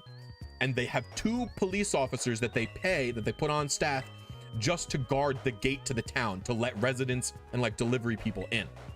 But the town's actual police station is like 10 miles away from the town. Like, it's very far out of the way of the town, but they have this little tiny station there. So I walk up with the little station's only like 1.5 miles from where I'm at. And I walk up and I'm like, can I use your phone? And they're like, well, that's not really what this is for. And so I explained to the guy, listen, I work at this pizza place down the street. I fucking locked myself out. You can see I'm dressed like a chef, right? I have the chef jacket on that says the pizza place name. I have the, you know, and I'm like, I locked my fucking car keys in there and I locked my cell phone in there. I need to call my boss so he can fucking unlock this for me. And he goes, and I'm like, I need a phone. And he was like, you can go down to the other police station. I'm like, you're really gonna make me walk 10 miles, man. And like, the guy was like, well, yeah. And then his partner comes in and goes, what's happening? And he explains it to him and he goes, you're not gonna let this kid use your phone? Like, what the hell, bro? And so then his partner lets me call my dad, because I didn't remember my wife's phone number. I call my dad. I'm like, Amanda, and I'm like, call Amanda and tell her this phone number. I tell her the police station number, and I'm like, tell her to call me back. She has my boss's number. So then she calls me back, gives me the number. I call my boss. My boss picks up. My boss last tells me, and I'm like, okay, thank you, police officers, for fucking letting me use your goddamn phone. Like, you would think that you would automatically just let me do this. I'm like a person who clearly works in the town who needs help, and you're not gonna help me. And then the cop goes, I'll drive you back. You don't gotta walk back, man. The nicer officer who wasn't there at first. So the officer goes to drive me back, and he opens the side door, and then he goes, wait, actually, I don't think I'm allowed to let you ride as the partner. And so he puts me in the back of the cop car. And so he was doing a nice thing for me. He didn't have to drive me back, but it was very funny that that's the only time to this day I've ridden in the back of a police car. So I get back there, the seat sucks ass. So and I ride in the back of the cop car like a criminal. It was funny.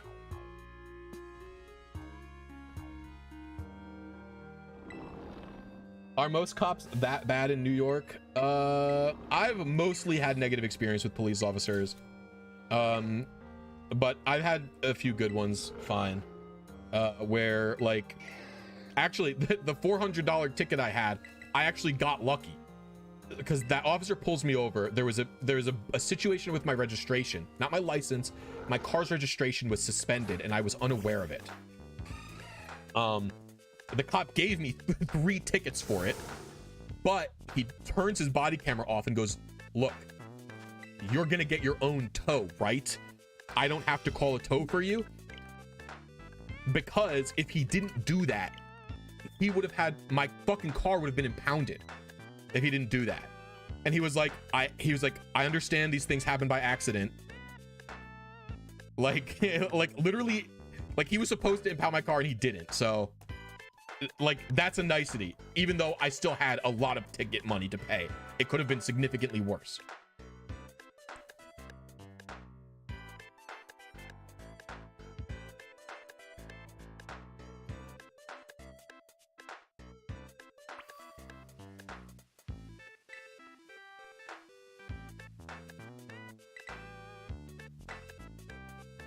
What do you do with your car that you always get in trouble? No. That ticket where the guy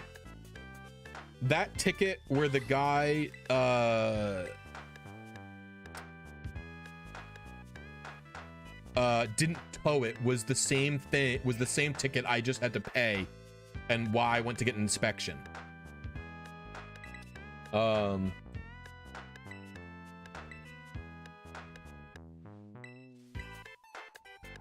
I think I'm on 86 now as well. The inspection was just due the same day as the court date, so I ended up getting the inspection just a week before the court, basically.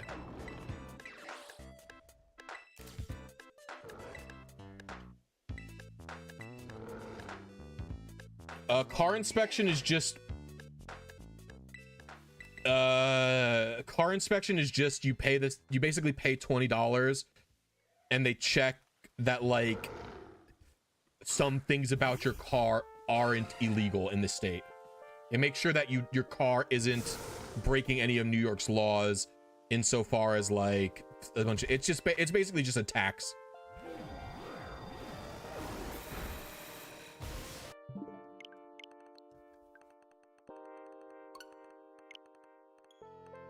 That's all there really is. It's just like a $20 a year tax you pay on your car. It's just a tiny money grab from the state that they can get away with because that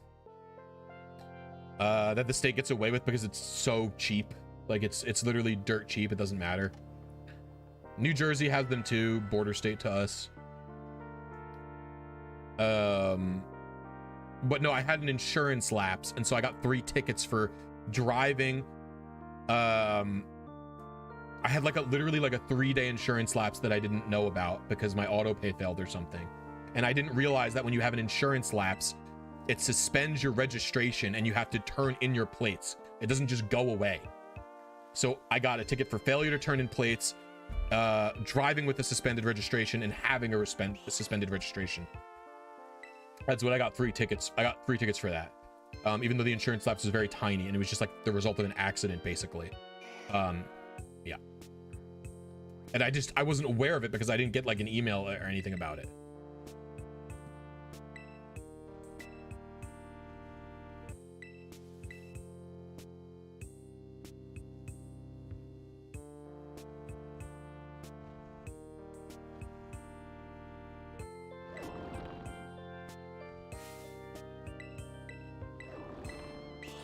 Yeah, I also got a ticket for having a headlight out. Or a tail light out. They all got condensed into one $400 parking ticket. It was like $380 something when I went to court.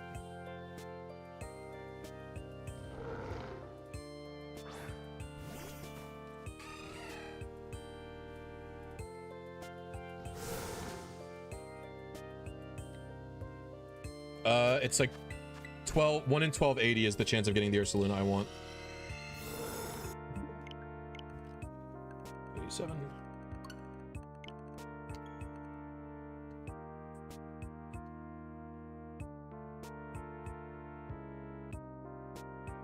Oof.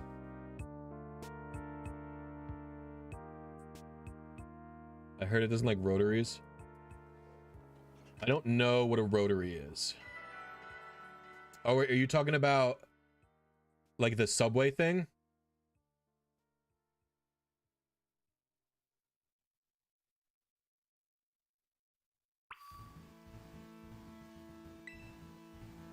My favorite gen? I don't know if I have a favorite gen, but Black and White 1's my favorite game.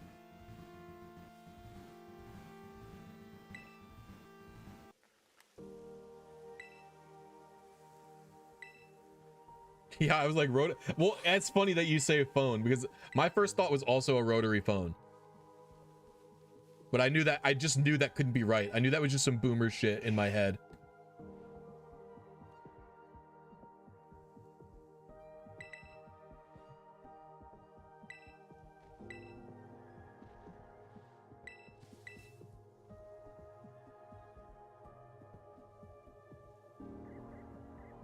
Is Ogerpon always Lonely Lake Shore? I actually don't know, Galahad. I've not caught Ogerpon yet.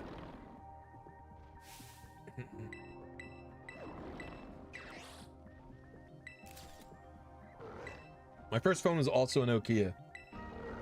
I had a phone in middle school that I was allowed to use, a Nokia brick cell phone in middle school, so I could call my parents to drive me home from track.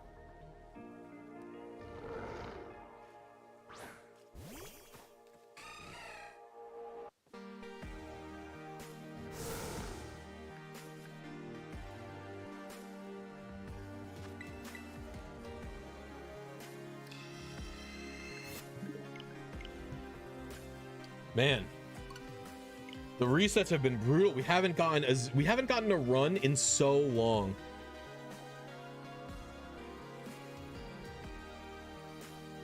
Yeah, and they're making the New York car laws stricter. Rotary cars are boom. What the fuck is a rotary car? Where's my phone? I'm texting my brother. Are you fucking with me? He would know.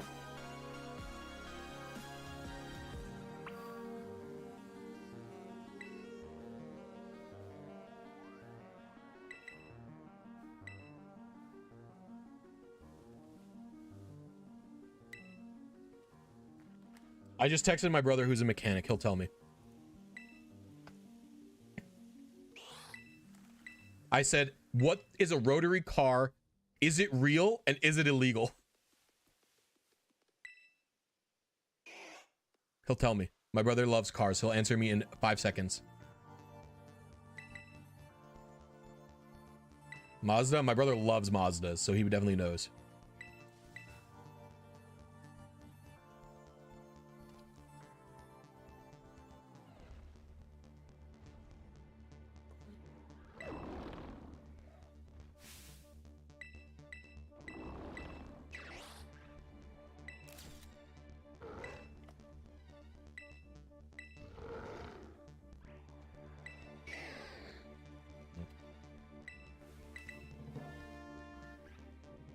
You're happy you're talking about rotary?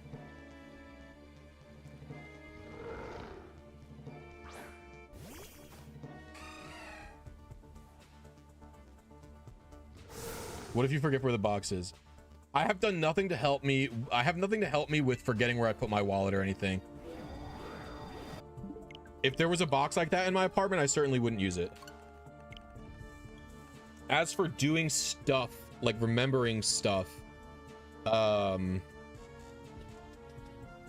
like I have this. It's like I write down things I need to get done, and since it's always in sight, I'm usually able to check it.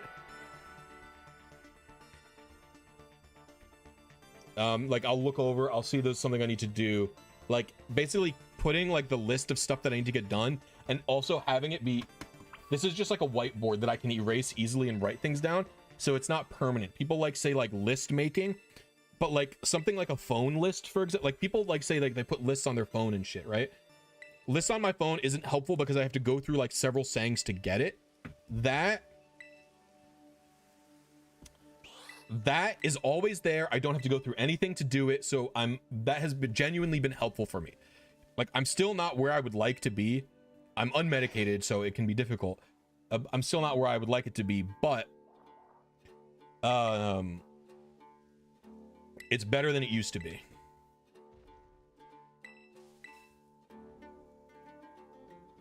It should be somewhere that you, if you're going to try the whiteboard out, it should be somewhere where you are every single day. I'm at my desk every single day. I look that way all the time. It should be like putting it on your fridge, or putting it like in your kitchen, or like on your door or something, somewhere where you constantly see it. Yeah, exactly. And then that will help. That helped me a lot.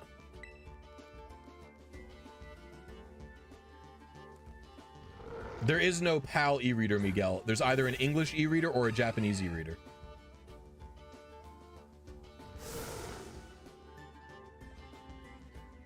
You know, I'm happy to talk about anything that I do. I'm not perfect. No solutions work for everybody, but all you can do is try.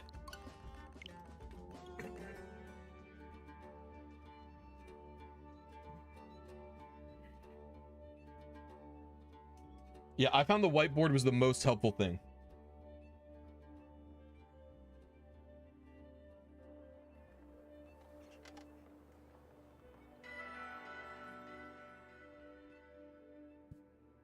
All right.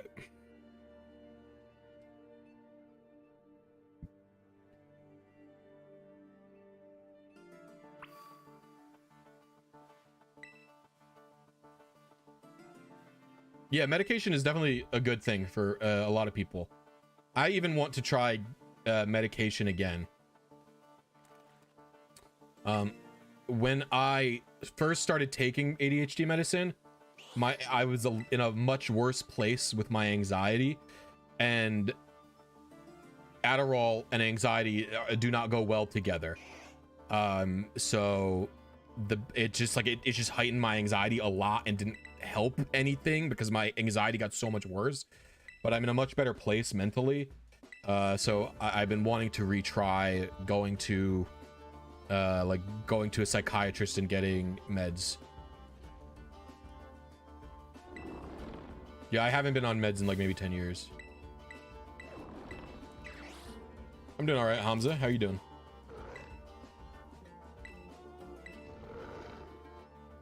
Pace streamer speaks on mental health. Insanely cool.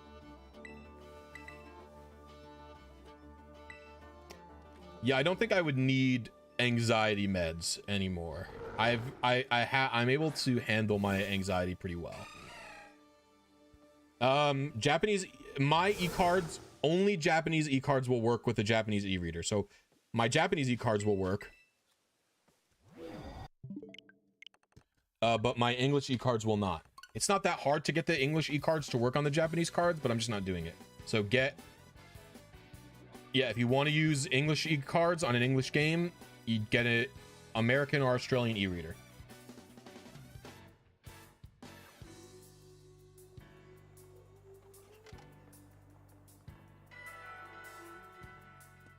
That's correct. Chimera Tech. Yeah, I've heard Vibe Ends is really good. I don't think I was on it, but I don't remember a lot about that. I was like 21 at the time, 19, 20, 21 at the time, and I was like not doing well. So that time in my life is a blur.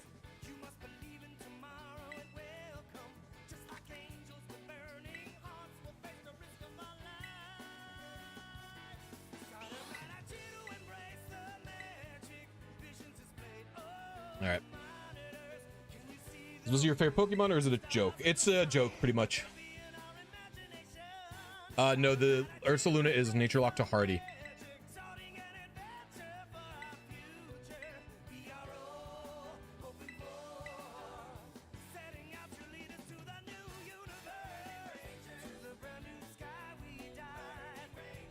I don't really care about shinies too much. Usually it doesn't matter if it's shiny or not. Usually the Pokemon that will matter most to me is the one that I put in a lot of effort. So like, I really like my Raikou or my TB Zapdos. Like those were very difficult manips to perform. I put a lot of time and I put a lot of work into getting good at them.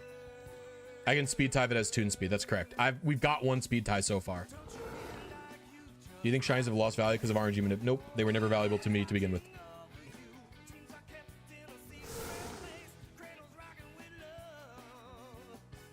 My favorite Pokemon are Totodile and Feraligatr. All right, I'm gonna do one more reset. This is gonna be the last run of the day, and then I'm gonna head off.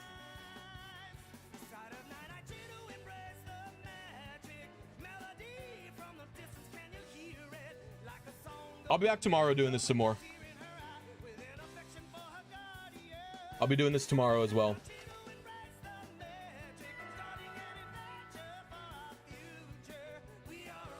Not even 100 resets. Nah, I'm just getting antsy. I'm just getting antsy.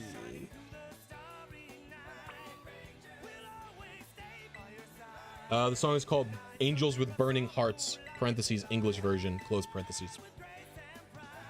What if you name this one Gore Cookies and Zombie? I'll do another Fantasy High reference, or maybe I'll do Unsleeping City.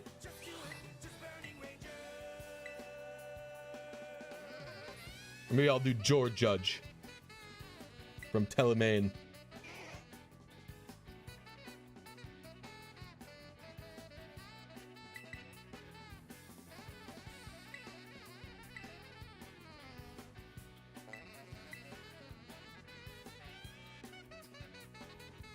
It'll happen eventually. You have any rare consoles? My rarest consoles are probably either just in general. I have a Sega Saturn.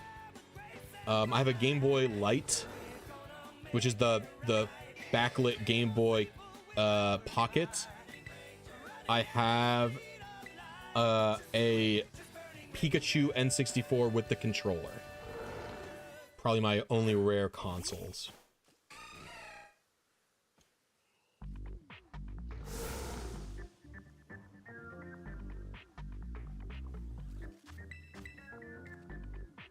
All right, I'm still gonna catch this one anyway.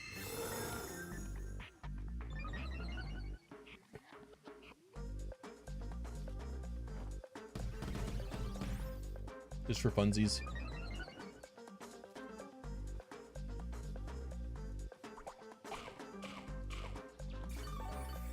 It's definitely not 1 in 5120. I can tell you that's incorrect.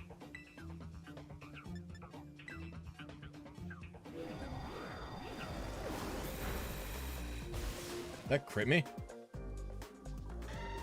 What? That KO'd me? Oh, because usually I'm fast. Oh, I thought I usually live one. Usually I live one, right? Oh, it calm-minded. You're right, it calm-minded. I'm not used to the calm mind.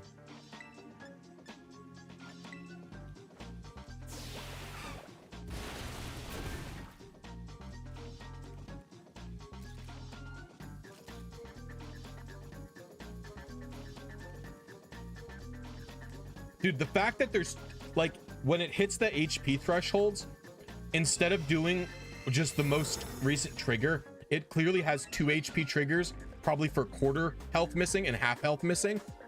And it just plays them both back to back. It's so insane. Like, why? Why did they do it that way? Who programmed this shit?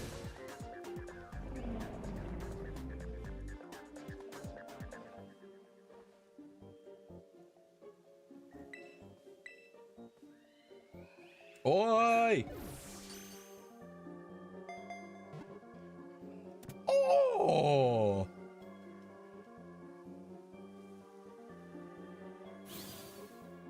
It can, yeah. Oops. Oh, now we have to fucking watch the cutscene, guys.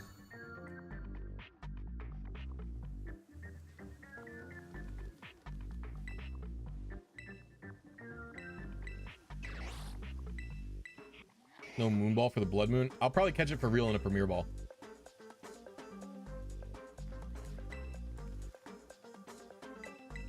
I did. I just accidentally hit B, Toasty. I just fucked up and hit the wrong button. I know this one isn't the one. No, it's not the one. I just wanted to catch it and check it.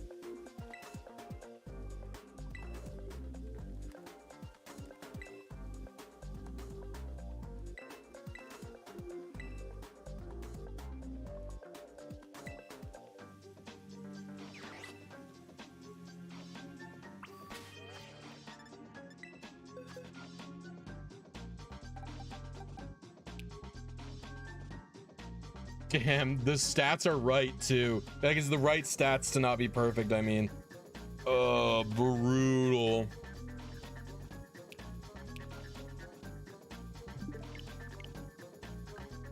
All right, everybody. Thank you for watching the stream. I really appreciate it. Hope you guys all had a good time. I'll be back again doing this tomorrow. I'm not gonna give up this hunt until I get it, so it'll be fun. Yeah. Later, guys.